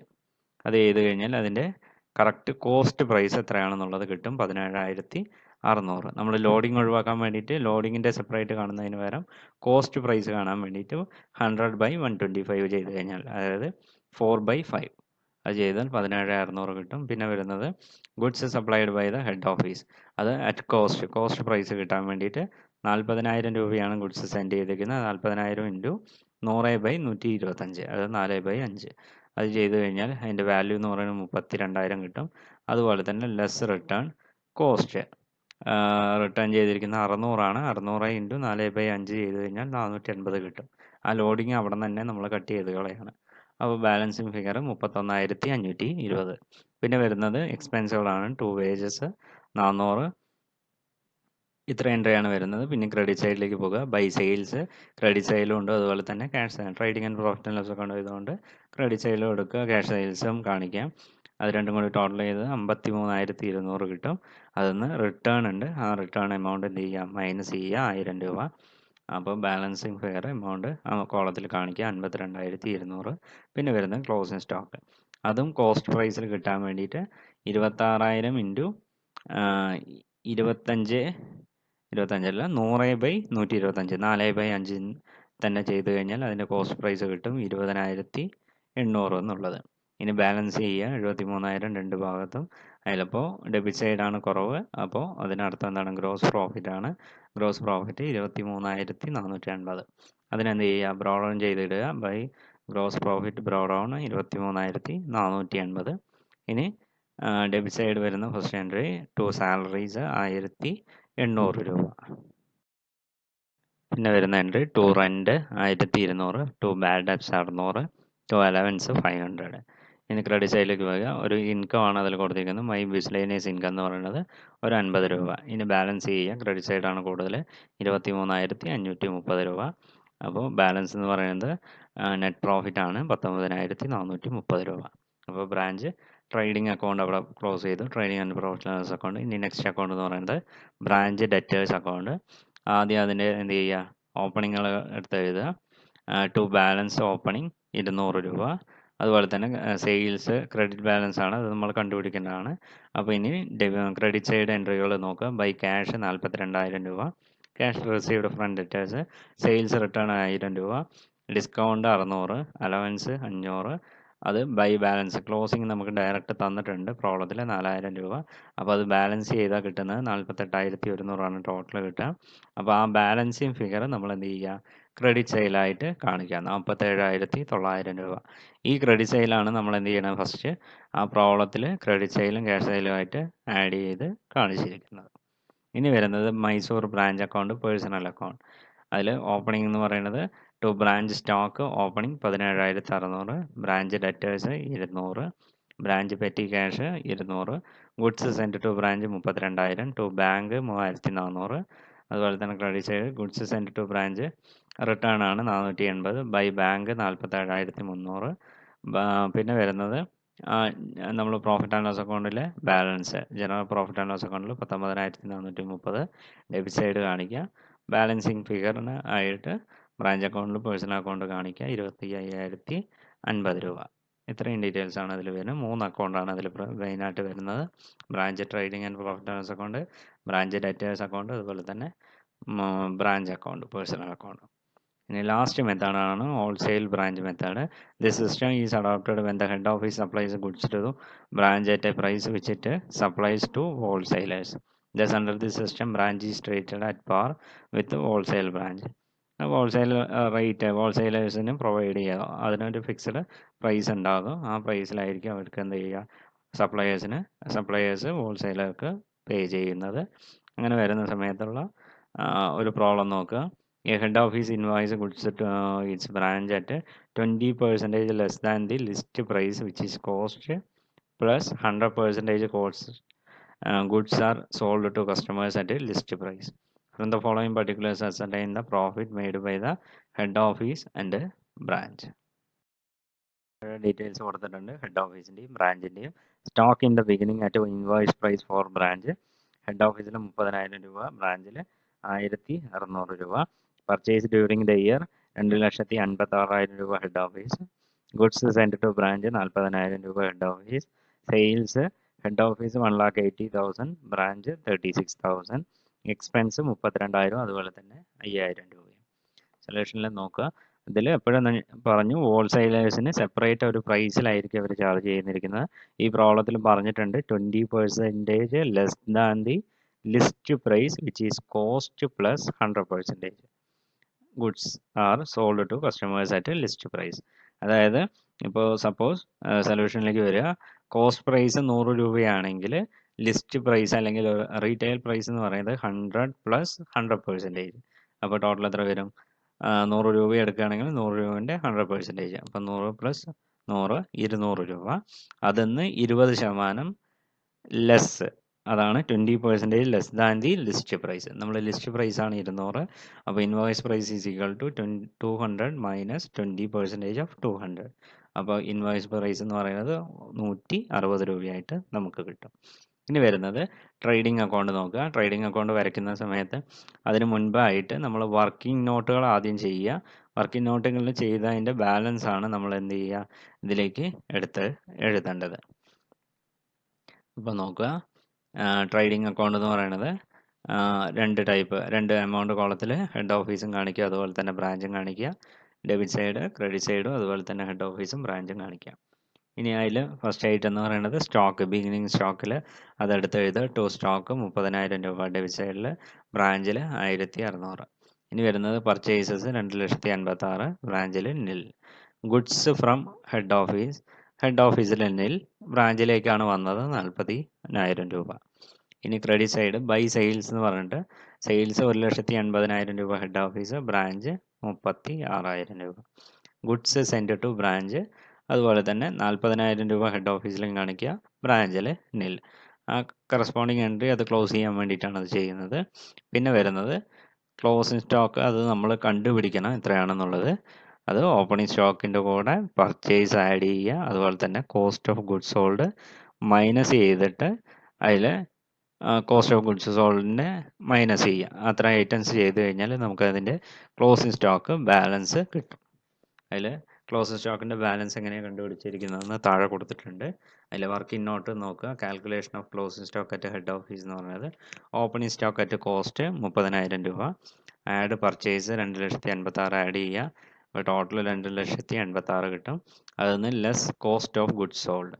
Cost of goods sold എന്ന് പറയുന്നത് 1,80,000 വാല്യൂ തന്നിട്ടുണ്ട്. അത് ഇൻറ്റു 100/200. കോസ്റ്റ് പ്രൈസ് ആണെങ്കിൽ ലിസ്റ്റ് പ്രൈസ് കൊണ്ട് ഡിവൈഡ് ചെയ്യുക. 100/200 ചെയ്താൽ 90,000 കിട്ടും കോസ്റ്റ് ഓഫ് ഗുഡ്സ് സോൾഡ്.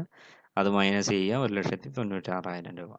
ഇനി less cost of goods send to branch, ബ്രാഞ്ചിലേക്ക് അയച്ച ഗുഡ്സിൻ്റെ വാല്യൂ, അതായത് 40,000 രൂപയാണ് അയച്ചത്. 40,000 into 100 cost price divided by invoice price, 25,000 രൂപ മൈനസ് ചെയ്യാം. അപ്പോൾ അതിൻ്റെ വാല്യൂ എത്രയാണ്? 1,71,000 അതിൻ്റെ വാല്യൂ ആയിട്ട് നമുക്ക് കിട്ടും. ഹെഡ് ഓഫീസിൽ ആ ഒരു കോസ്റ്റ് പ്രൈസ് മാത്രം നമ്മൾ കൺസിഡർ ചെയ്താൽ മതി. അതുകൊണ്ടാണ് അത് 12,800 രൂപ വന്നിരിക്കുന്നത്. ഇനി ബാലൻസ് ചെയ്യുന്ന സമയത്ത് ഗ്രോസ് പ്രോഫിറ്റ് ആണ് കിട്ടുക, 1,05,000 രൂപയും 7,200 രൂപയും. ഇനി എക്സ്പെൻസുകളാണ്. ട്രേഡിംഗ് അക്കൗണ്ടിൽ ബാക്കി എക്സ്പെൻസ് എന്ന് പറഞ്ഞിട്ട് ഒരു 32,000 രൂപയും 5,000 രൂപ ബ്രാഞ്ചിൻ്റെയും കാണിക്കുക. ഇനി ലോഡിങ്ങുകളാണ്. ലോഡിങ് പോർഷൻ നമ്മൾ കളയുന്നതിന് വേണ്ടിയിട്ട് ക്ലോസ് സ്റ്റോക്കിൻ്റെ 12,800, ബ്രാഞ്ചിൻ്റെ ക്ലോസ് സ്റ്റോക്ക് 12,800 ആണ്. ആ 12,800 ഇൻറ്റു 40/120, 160 ചെയ്ത് കഴിഞ്ഞാൽ അതിലെ ലോഡിംഗ് പോർഷൻ കളയും. അത് ഹെഡ് ഓഫീസിൽ കാണിക്കുക 3,200, ബ്രാഞ്ചിൽ നിൽ. ഇനി ഇവിടെ വരുന്ന സമയത്ത് ഗ്രോസ് പ്രോഫിറ്റ് ബ്രോഡൻ ചെയ്ത് വെച്ചു. അതുപോലെ തന്നെ സ്റ്റോക്ക് റിസർവ് ഓപ്പണിങ്ങിൽ 1,600 ഓപ്പണിങ്ങിൽ ബ്രാഞ്ചിൻ്റെ ഓപ്പണിംഗ് സ്റ്റോക്ക് എന്ന് പറയുന്നത് 1,600 ഇൻറ്റു 40/160, അത് ഹെഡ് ഓഫീസിൽ 400 കാണിക്കുക. ഇനി ബാലൻസ് ചെയ്യുക, 1,05,400, അതുപോലെ തന്നെ 7,200. നെറ്റ് പ്രോഫിറ്റ് എന്ന് പറയുന്നത് ഹെഡ് ഓഫീസിൻ്റെ 70,200, അതുപോലെ തന്നെ ബ്രാഞ്ചിൻ്റെ 2,200. അതിൽ ഹെഡ് ഓഫീസിൻ്റെ ക്ലോസിംഗ് സ്റ്റോക്ക് കണ്ടുപിടിച്ച പോലെ ബ്രാഞ്ചിൻ്റെ സ്റ്റോക്ക് നമ്മൾ കണ്ടുപിടിച്ചിട്ടുണ്ട്. അതായത് ഓപ്പണിംഗ് സ്റ്റോക്ക് ഇൻവോയ്സ് പ്രൈസിൽ 1600 അതുപോലെ തന്നെ goods received from head office at invoice price എത്രയാണ്? 40,000 രൂപ. ആഡ് ചെയ്യുക 41,600. അത് എന്ത് ചെയ്യുക? Goods sold at branch 36,000. ആ ലോഡിംഗ് പോർഷൻ കളയാൻ വേണ്ടി അതിൻ്റെ കോസ്റ്റ് പ്രൈസിലേക്ക് എത്തുക. 36,000 ഇൻറ്റു 160/200 ചെയ്താൽ 28,800. ബാലൻസ് ഫിഗറാണ് എത്ര? മൈനസ് ചെയ്ത ഫിഗറാണ് 12,800. അതാണ് നമ്മൾ ക്ലോസ് സ്റ്റോക്കിൻ്റെ വാല്യൂ ആയിട്ട് ബ്രാഞ്ചിൽ കാണിച്ചിരിക്കുന്നത്. ആ ഇൻവോയ്സ് പ്രൈസ് ആയതുകൊണ്ട് അത് കോസ്റ്റിലേക്ക് മാറ്റി അതിൻ്റെ ലോഡിംഗ് പോർഷനും നമ്മൾ എടുത്തു കളഞ്ഞു. ഇത്രയും കാര്യങ്ങളാണ് അതിൽ ഹോൾസെയിൽ ബ്രാഞ്ച് സിസ്റ്റത്തിൽ വരുന്നത്. ഇനി ഇതുവരെ നമ്മൾ പറഞ്ഞ കാര്യങ്ങൾ എന്ന് പറഞ്ഞാൽ ഡിപ്പെൻഡൻറ്റ് ബ്രാഞ്ചുകളിൽ 4 മെത്തേഡ് ഓഫ് അക്കൗണ്ടിങ് ഉണ്ട്. ഡെറ്റേഴ്സ് സിസ്റ്റം ഉണ്ട്, സ്റ്റോക്ക് ആൻഡ് ഡെറ്റേഴ്സ് സിസ്റ്റം ഉണ്ട്, ഫൈനൽ അക്കൗണ്ട് സിസ്റ്റം ഉണ്ട്, അതുപോലെ last one wholesale branch system. ഇനി independent branch. Independent branch means a branch which maintains its own set of books. In this system, branches are treated as separate independent unit. Features of such branches may be summarized as below. They keep a full system of accounting and a trial balance can be extracted from the ledger. In the branch books, there will be a head of accounts, and in the books of head office, there will be a branch account. The branch does not confine its trading to the goods sent by the head office. There is no need for the branch to remit all cash. It can retain the cash out of which it can make the payment. അതിൽ independent branch എന്ന് പറഞ്ഞാൽ separate entity ആയിട്ട് അതവിടെ നിൽക്കും. സ്വന്തമായിട്ട് books maintain ചെയ്യാനുള്ളത്, daily cash നമ്മൾ head ഓഫീസിലേക്ക് കൊടുക്കേണ്ട കാര്യമില്ല. അവർ തന്നെ അക്കൗണ്ട് പ്രിപ്പയർ ചെയ്ത് ട്രയൽ ബാലൻസിലേക്ക് എത്തി ലെഡ്ജറിന്ന് ട്രയൽ ബാലൻസ് ഒക്കെ ഒരു ഫുൾ സിസ്റ്റം ഓഫ് അക്കൗണ്ടിങ് എന്ത് ചെയ്യും? എപ്പോഴും സൂക്ഷിച്ചു വെക്കുന്ന ബ്രാഞ്ചുകളിനെയാണ് നമ്മൾ എന്ത് പറയുക? ഇൻഡിപെൻഡൻറ്റ് ബ്രാഞ്ച് എന്ന് പറയുന്നത്. അക്കൗണ്ടിങ് എൻട്രീസ് അവിടെ കൊടുത്തിട്ടുണ്ട്. Accounting entries are as follows. Transaction, head office ബുക്കും അതുപോലെ തന്നെ ബ്രാഞ്ച് ബുക്സിലും. Goods supplied by head office വരുന്ന സമയത്ത് branch account to goods send to branch. Branch ബുക്കിലാകുമ്പോൾ goods received from head office account to head office account. Cash remitted from head office to branch account to bank. Branch ബുക്സിലാകുമ്പോൾ bank account to head office. Cash remitted from branch to head office, bank account to branch account, head office account to bank account. Remittance sent by branch but not received by head office. Head ഓഫീസിൻ്റെ കയ്യിൽ ഒന്നും കാണിക്കേണ്ട കാര്യമില്ല. Remittance in transit account to head office account. Asset purchased by the branch but asset account is to be kept in the head office. Branch asset account to branch, head office account to bank or liability. Depreciation with respect to above asset, branch account to branch asset account. Depreciation account to head office account. വരുന്ന ട്രാൻസാക്ഷൻ എന്ന് പറയുന്നത് head office expense chargeable to branch account to profit and loss account, head office expense account to head office. Inter branch transactions, receiving branch account to supplying branch. Next branch books കാണുമ്പോൾ receiving branch goods from head office account to head office, supplying branch head office account to goods send to head office. ഇനി financial അക്കൗണ്ടിങ്ങിൽ അവസാനത്തെ മൊഡ്യൂളായ issue of ഷെയർസിലേക്ക് കിടക്കാം. Capital funding process for different types of business forms can be summarized as follows. നമ്മൾ ഇതുവരെയുള്ള മൊഡ്യൂളുകളിൽ പറഞ്ഞിട്ടുണ്ട്. ആദ്യം സോൾ പ്രൊപ്രൈറ്ററിയുടെ അക്കൗണ്ട്സ്, ഫൈനൽ അക്കൗണ്ട്സ് പ്രിപ്പറേഷൻ നോക്കി, അതുപോലെ തന്നെ പാർട്ണർഷിപ്പിൻ്റെ നോക്കി. ഇനി ലാസ്റ്റ് വരുന്ന ഒരു കാറ്റഗറിയാണ് കമ്പനിയുടെ കേസ് വരുന്ന സമയത്ത്. ഇതിലിപ്പോൾ നമുക്കറിയാം സോൾ പ്രൊപ്രൈറ്റർഷിപ്പ് എടുത്തു കഴിഞ്ഞാൽ ഒരു വ്യക്തിയായിരിക്കാം, ഒരു സോൾ പ്രൊപ്രൈറ്റർ ആയിരിക്കാം ആ ബിസിനസ്സിലേക്ക് എന്ത് കൊണ്ടുവരുന്നത്? ഓണർഷിപ്പ് ക്യാപിറ്റലായിട്ട് കൊണ്ടുവരുന്നത്. അത് ആ ക്യാപിറ്റലിൻ്റെ ആളുടെ ലയബിലിറ്റി എന്ന് പറയുന്നത് എപ്പോഴും എന്തായിരിക്കും? അൺലിമിറ്റഡ് ആയിരിക്കും. അതുപോലെ തന്നെ പാർട്ട്ണർഷിപ്പിൻ്റെ കേസ് വന്നാലും പാർട്ട്നേഴ്സിൽ ക്യാപിറ്റൽ കൊണ്ടുവരുന്നത് ഒരു വ്യക്തികളായിരിക്കില്ല. ഇവിടെ ഒരു കൂട്ടം വ്യക്തികൾ, രണ്ടോ അതിലധികമോ വ്യക്തികൾ, അവരെ നമ്മൾ കോമൺ ആയിട്ട് പറയുന്ന പേര് പാർട്ട്നേഴ്സ് എന്നുള്ള ടേമിൽ പറയും. അതിന് ടൈപ്പ് ഓഫ് ക്യാപിറ്റൽ എന്ന് പറഞ്ഞു കഴിഞ്ഞാൽ പാർട്ട്നേഴ്സ് ക്യാപിറ്റൽ എന്നുള്ള കേസ് പറയും. അവരുടെയും ലയബിലിറ്റി എന്ന് പറയുന്നത് എന്താണ്? അൺലിമിറ്റഡ് ആണ്. ഇനി ലാസ്റ്റ് കേസ്, കമ്പനിയുടെ കേസ് വരുന്ന സമയത്ത് നമ്മുടെ ഓണർ എന്ന് പറയുന്നത് ആരായിരിക്കും? ഷെയർ ഹോൾഡേഴ്സ് ആയിരിക്കും. അതിൻ്റെ റിയൽ ഓണർ എന്ന് പറയുന്നത്. ക്യാപിറ്റൽ എന്ന് പറയുന്നത് അത് ഷെയർ ക്യാപിറ്റലായിട്ട് മാറും. ഷെയർ ക്യാപിറ്റലിൻ്റെ ലയബിലിറ്റി എന്ന് പറയുന്നത് എപ്പോഴും എന്തായിരിക്കും? ലിമിറ്റഡ് ആയിരിക്കും. Limited to issue price of ഷെയർസുകളുടെ. ഓരോ ഷെയർ ഹോൾഡറും അയാൾ ഹോൾഡ് ചെയ്യുന്ന ഷെയറിനനുസരിച്ചുള്ള ലയബിലിറ്റി മാത്രം അയാൾ വഹിച്ചാൽ മതി. ഇത്രയും കാര്യങ്ങളാണ് ഇതിൽ വരുന്നത്, ഇഷ്യൂ ഓഫ് ഷെയർസിൽ വരുന്നത്. പിന്നെ വരുന്നത് ഷെയർ ക്യാപിറ്റൽ എന്നുള്ള ടേം. ഷെയർ ക്യാപിറ്റൽ എന്ന് പറഞ്ഞു കഴിഞ്ഞാൽ total capital of the company is divided into number of small indivisible unit of a fixed amount and each such unit is called a share. നമ്മൾ share capital എന്ന് പറഞ്ഞു കഴിഞ്ഞാൽ common ആയിട്ട് പറയുന്നത് total capital of the company, കമ്പനിയുടെ മുഴുവൻ ക്യാപിറ്റലിനെയും നമ്മൾ small indivisible യൂണിറ്റുകളാക്കിയിട്ട് തരംതിരിക്കുക. അതിനെ പറയുന്ന പേരാണ് ഷെയർ എന്നുള്ള ടേമിലേക്ക്. ഓരോ യൂണിറ്റിലേക്ക് ഇൻഡിവിസിബിൾ ആയിട്ടുള്ള ചെറിയ യൂണിറ്റുകളിലേക്ക് ഒരു ഫിക്സഡ് എമൗണ്ട് ഫിക്സ് ചെയ്ത ശേഷം അതിനെ യൂണിറ്റുകളാക്കിയിട്ട് ഡിവൈഡ് ചെയ്യുന്നതിനെയാണ് നമ്മൾ ഷെയർ എന്ന് പറയുന്നത്. The fixed value of share printed on the share certificate is called nominal par face value of shares. ആ ഫിക്സഡ് വാല്യൂ ഷെയറിൻ്റെ കേസ് പറഞ്ഞു. ഷെയർ എന്ന് പറയുന്നത് നമ്മൾ ഡിവൈഡ് ചെയ്യുന്നത് ഒരു ഫിക്സ്ഡ് എമൗണ്ട് അല്ലെങ്കിൽ വാല്യൂ ഉണ്ടാകും. ആ വാല്യൂവിന് പറയുന്ന പേര്, ആ വാല്യൂ ഏതിൽ മെൻഷൻ ചെയ്തിട്ടുണ്ടാകും? ഷെയർ സർട്ടിഫിക്കറ്റിൽ മെൻഷൻ ചെയ്തിട്ടുണ്ടാകും. അതിന് പറയുന്ന പേരുകൾ നോമിനൽ വാല്യൂ അല്ലെങ്കിൽ പാർ വാല്യൂ, അല്ലാന്നുണ്ടെങ്കിൽ ഫേസ് വാല്യൂ എന്നൊക്കെ നമ്മൾ അതിൽ പറയും. ലയബിലിറ്റി എന്ന് പറഞ്ഞാൽ ഹോൾഡർ എന്ന് പറയുന്നത് ആരായിരിക്കും? ഷെയർ ഹോൾഡേഴ്സ് ആണ് ഇതിൻ്റെ ഹോൾഡർ എന്ന് പറയുന്നത്. ലയബിലിറ്റി എന്ന് പറയുന്നത് ആ ഒരു വ്യക്തി എത്ര ഷെയർ വാങ്ങിച്ചിട്ടുണ്ടോ അതിനുള്ള ലയബിലിറ്റി മാത്രമേ അയാൾ, അല്ലെങ്കിൽ ഉത്തരവാദിത്തം മാത്രമേ അയാൾക്ക് ഏൽക്കേണ്ടതായിട്ട് വരുന്നുള്ളൂ. പിന്നെ വരുന്നത് ഇതിൻ്റെ കുറേ ക്ലാസിഫിക്കേഷനാണ് വരുന്നത്. ഷെയർ ക്യാപിറ്റൽ എന്ന് പറഞ്ഞു കഴിഞ്ഞാൽ share capital of a company is divided into following category: authorised share capital അല്ലെങ്കിൽ nominal capital. A company estimates its maximum capital requirement. സാധാരണ ഒരു കമ്പനിയുടെ മാക്സിമം ക്യാപിറ്റൽ റിക്വയർമെൻറ്റ്സിനെയാണ് നമ്മൾ ഇത് പറയുന്നത് ഓതറൈസ്ഡ് ഷെയർ ക്യാപിറ്റൽ അഥവാ നോമിനൽ ക്യാപിറ്റൽ എന്ന് പറയുന്നത്. ഇത് നമ്മൾ മെമ്മോറാണ്ടം ഓഫ് അസോസിയേഷനിൽ കമ്പനി രജിസ്റ്റർ ചെയ്യുന്ന സമയത്ത് മെമ്മോറാണ്ടം ഓഫ് അസോസിയേഷനിൽ ക്യാപിറ്റൽ ക്ലോസിൽ മെൻഷൻ ചെയ്തിട്ടുണ്ടാകും ഈ ഒരു എമൗണ്ട്. അതുപോലെ തന്നെ ഓതറൈസ്ഡ് ക്യാപിറ്റലിൽ നിന്ന് മെൻഷൻ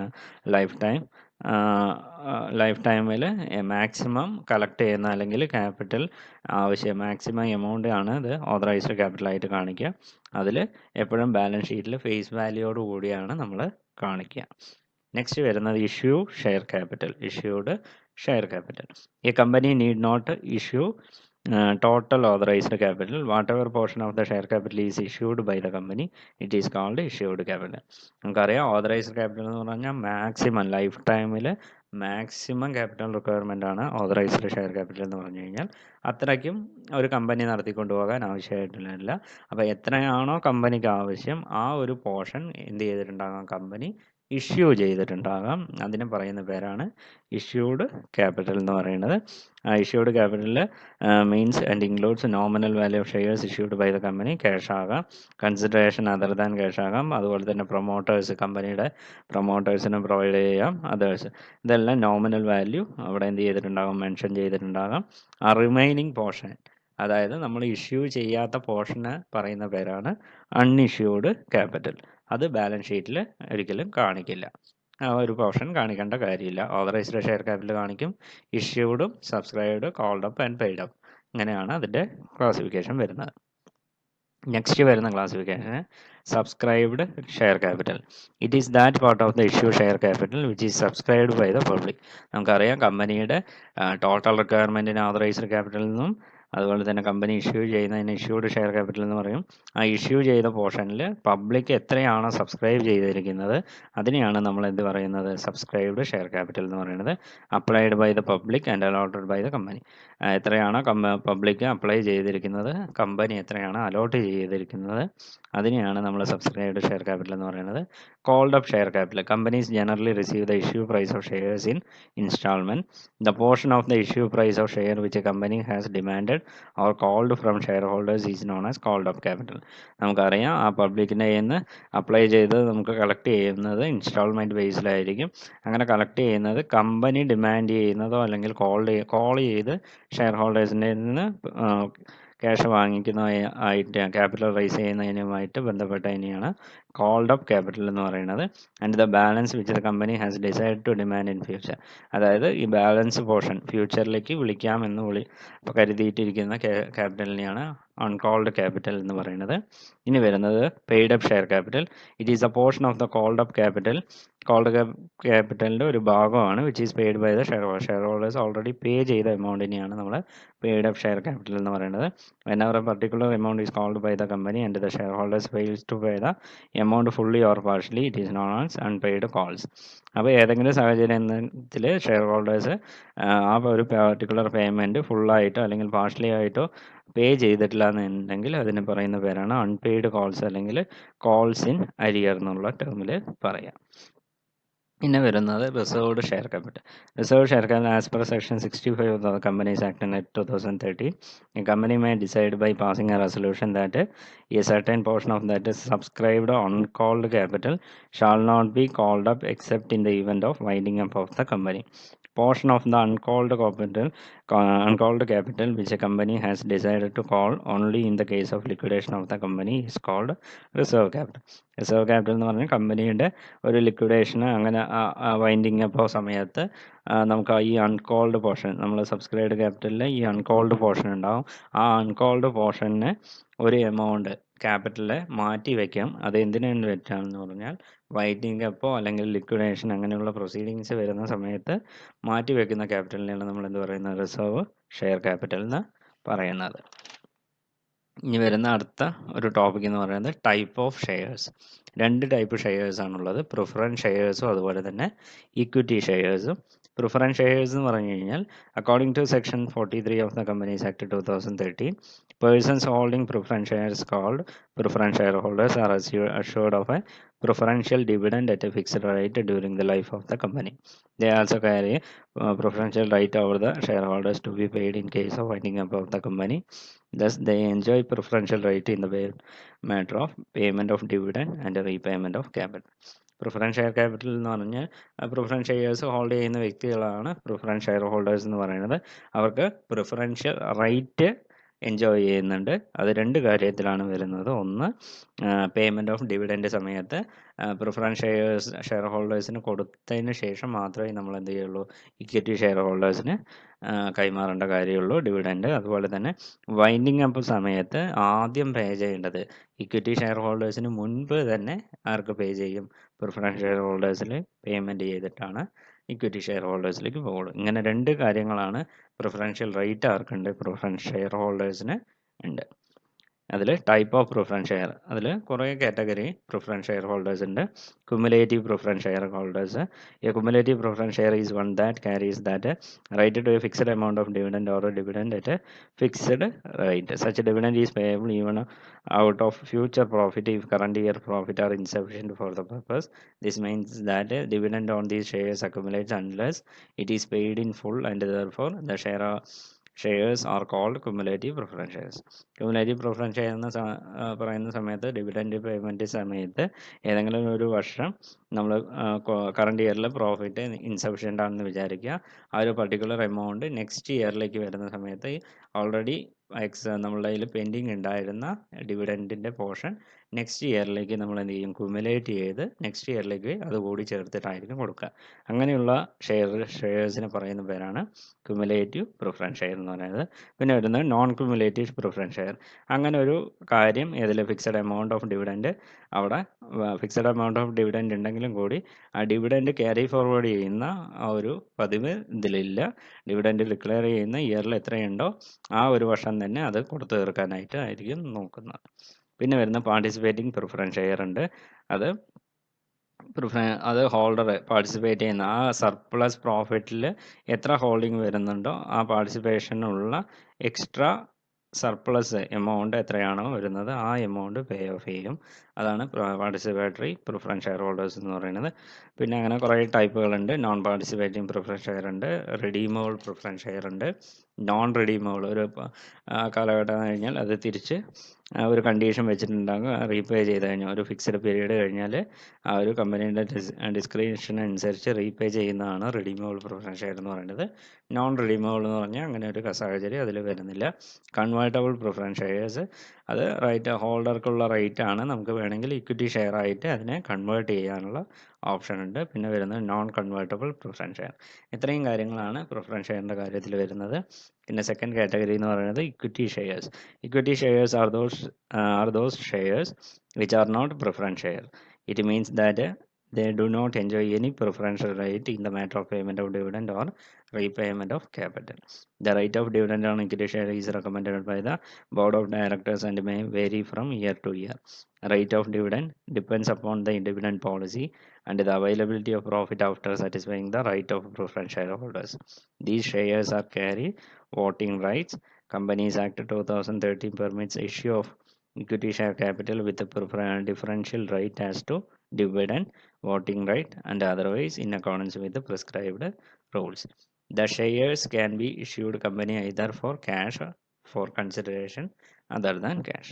ഇക്വിറ്റി ഷെയർ ഹോൾഡറിൻ്റെ കേസ് വരുന്ന സമയത്ത് നമ്മൾക്ക് പ്രിഫറൻസ് ഷെയർ ഹോൾഡറിനെ പോലെ പ്രിഫറൻഷ്യൽ റൈറ്റോ തന്നെ ഒന്നും തന്നെ ഇല്ല.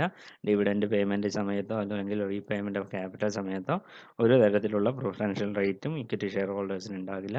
ആ റേറ്റ് ഓഫ് ഡിവിഡൻഡ് തീരുമാനിക്കുന്നത് ബോർഡ് ഓഫ് ഡയറക്ടേഴ്സാണ്. അത് ഓരോ വർഷവും എന്ത് ചെയ്തിട്ടുണ്ടാകാം, വേരി ചെയ്തുകൊണ്ടിരിക്കും. അതുപോലെ തന്നെ വോട്ടിംഗ് റൈറ്റ് എന്നുള്ളത് ആർക്കുണ്ട്, ഇക്വിറ്റി ഷെയർ ഹോൾഡേഴ്സിന് വോട്ടിംഗ് റൈറ്റ് ഉണ്ട്. ഇത്രയും കാര്യങ്ങളാണ് അതിൽ വരുന്നത്. കമ്പനിയുടെ കേസ് എടുത്താലും അതിൽ ഷെയർ ക്യാപിറ്റൽ എന്ന് പറയുന്നത് ആ ഒരു ഷെയർ എന്നുള്ള ഒരു ടേമിലാണ് പറയുക. ആ ഷെയർസ് എന്ന് പറയുന്നത് നമ്മൾ ഈ വാങ്ങിക്കുന്ന സമയത്ത് പബ്ലിക്കിൻ്റെ കയ്യിൽ നിന്ന് കോൾ ചെയ്യുന്ന സമയത്ത് ഒരു ഇൻസ്റ്റാൾമെൻറ്റ് ബേസിലാണ് നമ്മൾ എന്ത് ചെയ്യുക, എടുക്കുക. അതിന് ഒരു 4-5 കാറ്റഗറി ആയിട്ട് പറഞ്ഞിട്ടുണ്ട്. The issue price of shares generally received by the company in installment and these installment are known as under first ഇൻസ്റ്റാൾമെൻറ്റിന് പറയുന്ന പേരാണ് അപ്ലിക്കേഷൻ മണി എന്ന് പറയുന്നത്. സെക്കൻഡ് ഇൻസ്റ്റാൾമെൻറ്റ് എന്ന് പറയുന്നത് അലോട്ട്മെൻറ്റ് മണി. തേർഡ് ഇൻസ്റ്റാൾമെൻറ്റ് എന്ന് പറയുന്നത് first call money. Fourth instalment എന്ന് പറയുന്നത് second call money and so on. And last instalment is called final call money. നമ്മൾ അപ്ലിക്കേഷൻ മണി എന്ന് പറഞ്ഞു കഴിഞ്ഞാൽ നമ്മൾ പബ്ലിക്കിൻ്റെ കയ്യിൽ നിന്ന് അപ്ലൈ ചെയ്ത് എത്ര രൂപ ഷെയർസിന് വാങ്ങിച്ചു എന്നുള്ള കേസ് പറയുന്നത് അപ്ലിക്കേഷൻ മണി. അലോട്ട് ചെയ്യുന്നത് എത്രയാണെന്നുള്ളത്. പിന്നെ കോൾ മണി എന്ന് പറയുന്നത് നമ്മൾ ഓരോ പോർഷൻ ആയിട്ടായിരിക്കും അത് കോൾ ചെയ്യുന്നത്. അത് ഫസ്റ്റ് കോൾ ഉണ്ടാവും, സെക്കൻഡ് കോൾ ഉണ്ടാവും ആൻഡ് ഫൈനൽ കോൾ മണി. ഇത്രയും കാര്യങ്ങളാണ് അതിൽ. Journal entries four issue of shares for cash.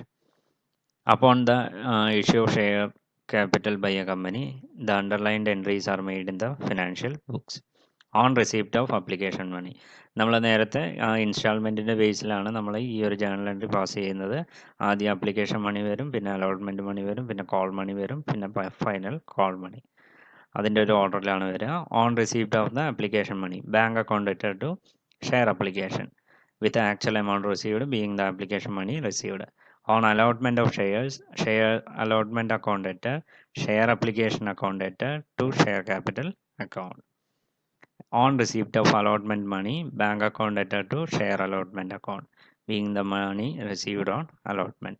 Sometimes a separate application and allotment accounts are not prepared and entries relating to application and allotment monies are passed through a combined application and allotment account. On receipt of application money, bank account debtor to share application and allotment account, share application and allotment account debtor to share capital, bank account debtor to share application and allotment. ചില കേസുകളിൽ ഇത് combine ചെയ്തിട്ട് എഴുതാറുണ്ട്. അല്ലാന്നുണ്ടെങ്കിൽ മുകളിൽ പറഞ്ഞിരിക്കുന്ന പോലെ separate application മണിൻ്റെ separate കാണിക്കുക, അലോട്ട്മെൻറ്റിൻ്റെ സെപ്പറേറ്റ് ആയിട്ട് കാണിക്കുക. അലോട്ട്മെൻറ്റിൻ്റെ ഡീറ്റെയിൽസ് കഴിഞ്ഞാൽ കോൾ മണിയുടെ വരുന്നത് share call account to share capital account due ആകുമ്പോൾ entry on receipt of call money, bank account to share call money received. പിന്നെ വരുന്ന topic subscription of shares. Accounting for issue of shares depends upon the type of subscription. Whenever a company decides to issue shares to public, it invites application for subscription by issuing a prospectus. It is not necessary the company receive application for the number of shares to be issued by it. There are three possibilities. അതായത് നമ്മൾ പബ്ലിക്കിൻ്റെ കയ്യിൽ നിന്ന് subscribe ചെയ്യുന്ന സമയത്ത് ഒരു പ്രോസ്പെക്ടസിൽ വ്യക്തമായിട്ട് കാര്യങ്ങൾ പറഞ്ഞിട്ടുണ്ടാകാം. പക്ഷേ കമ്പനി ഉദ്ദേശിക്കുന്നതിനനുസരിച്ചുള്ള ആപ്ലിക്കേഷൻ നമ്മൾ റിസീവ് ചെയ്യണം എന്ന് ഇല്ല. അത് അതുകൊണ്ട് തന്നെ 3 തരത്തിലുള്ള പോസിബിലിറ്റിയാണുള്ളത്. ഫുൾ സബ്സ്ക്രിപ്ഷൻ വരാം, അല്ലാന്നുണ്ടെങ്കിൽ അണ്ടർ സബ്സ്ക്രിപ്ഷൻ വരാം, അല്ലാന്നുണ്ടെങ്കിൽ ഓവർ സബ്സ്ക്രിപ്ഷൻ വരാം. ഫുൾ സബ്സ്ക്രിപ്ഷൻ എന്ന് പറഞ്ഞാൽ ഇഷ്യൂ ഈസ് ഫുള്ളി സബ്സ്ക്രൈബ്ഡ്, അതായത് കമ്പനി ഇഷ്യൂ ചെയ്ത ഫുൾ എമൗണ്ട് ഫുൾ ഷെയർസും സബ്സ്ക്രൈബ് ചെയ്തിട്ടുണ്ടെങ്കിൽ അതിനെയാണ് ഫുൾ സബ്സ്ക്രിപ്ഷൻ എന്ന് പറയുന്നത്. അപ്പോൾ അങ്ങനെയുള്ള കേസ് വരുന്ന സമയത്ത് to start discussion on account treatment for issue shares assume that the issue is fully subscribed. Illustration നോക്കുക. ഈ company invited application for 10,000 equity shares of ₹50 each, payable on application ₹15, on allotment 20, on first and final call 15. Application are received for 10,000 shares and all the applicants are allotted the number of shares they have applied for, and installment money was duly received by the company. Show journal entries in the books of company. ആ company application invite ചെയ്തിരിക്കുന്ന 10,000 equity ഷെയർസിനാണ്. 50 രൂപയാണ് അതിൻ്റെ face value. ആ face value 50 രൂപ എന്ന് പറയുന്നത് 4 instalment ആയിട്ടാണ് അത് പേ ചെയ്യുന്നത്. അപ്ലിക്കേഷനായിട്ട് 15 രൂപയും അലോട്ട്മെൻറ്റ് മണിയായിട്ട് 20 രൂപയും ഫസ്റ്റ് ആൻഡ് ഫൈനൽ കോൾ 15 രൂപ വെച്ചിട്ട്. ഇങ്ങനെയാണ് ഈ 50 രൂപ കളക്ട് ചെയ്തിരിക്കുന്നത്. നോക്കുക, അതുമായി റിലേറ്റ് ചെയ്ത് വരുന്ന എൻട്രീസ് എഴുതുക. Journal entries in the books of company. Application money receive ചെയ്യുമ്പോഴുള്ള എൻട്രി എന്ന് പറയുന്നത് bank account attach to equity share application. Amount എന്ന് പറയുന്നത് 10,000 ഷെയറാണ്. 10,000 ഇൻറ്റു 15, 1,50,000 രൂപ. ഇനി വരുന്നത് അപ്ലിക്കേഷൻ മണി റിസീവ് ചെയ്ത് കഴിഞ്ഞാൽ പിന്നിലുള്ള entry at the time of allotment. Application money received from the successful applicants become part of share capital and is transferred to share capital as under. ആ share capital application money receive ചെയ്ത് കഴിഞ്ഞാൽ അത് share ക്യാപിറ്റലിലേക്ക് മാറ്റും. ആ മാറ്റുന്ന entry എന്ന് പറയുന്നത് equity share application account attach to equity share capital account. അത് എമൗണ്ട് സെയിം തന്നെയാണ്, 1,50,000 രൂപ. To record amount due on allotment. ഇനി അലോട്ട്മെൻറ്റ് ഡ്യൂ ആകുമ്പോഴുള്ള എൻട്രിയാണ് ഇനി കാണിക്കേണ്ടത്. ഇനി ഷെയർ അലോട്ട്മെൻറ്റ് ഡ്യൂ ആകുമ്പോഴുള്ള എൻട്രിയാണ്. Equity share allotment account attach to equity share capital 10,000 equity shares into ₹22 lakh. ഇനി അലോട്ട്മെൻറ്റ് മണി റിസീവ് ചെയ്യുമ്പോഴുള്ള entry bank account attach to equity share allotment. ഇനി കോൾ മണി ഡ്യൂ ആകുമ്പോഴുള്ള entry after allotment of share when the board of director decided to demand the next instalment from share holders. First call money falls due and is accounted for as first call money due ആകുമ്പോൾ entry equity share first call account to equity share capital 10,000 into 15. On receiving first call money first and final call money bank account to equity first and final call money 10,000 into 15, 1,50,000. ഇതാണ് full subscription പറയുന്നത്. Actually subscribe ചെയ്തത് മുഴുവനായിട്ട് public എന്ത് ചെയ്തിട്ടിരിക്കുന്ന subscribe ചെയ്തിട്ടുണ്ടെങ്കിൽ issue ചെയ്തത് മുഴുവൻ subscribe ചെയ്തിട്ടുണ്ടെങ്കിൽ അതിന് പറയുന്ന പേരാണ് ഫുൾ സബ്സ്ക്രിപ്ഷൻ എന്ന് പറയുന്നത്. നെക്സ്റ്റ് വരുന്നൊരു ടോപ്പിക്കാണ് under subscription. It means that number of shares offered four subscription is more than the number of shares subscribe bye the public. ഇവിടെ ആക്ച്വലി ഓഫർ ചെയ്ത എമൗണ്ട് സബ്സ്ക്രിപ്ഷൻ കൂടുതലും പബ്ലിക് സബ്സ്ക്രൈബ് ചെയ്തത് അതിനേക്കാളും കുറവാണെങ്കിൽ, അല്ലെങ്കിൽ സബ്സ്ക്രൈബ് ചെയ്ത പബ്ലിക് നമ്പർ കുറവാണെങ്കിൽ അതിനെ പറയുന്ന പേരാണ് അണ്ടർ സബ്സ്ക്രിപ്ഷൻ എന്ന് പറയുന്നത്.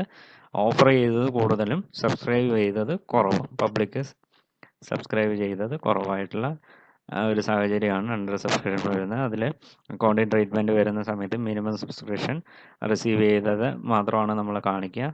ആ റിലേറ്റ് ചെയ്ത് വരുന്ന ഒരു ഇല്ലസ്ട്രേഷൻ നോക്കുക. On 1st April 2017, A limited issued 43,000 shares of ₹100 each payable as follows: 20 on application, 30 on allotment, 25 on 1st October, and 25 on 1st February 2018. By 20th May, 40,000 shares were applied for and all applications were accepted. Allotment was made on 1st June. All sums due on allotment were received on 15th July. Those on first call were received on 20th October. Journalize the transaction when accounts were closed on 31st March 2018. ഈ പറഞ്ഞ പ്രോബ്ലത്തിൽ actually സബ്സ്ക്രിപ്ഷന് കൊടുത്തിരിക്കുന്നത് 43,000 shares ആണ്. പക്ഷേ actually 40,000 അപ്ലിക്കേഷനെ വന്നിട്ടുള്ളൂ. ആ application മുഴുവനായിട്ട് എന്ത് ചെയ്തു? അക്സെപ്റ്റ് ചെയ്തു. ഇതാണ് അണ്ടർ സബ്സ്ക്രിപ്ഷൻ പറയുന്നത്. ആക്ച്വലി ഓഫർ ചെയ്തത് കൂടുതലും സബ്സ്ക്രൈബ് ചെയ്തത് കുറവും. Journal entries in the books of A limited. May 20ലാണ് ഫസ്റ്റ് ഷെയർ ആപ്ലിക്കേഷൻ വന്നത്. ഷെയർ ആപ്ലിക്കേഷൻ മണി റിസീവ് ചെയ്യുമ്പോഴുള്ള entry bank account അറ്റഡ് to share application account. അതിൽ എമൗണ്ട് ടോട്ടൽ ഷെയർ എന്ന് പറയുന്നത് 40,000 ആണ്. ഷെയർ ആപ്ലിക്കേഷൻ മണി എന്ന് പറയുന്നത് 20 രൂപ വെച്ചിട്ട്. അപ്പോൾ 40,000 ഇൻറ്റു 28 lakh rupees. ഇനി ജൂൺ 1 തീയതിയാണ് ഷെയർ ആപ്ലിക്കേഷൻ മണി. അത് അടുത്ത ഡേറ്റിലേക്ക് എന്ത് ചെയ്യുക? നെക്സ്റ്റ് മന്ത് ഫസ്റ്റ് ഡേറ്റിലേക്ക് ഷെയർ ക്യാപിറ്റലിലേക്ക് ട്രാൻസ്ഫർ ചെയ്യാം. Share application account അറ്റഡ് to share capital. The amount transferred to capital account on 40,000 shares at ₹20 on application. Amount 8 lakh. ഇനി ഷെയർ അലോട്ട്മെൻറ്റ് ഡ്യൂ ആകുമ്പോഴുള്ള entry share allotment account അറ്റഡ് to share capital. Share allotment money എന്ന് പറയുന്നത് 30 ആണ്. 30 into 40,000 12 ലക്ഷം രൂപ. ഇനി allotment money receive ചെയ്യുമ്പോഴുള്ള entry bank account അറ്റഡ് to share allotment 12 ലക്ഷം. ഇനി വരുന്നത് കോൾ മണി മാർക്കറ്റിൻ്റെ due entry. Share first call account അറ്റഡ് to share capital account. Amount due from members in respect of first call on 40,000 shares at ₹25 each, 10 lakh. പിന്നെ വരുന്നത് receive ചെയ്യുമ്പോഴുള്ള entry first call bank account അറ്റഡ് to first call account 10 lakh. അതുപോലെ തന്നെ share second and final call account അറ്റഡ് to share capital account. Due ആകുമ്പോഴുള്ള entry 25 രൂപ വെച്ചിട്ട് 40,000 share 10 ലക്ഷം രൂപ. ഇനി അത് റിസീവ് ചെയ്യുമ്പോഴുള്ള entry bank account അറ്റഡ് to share second and final call account receive ചെയ്യുമ്പോൾ എൻട്രി 10 lakh. ഇത്രയും എൻട്രീസ് ആണ് അതിൽ, ജേണൽ എൻട്രീസ് ആണ് അതിൽ വരുന്നത്. ഈ മൂന്നാമത് വരുന്ന ഒരു പോസിബിലിറ്റിയാണ് ഓവർ സബ്സ്ക്രിപ്ഷൻ എന്ന് പറയുന്നത്. In actual practice, issue of share is either under or oversubscribed. If an issue is oversubscribed, some application money may be rejected and application money refunded in respect of others. Only a part of the shares applied for may be allotted, and the excess amount received can be utilized towards allotment or call money which has fallen due or will soon fall due for payment. The entries are over സബ്സ്ക്രിപ്ഷൻ്റെ case വരുന്ന സമയത്ത് നമ്മൾ subscribe ചെയ്യുന്നത് കൂടുതലാണ്, പബ്ലിക്കിൻ്റെ കയ്യിൽ നിന്ന് subscribe ചെയ്യുന്നത് കൂടുതലാണെന്ന് വിചാരിക്കുക. അങ്ങനെയുള്ള സാഹചര്യം വരുന്ന സമയത്ത് ആപ്ലിക്കേഷൻ വന്നത് കൂടുതലായതുകൊണ്ട് ആപ്ലിക്കേഷൻ മുഴുവനായിട്ട് നമുക്ക് എന്ത് ചെയ്യാൻ പറ്റില്ല? അക്സെപ്റ്റ് ചെയ്യാൻ പറ്റില്ല. അപ്പോൾ അങ്ങനെ വരുന്ന സമയത്ത് കുറച്ച് ആപ്ലിക്കേഷൻ നമ്മൾ റിജക്റ്റ് ചെയ്യേണ്ടതായിട്ട് വരും. അപ്പോൾ അങ്ങനെ റിസീവ് ചെയ്ത ആപ്ലിക്കേഷൻ മണി റീഫണ്ട് ചെയ്യേണ്ടതായിട്ടും വരും. അപ്പം അങ്ങനെ വരുന്ന സമയത്തുള്ള കറസ്പോണ്ടിങ് ജേണൽ എൻട്രീസ് ആണ് താഴെ കൊടുത്തിരിക്കുന്നത്. On refund of application money to applicants to whom shares have not been allotted. Allot ചെയ്യാൻ പറ്റാത്ത ഷെയർ ഹോൾഡേഴ്സിൻ്റെ ആ ഷെയർസിനെ നമ്മൾ എന്ത് ചെയ്യണം? ആ മണി ആപ്ലിക്കേഷൻ മണിനെ തിരിച്ചു കൊടുക്കേണ്ടതായിട്ട് വരും. അപ്പോൾ ഉള്ള entry share application account to bank account being application money refunded. When only part of shares applied for are allotted, share application account to share allotment to share calls in advance account to bank account. ഇവിടെ with the application money accepted for allotment, അതുപോലെ തന്നെ calls in advance ആവുന്ന സമയത്ത് with the amount received in advance to bank account with any excess amount to be refunded. Being application money adjusted credited to share capital account subsequently. ഇത്രയും entries ആണ് അതിൽ വരുന്നത്. ഒരു illustration നോക്കുക. Fund Limited invited application for 50,000 equity shares at ₹50 each, which are payable as on application 20, allotment 10, first and final call 20. The company received application for 60,000 shares. The directors accepted application for 50,000 shares and rejected the rest. Show necessary journal entries. If company refunded the application money to reject applicants and allotment money was received for 45,000 shares. General entry വരുന്ന സമയത്ത് first full amount എത്രയാണോ കിട്ടിയിരിക്കുന്നത് അതിന് മുഴുവനായിട്ട് കാണിക്കുക. Bank account to equity share application.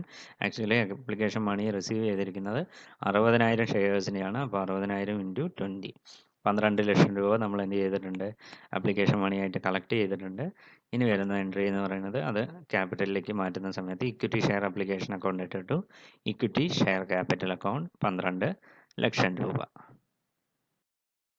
ഇതിൽ കാണിച്ചിരിക്കുന്ന entry equity share application account to equity share capital to bank account 12 ലക്ഷം രൂപ ഇക്വിറ്റി ഷെയർ ക്യാപിറ്റലിലേക്ക് പോകണം. ഷെയർ ആപ്ലിക്കേഷനിൽ ആക്ച്വലി 10 ലക്ഷം പോയാൽ മതി.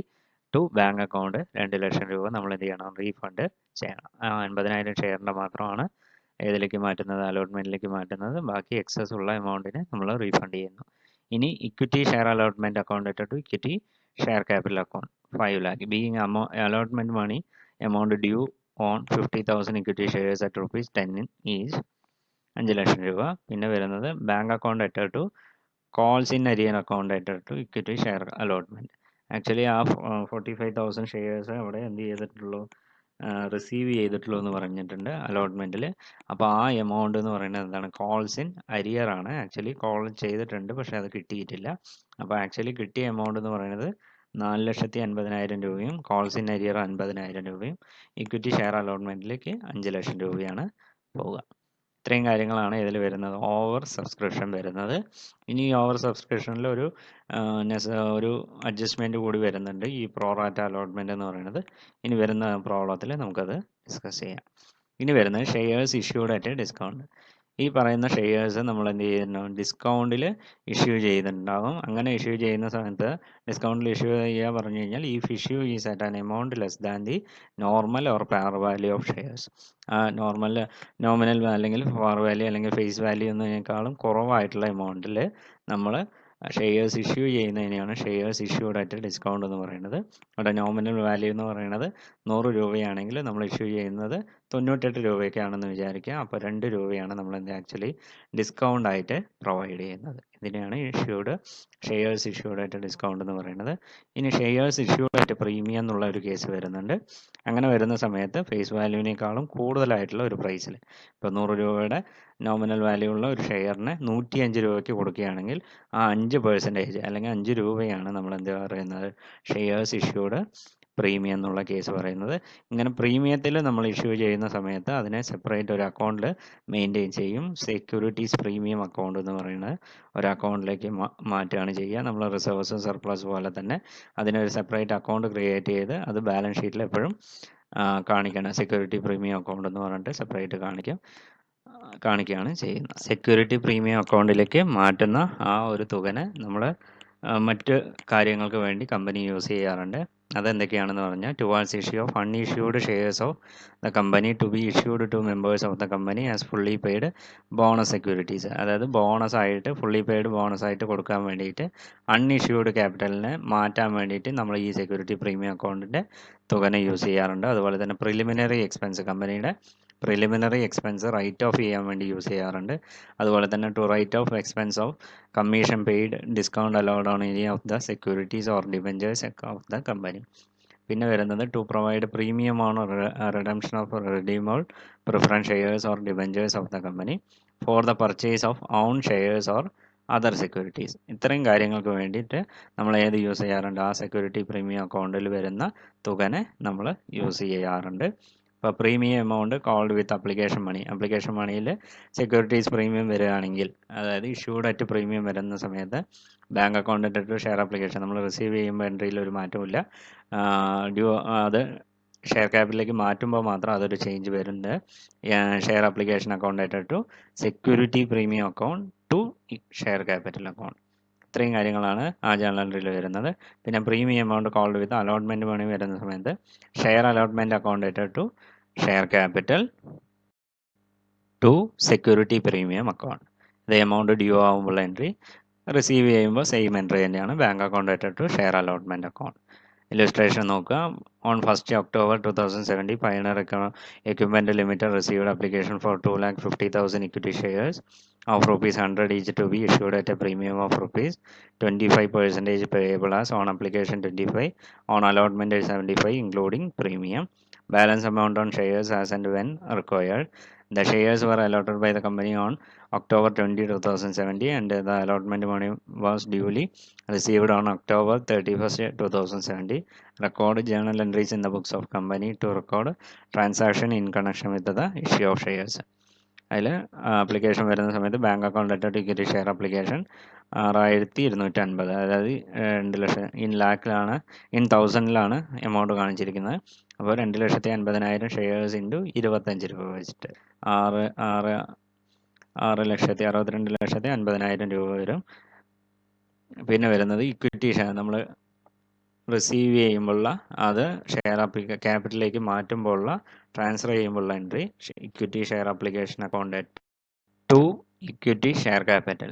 Transfer of application money on allotment to share capital 6,250. പിന്നെ വരുന്നത് equity share allotment account to equity share capital account to securities premium. ഇവിടെ allotment money എന്ന് പറയുന്നത് ഇഷ്യൂഡ് പ്രീമിയത്തിലാണ് ഇഷ്യൂ ചെയ്തിരിക്കുന്നത്. അപ്പോൾ അതിന് കാൽക്കുലേഷൻ വരുന്ന സമയത്ത് ടോട്ടൽ വാല്യൂ എന്ന് പറയുന്നത് 2,80,000 ഇൻറ്റു 75 ടോട്ടൽ 18,750 വരും. ഇക്വിറ്റി ഷെയർ ക്യാപിറ്റലിലേക്ക് 12,500 സെക്യൂരിറ്റീസ് പ്രീമിയത്തിലേക്ക് 6,250 രൂപയും. ഇനി റിസീവ് ചെയ്യുമ്പോൾ entry bank account to equity share allotment 18,750. Bifurcation of allotment money securities premium per share 25% on 100. അങ്ങനെ ആകുന്ന സമയത്ത് ₹25 സെക്യൂരിറ്റീസ് പ്രീമിയം ആയിട്ടും money received on allotment per share is equal to 75. അപ്പോൾ per share is equal to premium 25, capital 50, number of shares 250, total amount 6,250 and 12,500. ഇതാണ് ഇതിൻ്റെ calculation വരുന്ന സമയത്ത്. പിന്നെ വരുന്നത് over subscription and pro rata allotment. ഞാൻ നേരത്തെ പറഞ്ഞു, ഓവർ സബ്സ്ക്രിപ്ഷൻ വരുന്ന സമയത്ത് അപ്ലിക്കേഷൻ മണി നമ്മൾ എന്ത് ചെയ്യേണ്ടതായിട്ട് വരും, റീഫണ്ട് ചെയ്യേണ്ടതായിട്ട് വരും. അല്ലാതുള്ള കേസുകളിൽ നമ്മൾ പ്രോറാറ്റ അലോട്ട്മെൻറ്റ് ബേസിൽ നമ്മൾ ആ കമ്പനി കുറച്ച് അപ്ലിക്കേഷൻസ് എന്ത് ചെയ്യും, റിജക്റ്റ് ചെയ്യും. പിന്നെ കുറച്ച് ഐറ്റംസ് നമ്മൾ എന്ത് ചെയ്യണം, അതിൽ അലോട്ട് ചെയ്ത് കൊടുക്കുകയാണ് ചെയ്യുക. ആ ഒരു ട്രീറ്റ്മെൻറ്റ് എങ്ങനെയാണെന്നുള്ളത് നോക്കാം. For example, a company offers to the public 10,000 shares for subscription. The company receives application for 12,000 shares. If the shares are to be allotted on pro rata basis, applicants for 12,000 shares are to be allotted 10,000 shares. That is on the 12,000 is to 10,000, 6:5 ratio. Any applicant who has applied for 6 shares will be allotted for 5 shares. അതിനെയാണ് pro rata allotment എന്ന് പറയുന്നത്. ഒരു കിട്ടിയ ആപ്ലിക്കേഷനും അതുപോലെ തന്നെ subscribe ചെയ്ത അതിനെയും റേഷ്യോ കണക്കാക്കിയിട്ട് ആ റേഷ്യോ വെച്ചിട്ട് നമ്മൾ എന്ത് ചെയ്യും, അതിനെ പ്രോറാറ്റ ബേസിൽ അലോട്ട് ചെയ്ത് കൊടുക്കുകയാണ് ചെയ്യുക. അപ്പോൾ അങ്ങനെ വരുന്ന സമയത്ത് ആപ്ലിക്കേഷൻ റിജക്റ്റ് ചെയ്യുമ്പോൾ entry share application account to bank account. അതുപോലെ തന്നെ പ്രോറാറ്റ അലോട്ട്മെൻറ്റ് വരുന്ന സമയത്ത് share application account to share allotment. ഒരു പ്രോബ്ലം നോക്കുക. JHP Limited is a company with an authorized share capital of rupees 10 lakh in equity shares of rupees 10 each, of which 6 lakh shares had been issued and fully paid on 13th June 2016. The company proposed to make a further issue of 1 lakh of these rupees 10 shares at a price of rupees 14 each.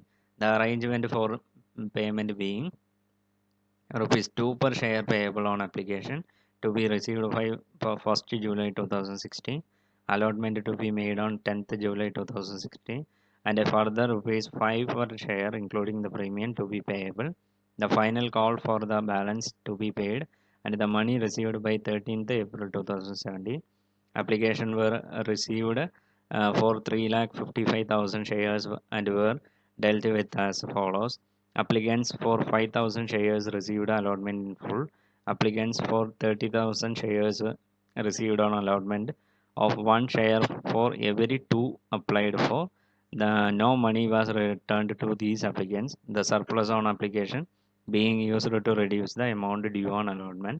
Applicants for 3,20,000 shares received on an allotment of 1 share for every 4 applied for.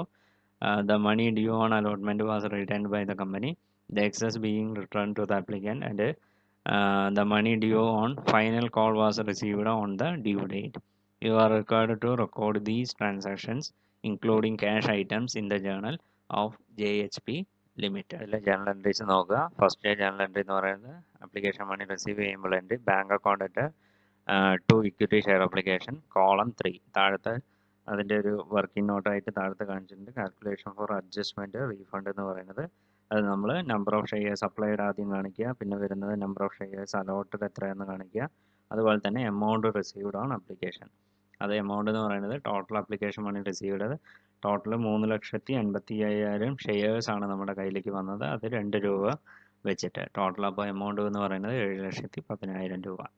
പിന്നെ വരുന്നത് equity share ക്യാപിറ്റലിലേക്ക് മാറ്റുമ്പോഴുള്ള entry equity share application account ഇട്ടിട്ട് equity share application account ഇട്ട് to equity share capital account to equity share allotment to bank account നമ്മൾ ആ refund ചെയ്ത amount കൂടി ടോട്ടൽ ഇക്വിറ്റി ഷെയർ അപ്ലിക്കേഷനിൽ 7,10,000 രൂപ വരും.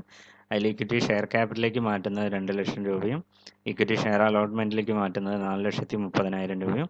അത് താഴത്തെ ആ വർക്കിംഗ് നോട്ടിൽ കോളം നമ്പർ 5 ആ ഒരു കോളത്തിൽ എമൗണ്ട് കാണിച്ചിട്ടുണ്ട് 4,30,000 രൂപ എന്നുള്ളത്. അത് amount adjusted on allotment money, അതാണ് 4,30,000 എന്ന് പറയുന്നത്. പിന്നെ വരുന്നത് ടു ബാങ്ക് അക്കൗണ്ട്, അത് കോളം നമ്പർ 6 വരുന്നത്. അതിനർത്ഥം എന്താണ്? റീഫണ്ട് ചെയ്ത എമൗണ്ട് അല്ലെങ്കിൽ നമ്മൾ റിജക്റ്റ് ചെയ്ത ആപ്ലിക്കേഷൻ, അതാണ് അവിടെ എഴുതിയിരിക്കുന്നത് 80,000 രൂപ.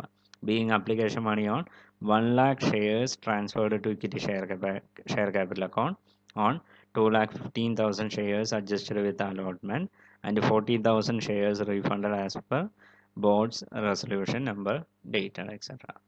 ഇനി വരുന്നത് ഇക്വിറ്റി ഷെയർ അലോട്ട്മെന്റ് ഡ്യൂ ആകുമ്പോൾ entry equity share allotment account ഇട്ട് 5 lakh to equity share capital to security premium account. ഇവിടെ പ്രീമിയത്തിലാണ് എന്ത് ചെയ്തിരിക്കുന്നത്? ഇഷ്യൂ ചെയ്തിരിക്കുന്നത് അലോട്ട്മെന്റ് മണി. അപ്പോൾ സെക്യൂരിറ്റി പ്രീമിയത്തിലേക്ക് 4 ലക്ഷം രൂപയും അതുപോലെ തന്നെ ഇക്വിറ്റി ഷെയർ അപ്ലിക്കേഷനിലേക്ക് 1 ലക്ഷം രൂപയും. Being allotment money due on 1,00,000 shares at 5 each including premium at ₹4 each. പിന്നെ വരുന്നത് നമ്മൾ റിസീവ് ചെയ്യുമ്പോഴുള്ള എൻട്രി ബാങ്ക് അക്കൗണ്ട് ഇട്ട് അത് കോളം 8 കൊടുത്തിട്ടുണ്ട് വർക്കിംഗ് നോട്ടിൽ. To share allotment account amount 70,000 രൂപ. Being balance allotment money received. പിന്നെ വരുമ്പോഴുള്ള entry equity share final call account ഇട്ട് to equity share capital account 7 ലക്ഷം രൂപ. Being final call money due on 1,00,000 shares at ₹7 per share as per board resolution 7 ലക്ഷം രൂപ. പിന്നെ receive ചെയ്യുമ്പോൾ entry bank account ഇട്ട് to equity share final call money 1 ലക്ഷം രൂപ വെച്ചിട്ട് 7 ലക്ഷം രൂപ. പ്രോറാറ്റ വെച്ചിട്ടുള്ള അഡ്ജസ്റ്റ്മെൻ്റ് ആണ് ഇതിൽ പറഞ്ഞിരിക്കുന്നത്. കാൽക്കുലേഷനിൽ നമ്മൾ ആ മൂന്നാമത്തെ കോളം എമൗണ്ട് ആപ്ലിക്കേഷൻ മണിയിൽ റിസീവ് ചെയ്ത എമൗണ്ട് എങ്ങനെയാണെന്നുള്ള ക്ലാസിഫിക്കേഷൻ, അതുപോലെ തന്നെ എമൗണ്ട് റീഫണ്ട് ചെയ്തത് 6ാമത്തെ കോളത്തിൽ, അതുപോലെ തന്നെ അലോട്ട്മെൻറ്റ് മണി ടോട്ടൽ കോളത്തിൽ എത്രയാണ് റിസീവ് ചെയ്തതെന്നുള്ളത് ഒരു 3 കോളത്തിൽ കാൽക്കുലേഷൻ അവിടെ കാണിച്ചിട്ടുണ്ട്. പിന്നെ വരുന്ന ഒരു ടോപ്പിക്കാണ് കോൾ സിനാരിയോ എന്ന് പറയുന്നത്.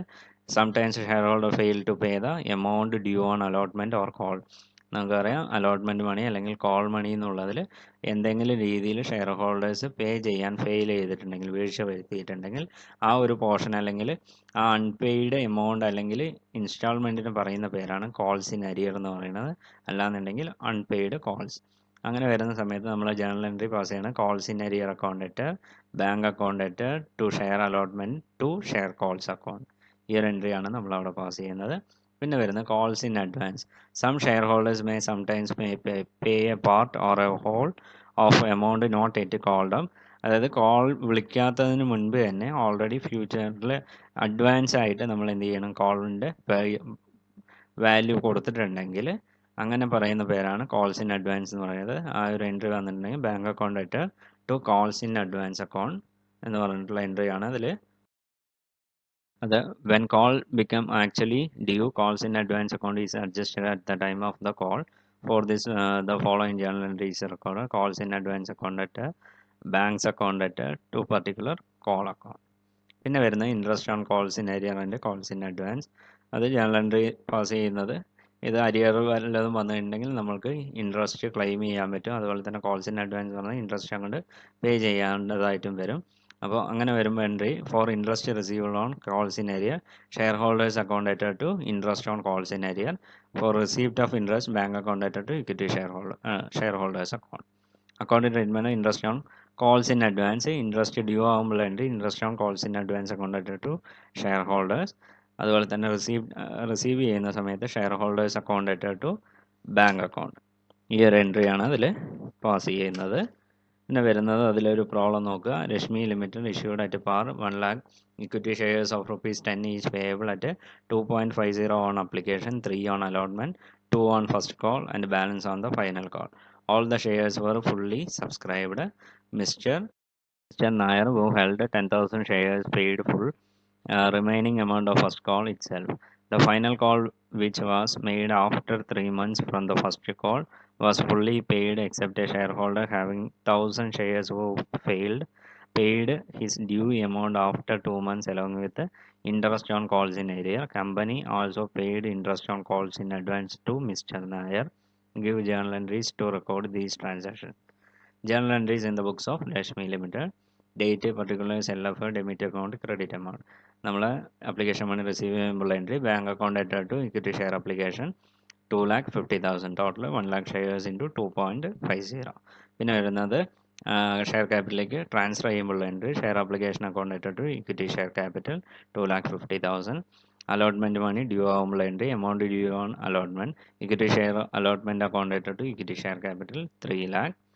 റിസീവ് ചെയ്യുമ്പോൾ entry bank account at to equity share allotment 3,00,000. പിന്നെ വരുന്നത് ഫസ്റ്റ് കോളിൻ്റെ equity share first call account at to equity share capital due ആകുമ്പോൾ entry 1,00,000 shares at 2 per share 2,00,000. ഇനി വരുന്നത് റിസീവ് ചെയ്യുന്ന സമയത്ത് കോൾസ് ഇൻ അഡ്വാൻസ് അവിടെ വരുന്നുണ്ട് bank account at to equity share first call to calls in advance. Being first call money received along with the calls in advance on 10,000 shares at rupees 2.50. അപ്പോൾ 25,000 രൂപ calls in advance ആണ് അവിടെ കിട്ടിയിരിക്കുന്നത്. അതുപോലെ തന്നെ mister Nair എന്ന് പറഞ്ഞ വ്യക്തി 10,000 രൂപ ഓൾറെഡി അതിൻ്റെ ഫസ്റ്റ് കോളിൻ്റെ കൊടുത്തിട്ടുണ്ട് എന്നുള്ളത്. അപ്പോൾ ആ 25,000 രൂപയും അതുപോലെ തന്നെ balance amount 2,00,000 equity share first കോളിലേക്കും പോകും. ഇനി വരുന്നത് ഫൈനൽ കോൾ മണി ഡ്യൂ ആകുമ്പോൾ entry equity share final call account ആയിട്ട് to equity share capital account 2,50,000. Receive ചെയ്യുമ്പോൾ കോൾസ് ഇൻ അഡ്വാൻസും ഉണ്ട് അതുപോലെ തന്നെ കോൾസ് ഇൻ അരിയറും ഉണ്ട്. Bank account at calls in advance account at calls in arrears account at to equity final call account. അതിൽ bank അക്കൗണ്ടിലേക്ക് 2,22,500 കോൾസ് ഇൻ അഡ്വാൻസ് ആ amount 25,000 calls in arrear 2,500 total amount കോളത്തിൽ 2,50,000 ആഡ് ചെയ്ത് കാണിക്കും. പിന്നെ വരുന്നത് interest on calls in advance account at to equity share holders account. Interest എന്ന് പറയുന്നത് കോൾസ് ഇൻ അഡ്വാൻസിൽ 25,000 രൂപയാണ്. അതിൻ്റെ റേറ്റ് എന്ന് പറയുന്നത് 12% പെർ ആനം 750 രൂപ. അത് share holders account at to bank account ആ പേയ്മെൻറ്റ് ചെയ്യുന്ന സമയത്ത് 750 കാണിക്കുക. പിന്നെ വരുന്നത് ഇൻട്രസ്റ്റ് ഓൺ കോൾസ് ഇൻ അരിയേഴ്സിൻ്റെ share holders account at to interest on calls in arrear. ആ എമൗണ്ട് എന്ന് പറയുന്നത് ആ ഡ്യൂ ആയിട്ടുള്ള എമൗണ്ടിൻ്റെ 10%. ഡ്യൂ റേറ്റ് എന്ന് പറയുന്നത് 10 ആണ്. അപ്പോൾ 41.67 അതാണ് അതിൻ്റെ വാല്യൂ വരുന്നത്. Bank account at to calls in arrear account at to equity share holders. അതിൽ എമൗണ്ട് എന്ന് പറയുന്നത് കോൾസ് ഇൻ അരിയർ എമൗണ്ട് 2,500 ആണ്. അതിൻ്റെ ഇൻട്രസ്റ്റ് എന്ന് പറയുന്നത് 41.67 ടോട്ടൽ ചേർത്തിട്ട് 2,541.67 രൂപ. ഇനി വരുന്ന ഒരു ഐറ്റം എന്ന് പറയുന്നത് forfeiture of share. The term forfeit actually means taking away the of property of breach of a condition. It is very common that one or more shareholders fail to pay their allotment or call on the due date. Failure to pay call money result in forfeiture of shares.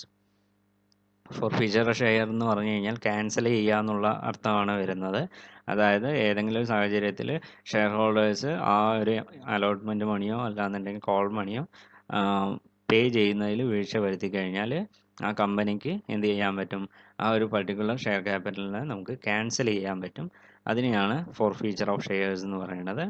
അത് at the time of passing entry of forfeiture of shares student must be careful about the following matters. Amount called up, amount credited to capital, അതായത് forfeiture ചെയ്യുന്ന ആ shares എന്ന് പറയുന്നത് ക്യാപിറ്റലിലേക്ക് മാറ്റിയതാണോ എന്നുള്ളത് check ചെയ്യുക. Amount already received in the respect of those shares. അതുപോലെ തന്നെ amount due but has not been received in respect of those shares. ഈ മൂന്ന് കാര്യങ്ങളാണ്.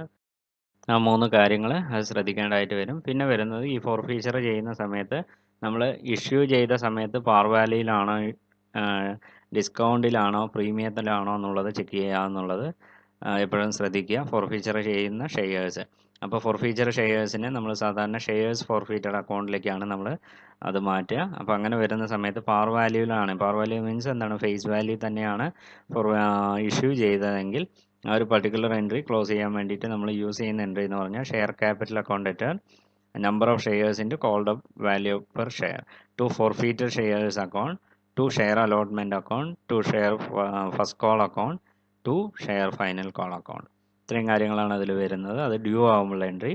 ഇനി വരുന്നത് അത് ക്യാൻസൽ ചെയ്യുമ്പോൾ എൻട്രി. ട്രാൻസ്ഫർ ചെയ്യുന്ന സമയത്ത് ഷെയർ ക്യാപിറ്റൽ അക്കൗണ്ട് ഇട്ടിട്ട് calls in arrear to forfeited shares account. Journal entry നോക്കുക. ഒരു X limit forfeited 20,000 equity shares of rupees 10 each, 8 called up for non-payment of first call money rupees 2 each, application money 2 per share and allotment money 4 per share have already been received by the company. Give journal entry for the forfeiture. അതായത് allotment മണിയും അതുപോലെ തന്നെ application മണിയും total 6 രൂപ കിട്ടിയിട്ടുണ്ട്. പക്ഷേ call money മാർക്കറ്റിൽ call മണിയാണ് കിട്ടാത്തത് 2 രൂപ.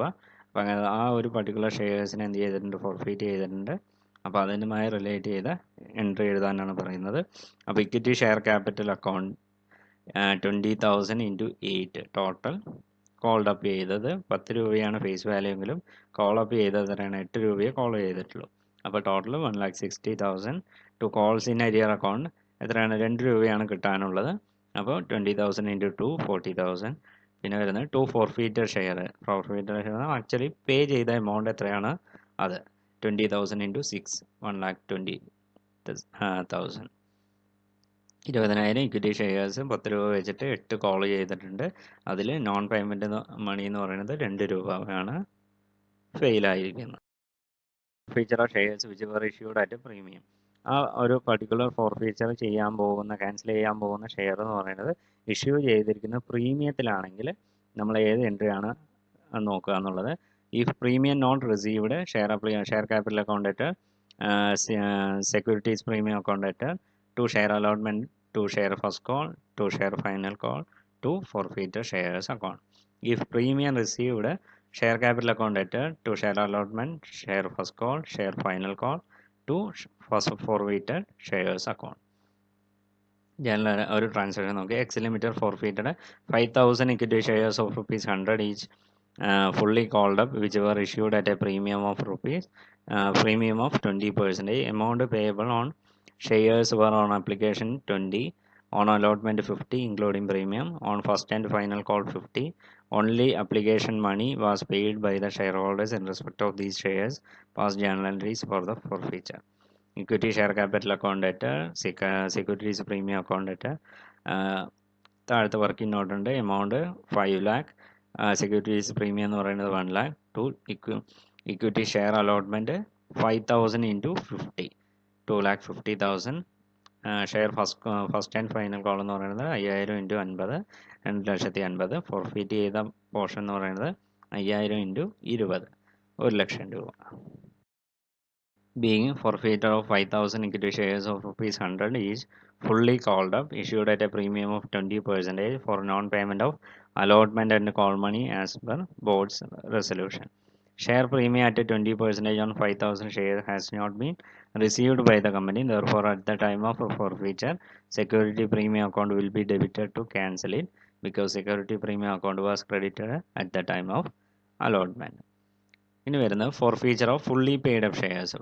Forfeiture of non-payment of calls, premium, or the unpaid portion of the face value of the shares is one of the many causes for which a share may be forfeited. But fully paid up shares may be forfeited for realization of debt of the shareholder if the articles specified provide it. ഇനി വരുന്നത് reissue of forfeited shares. നമ്മൾ നേരത്തെ forfeit ചെയ്ത അല്ലെങ്കിൽ cancel ചെയ്ത ഷെയർസിനെ നമ്മൾ reissue ചെയ്യാൻ പറ്റും. A forfeited share is merely a share available to the company for sale and remains vested in the company for that purpose only. Reissue of forfeited share is not allotment of share but only a sale. The share after forfeiture in the hands of company is subject to obligation to dispose it of. അത് അങ്ങനെ വരുമ്പോഴുള്ള reissue ചെയ്യുമ്പോഴുള്ള entry എന്ന് പറഞ്ഞു കഴിഞ്ഞാൽ bank account letter, forfeited share account letter to share capital account, അതുപോലെ തന്നെ forfeited share account letter to capital reserve account. ഇതിൽ point for consideration in connection with reissue the following points are important. Loss on reissue should not exceed the forfeited amount. If the loss on reissue is less than amount forfeited, the surplus should be transferred to capital reserve. അതുപോലെ തന്നെ the forfeited amount on share amount originally paid up not yet reissued should be shown under the head share capital. When only a portion of the forfeited shares are reissued, The profit made on reissue of such a portion share only must be transferred to capital reserve. And last point, when the shares are reissued at a loss, such a loss is to be debited to forfeited shares account. Sixth point, if the shares are reissued at a price which is more than the face value of the share, the excess amount will be credited to securities premium account. If the reissued amount and forfeited amount taken together exceeds the face value of the shares reissued, it is not necessary to transfer such amount to securities premium account. Calculation of profit on reissue of forfeited shares. ഒരു illustration നോക്കാം. Mr. Long, who has the holder of 2000 preference shares of rupees 100 each, on which rupees 75 per share has been called up, could not pay his dues on allotment and first call, each at rupees 25 per share. The director forfeited the above shares and reissued 1500 of such shares to Mr. Shaw at a 65 per share, paid up as 25 per 75 per share. Give journal entries to record the amount forfeited and reissue in the hands in the books of the company. Journal entries in the books of Mr. Long. ഇനി ആദ്യം forfeit ചെയ്യുന്ന entry എഴുതുക. Preference share capital account total 2000 ഷെയർസിൻ്റെ 75 രൂപയാണ് പേ ചെയ്തിരിക്കുന്നത്. അപ്പോൾ 2000 into 75 1,50,000 to preference share allotment to preference share first call to forfeited shares. Share അലോട്ട്മെൻറ്റിലേക്ക് 50,000 രൂപ, ഷെയർ ഫസ്റ്റ് കോളിലേക്ക് 50,000 രൂപ, ഫോർഫീറ്റഡ് ഷെയർസിൽ 50,000 രൂപ. ഇനി വരുന്നത് ബാങ്ക് അക്കൗണ്ട് ഡെറ്റർ ടു നമ്മൾ ഫോർഫീറ്റഡ് ഷെയർ റീഇഷ്യൂ ചെയ്യുന്ന entry. Bank account debtor to അതിൽ 1500 ഷെയറാണ് നമ്മൾ റീഇഷ്യൂ ചെയ്തിരിക്കുന്നത്. എത്ര രൂപ വെച്ചിട്ട്? 65 രൂപ വെച്ചിട്ട്. അപ്പോൾ bank account debtor forfeited shares account debtor, അതായത് 75 രൂപയ്ക്കാണ് നമ്മൾ പേ ചെയ്തിരിക്കുന്നത്. അപ്പോൾ 1500 ഇൻറ്റു 10 15,000 രൂപ to preference share capital total 1,12,500. Being reissue of 1,500 shares at rupees 65 per share, paid up as 75 per share. Forfeited shares accounted to capital reserve. Amount 22,500. താഴെ working നോട്ടിൽ കാണിച്ചിട്ടുണ്ട്. Being profit on reissue of transferred to capital reserve. Working നോട്ടിൽ പറഞ്ഞിട്ടുണ്ട്. Calculation of amount to be transferred to capital reserve. Forfeited amount per share is equal to 50,000 divided by 2,000. അതായത് forfeited share എന്ന് പറഞ്ഞിട്ട് നമ്മളൊരു credit എമൗണ്ടിൽ 50,000 കാണിച്ചിട്ടുണ്ട്. Total share എന്ന് പറയുന്നത് 2,000 ആണ്. അപ്പോൾ 25 റുപ്പീസാണ് എന്താണ് forfeited amount per share. Loss on reissue share is equal to 75ൻ്റെ പെയ്ഡപ്പിനെ 65 രൂപയ്ക്കാണ് നമ്മൾ കൊടുത്തിരിക്കുന്നത്. 10 രൂപയാണ് ലോസ് ഓൺ റീഇഷ്യൂ. സർപ്ലസ് എന്ന് പറയുന്നത് 15 റുപ്പീസാണ്. അപ്പോൾ ആ എമൗണ്ടിനെ നമ്മൾ എന്ത് ചെയ്യും? Transferred to capital reserve. 15 into 1,500 total 22,500. Exam point of വ്യൂവിൽ ഇങ്ങനെയുള്ള ക്വസ്റ്റ്യൻസ് എപ്പോഴും ചോദിക്കാറുണ്ട് റീഇഷ്യൂവിൻ്റെ. അപ്പോൾ ഈ ഒരു ജേണൽ എൻട്രിയും അതിൻ്റെ ഒരു ട്രീറ്റ്മെൻറ്റും നോക്കിയിട്ട് പോകുക. അഞ്ചാമത്തെ മോഡ്യൂളിൽ വരുന്ന ഒരു കാര്യമാണ് ഇഷ്യൂ ഓഫ് ഷെയർസിൻ്റെ പോലെ തന്നെ ഇഷ്യൂ ഓഫ് ബോണസ് ഷെയർ എന്ന് പറയുന്നത്. A bonus share may be defined as the issue of shares at no cost to current share holders in a company based upon number of shares that the shareholders already owns. In other words, no new funds are raised with a bonus issue. While the issue of bonus shares increase the total number of shares issued and owned, it does not increase the net worth of the company. Although the total number of issued shares increases, the ratio of number of shares held by each shareholder remains constant. Bonus issue is also known as capitalization of profit. Capitalization of profit refers to the process of converting profits or reserve into paid up capital. A company may capitalize its profit or reserves which otherwise are available for distribution as dividend among the members by issuing fully paid bonus shares to the members. If the subscribed and paid up exceeds the authorized share capital as a result of bonus issue, a resolution shall be passed by the company at its general body meeting for increasing the authorized capital. A return of bonus issue along with a copy of resolution authorizing the issue of bonus share is also required to filed with the registrar of companies. Bonus share എന്ന് പറയുന്നത് actually current share ഹോൾഡേഴ്സിന് തന്നെയാണ് company provide ചെയ്യുന്നത്. Actually ഇവിടെ capitalisation of profit ആണ് നടക്കുന്നത്. നമ്മളുടെ profit അല്ലെങ്കിൽ റിസർവ്സിനെ paid up ക്യാപിറ്റലാക്കി മാറ്റുകയാണ് ഇതിൽ ചെയ്യുന്നത്. അപ്പോൾ ആക്ച്വലി പുതുതായിട്ട് സബ്സ്ക്രിപ്ഷൻ ഒന്നും തന്നെ നടക്കുന്നില്ല. പക്ഷേ ആക്ച്വലി ഈ ഷെയർ ഹോൾഡേഴ്സിൻ്റെ വാല്യൂ എന്ന് പറയുന്നത് അല്ലെങ്കിൽ അവർ ഹോൾഡ് ചെയ്യുന്ന ഷെയർ എന്ന് പറയുന്നത് കോൺസ്റ്റൻ്റ് ആയിട്ട് അവിടെ നിന്നോളും. ക്യാപിറ്റൽ അതുപോലെ തന്നെ പ്രോഫിറ്റും റിസർവ്സും അങ്ങനെയുള്ള കാര്യങ്ങൾക്ക് നമുക്ക് എന്ത് ചെയ്യാൻ പറ്റും, അതിനെ ക്യാപിറ്റലൈസ് ചെയ്ത് മാറ്റിയിട്ട് കമ്പനിയുടെ ഷെയർ വികസിപ്പിക്കാൻ പറ്റും. അപ്പോൾ അങ്ങനെയുള്ള ബോണസ് ഷെയർ ഇഷ്യൂ വരുന്നത് നമ്മൾ ആക്ച്വലി ജനറൽ ബോഡി മീറ്റിങ്ങിൽ ഒരു സ്പെഷ്യൽ റെസൊല്യൂഷൻ പാസ്സാക്കിയിട്ട് അത് കമ്പനി രജിസ്റ്റർ ഓഫ് കമ്പനീസിൽ അത് ഒരു കമ്പനി ഓതറൈസ് ചെയ്യേണ്ടതായിട്ട് വരും. പിന്നെ വരുന്നത് provision of the companies act 2013 എന്ന് പറയുന്നത്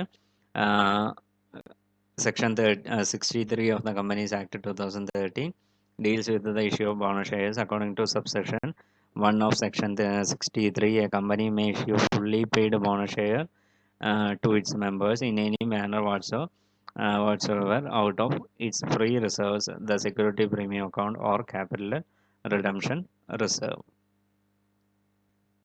ബോണസ് ഷെയർ വരുന്ന സമയത്തുള്ള ജേണൽ എൻട്രി എന്ന് പറയുന്നത് upon the sanction of issue of bonus share, debit capital redemption reserve account, securities premium account, general reserve account debtor, profit and loss account debtor to bonus to shareholders account.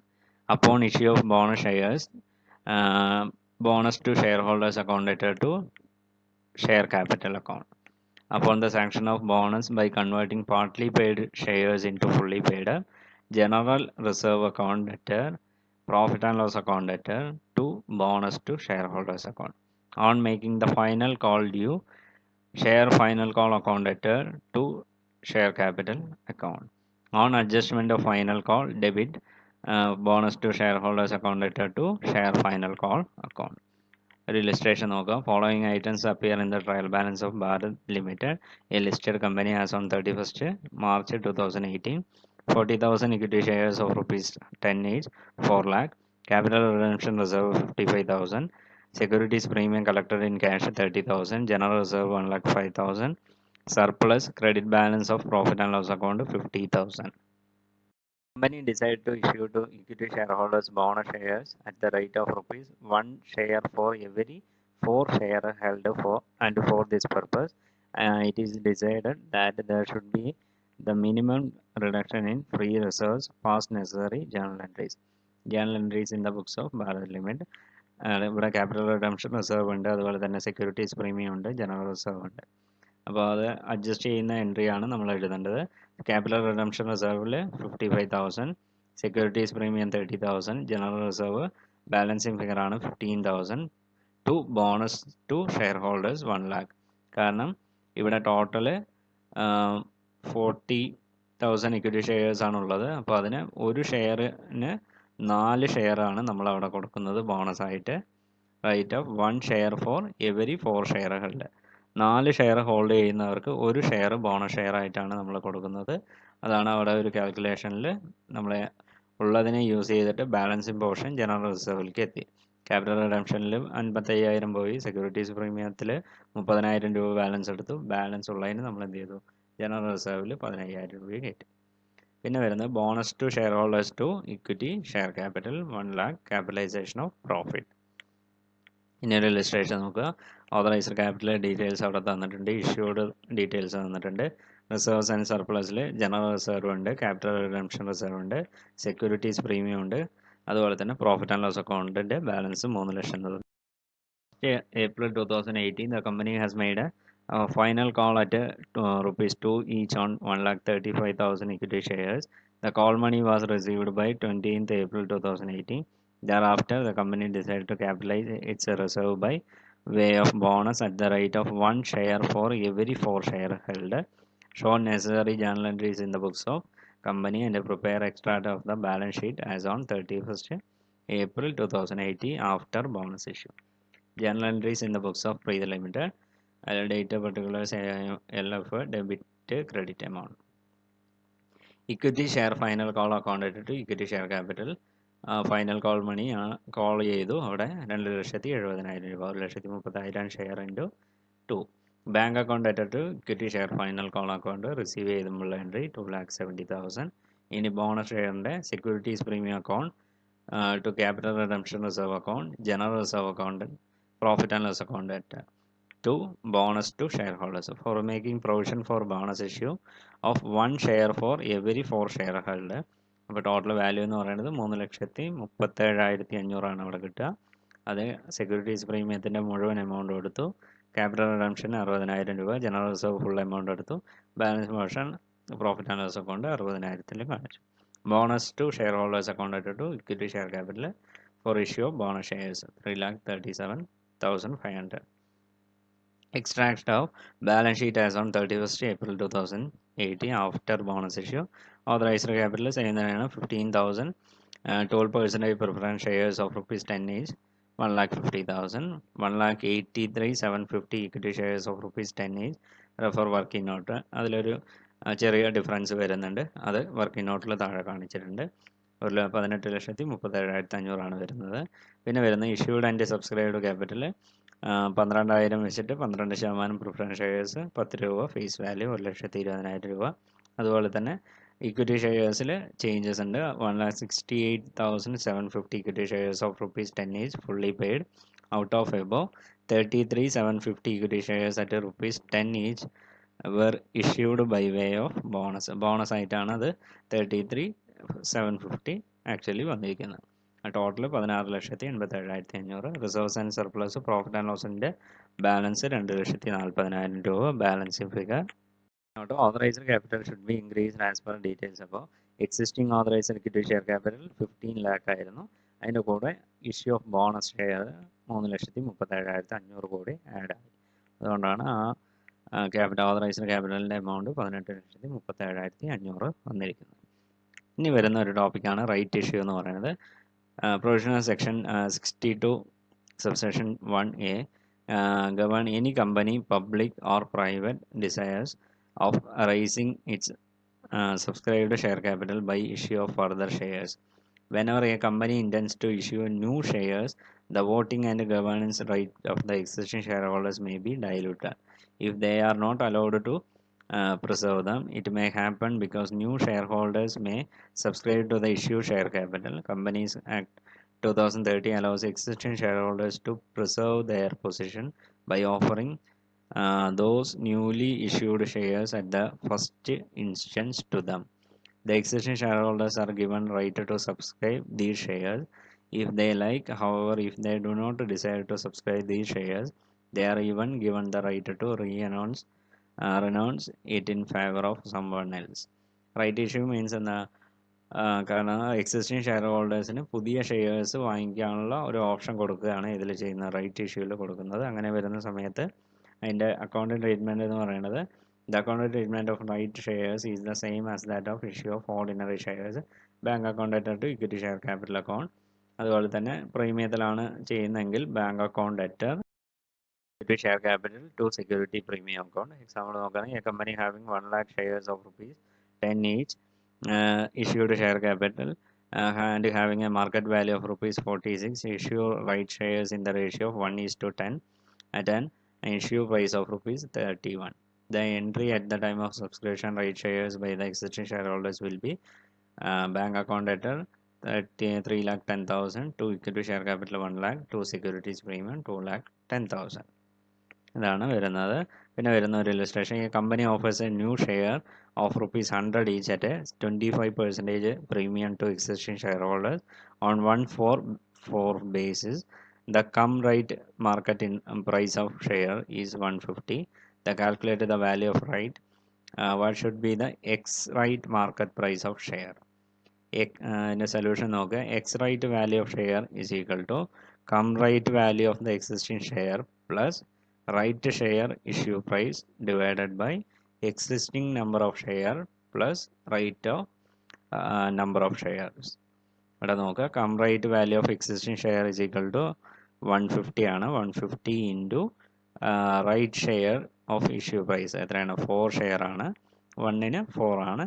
Plus 125 into 1 divided by 4 plus 1 share. Total calculation വരുന്ന സമയത്ത് ₹725 divided by 5 share as is equal to ₹145 per share. Value of right is equal to come right value of share minus x right value of the share. 150 പ്രോബ്ലത്തിൽ തന്നിട്ടുണ്ട്, 145 നമ്മൾ കണ്ടുപിടിച്ച value. അപ്പോൾ ₹5 per share ആണ് value of right എന്ന് പറയുന്നത്.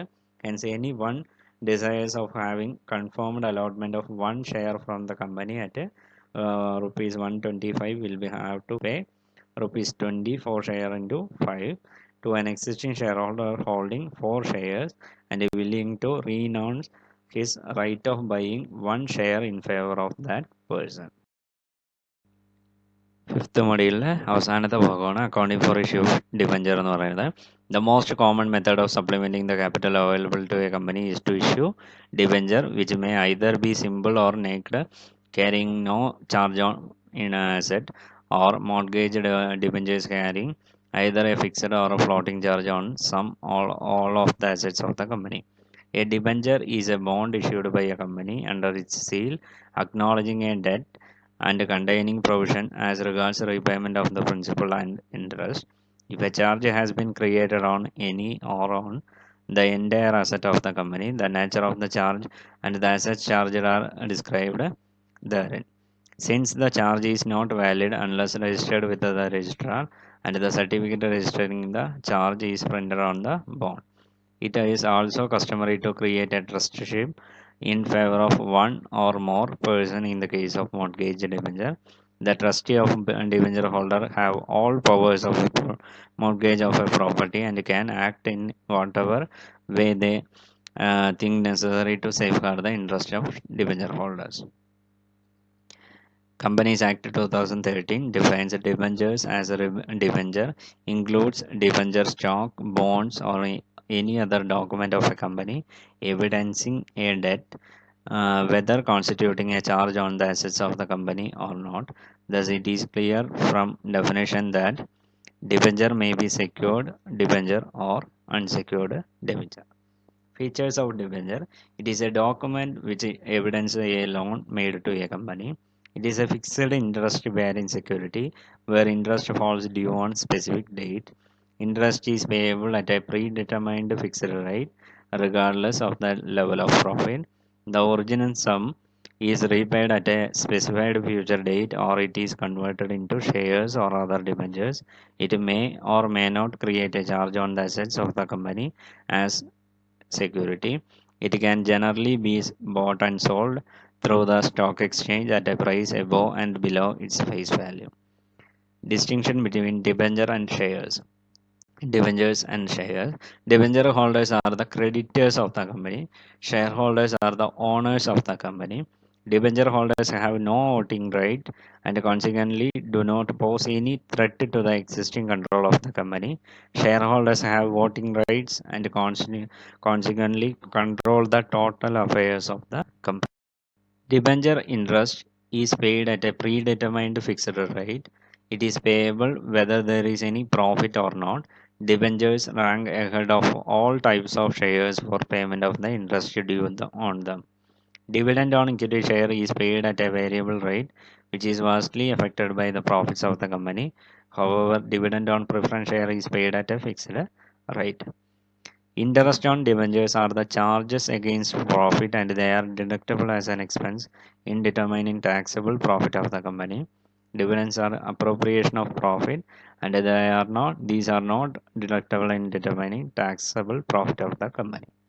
There are different kinds of debentures such as secured, unsecured, redeemable, irredeemable, registered bearer, convertible, non-convertible, etc.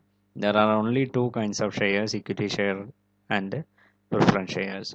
In the company's balance sheet, debentures are shown under long-term borrowings. In the company balance sheet, shares are shown under shareholders' fund detailed in share capital of notes to accounts. Debentures can be converted into other debentures or shares as per terms of issue of debenture. Shares cannot be converted into other shares in any circumstances. Debenture cannot be forfeited for non-payment of call money. Shares can be forfeited for non-payment of allotment and call money. At maturity, debenture holders get back their money as per the terms and condition of redemption. Equity shareholders cannot get back their money before the liquidation of the company. However, preference shareholders can get back their money before liquidation. At the time of liquidation, debenture holders are paid off before the shareholder. At the time of liquidation, shareholders are paid at last after paying debenture holders, trade payables, etc. Types of debentures. The following are the types of debentures issued by a company. They can be classified on the basis of security, convertibility, permanence, negotiability, and priority. On the basis of security, classified into two: secured debenture and unsecured or naked debenture. Secured debentures, these debentures are secured by a charge upon some all assets of the company. There are two types of charges: fixed charge and floating charges. A fixed charge is a mortgage on specific asset. This asset cannot be sold without the consent of debenture holders. The sale proceeds of the assets are utilized first and for debenture holders. A floating charge is generally covers all the assets of the company, including future one. Security debenture ആകുന്ന സമയത്ത് fixed ചാർജും ഉണ്ട്, അതുപോലെ തന്നെ floating ചാർജും ഉണ്ട്. Fixed charge എന്ന് പറഞ്ഞാൽ ഏതെങ്കിലും ഒരു സ്പെസിഫിക് അസറ്റ്, കമ്പനിയിൽ ഏതെങ്കിലും ഒരു സ്പെസിഫിക് അസറ്റിൻ്റെ മേലെയായിരിക്കും മോർഗേജ് ചെയ്തിട്ടുണ്ടാകുക. അങ്ങനെയുള്ള സമയത്ത് ഈ ഡിബഞ്ചർ ഹോൾഡേഴ്സിൻ്റെ കൺസെൻറ്റ് ഇല്ലാതെ ആ അസറ്റ് നമുക്ക് എന്ത് ചെയ്യാൻ പറ്റില്ല, സോൾഡ് ചെയ്യാൻ പറ്റില്ല. ഫ്ലോട്ടിംഗ് ചാർജ് എന്ന് പറഞ്ഞാൽ ജനറലി കവേഴ്സ് കമ്പനീൻ്റെ ഹോൾ അസറ്റ് അല്ലെങ്കിൽ ഫ്യൂച്ചറിൽ ഉണ്ടാകാൻ പോകുന്ന അസറ്റും കൂടി ഏതിൻ്റെ കീഴിൽ വരും, ഫ്ലോട്ടിംഗ് ചാർജിൻ്റെ കീഴിൽ വരും.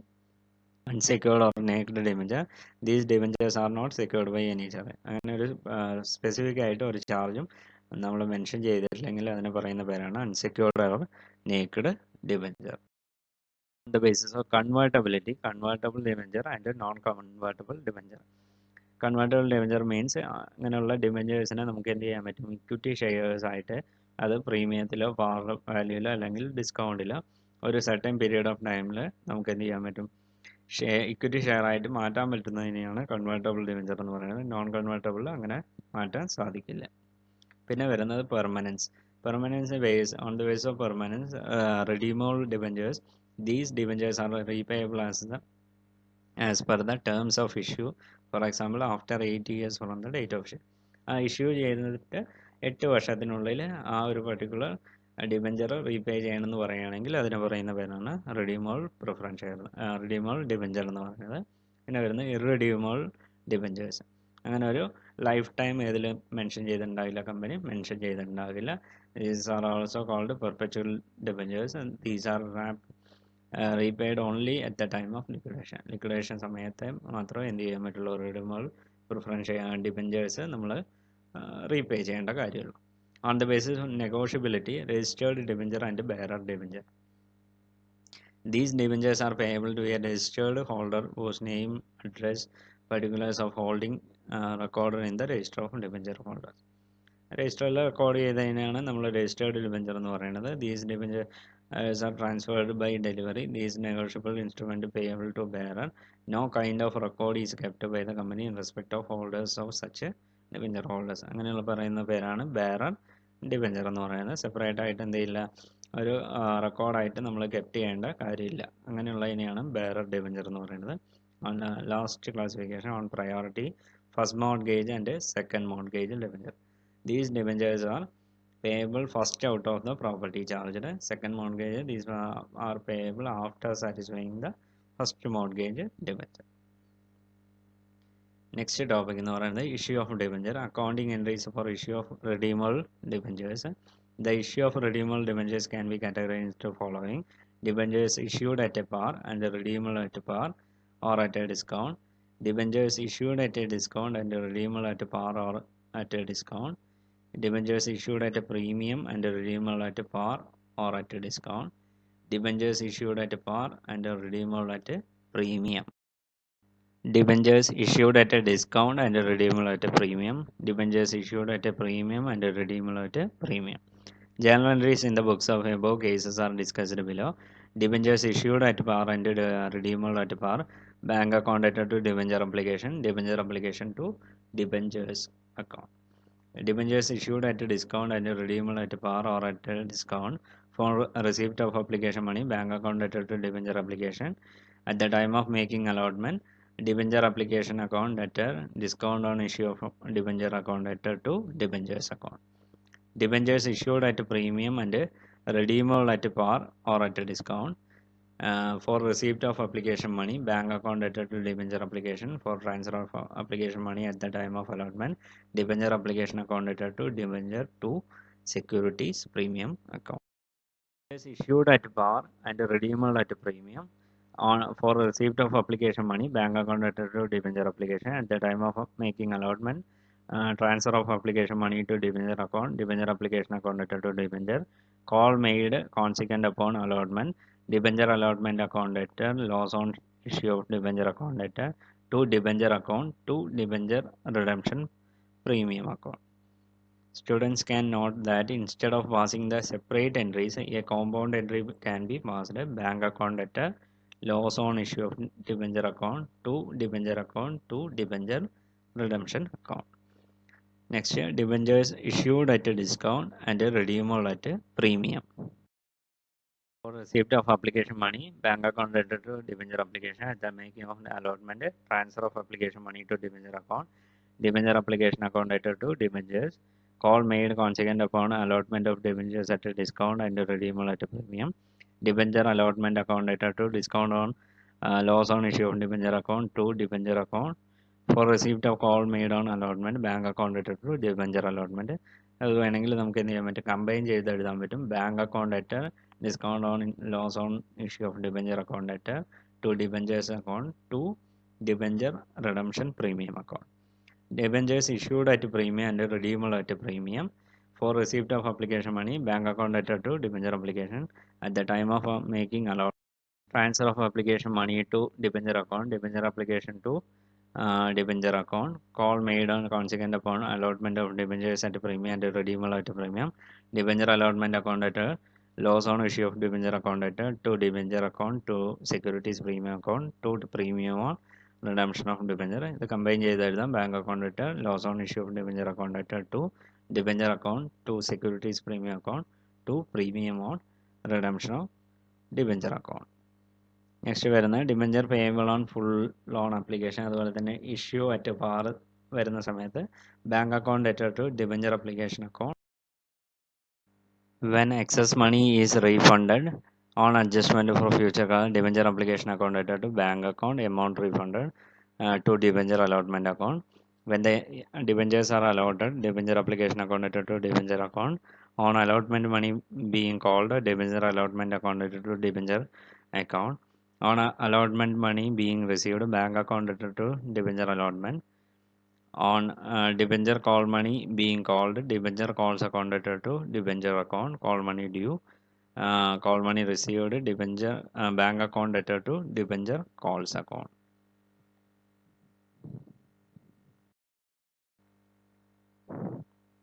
സ്കൂൾ ഓഫ് ഡിസ്റ്റൻസ് എഡ്യൂക്കേഷൻ്റെ ഫിനാൻഷ്യൽ അക്കൗണ്ടിങ് പേപ്പർ സ്റ്റഡി മെറ്റീരിയലിൽ ഒരുവിധം എല്ലാ പ്രോബ്ലവും കവർ ചെയ്യാൻ ഞാൻ ശ്രമിച്ചിട്ടുണ്ട്. അപ്പോൾ എല്ലാവരും ഈ ബുക്ക് നമ്മളുടെ മെറ്റീരിയൽ കൈവശം വെച്ചിട്ട് വീഡിയോ ക്ലാസ് കേട്ട് നോക്കുക.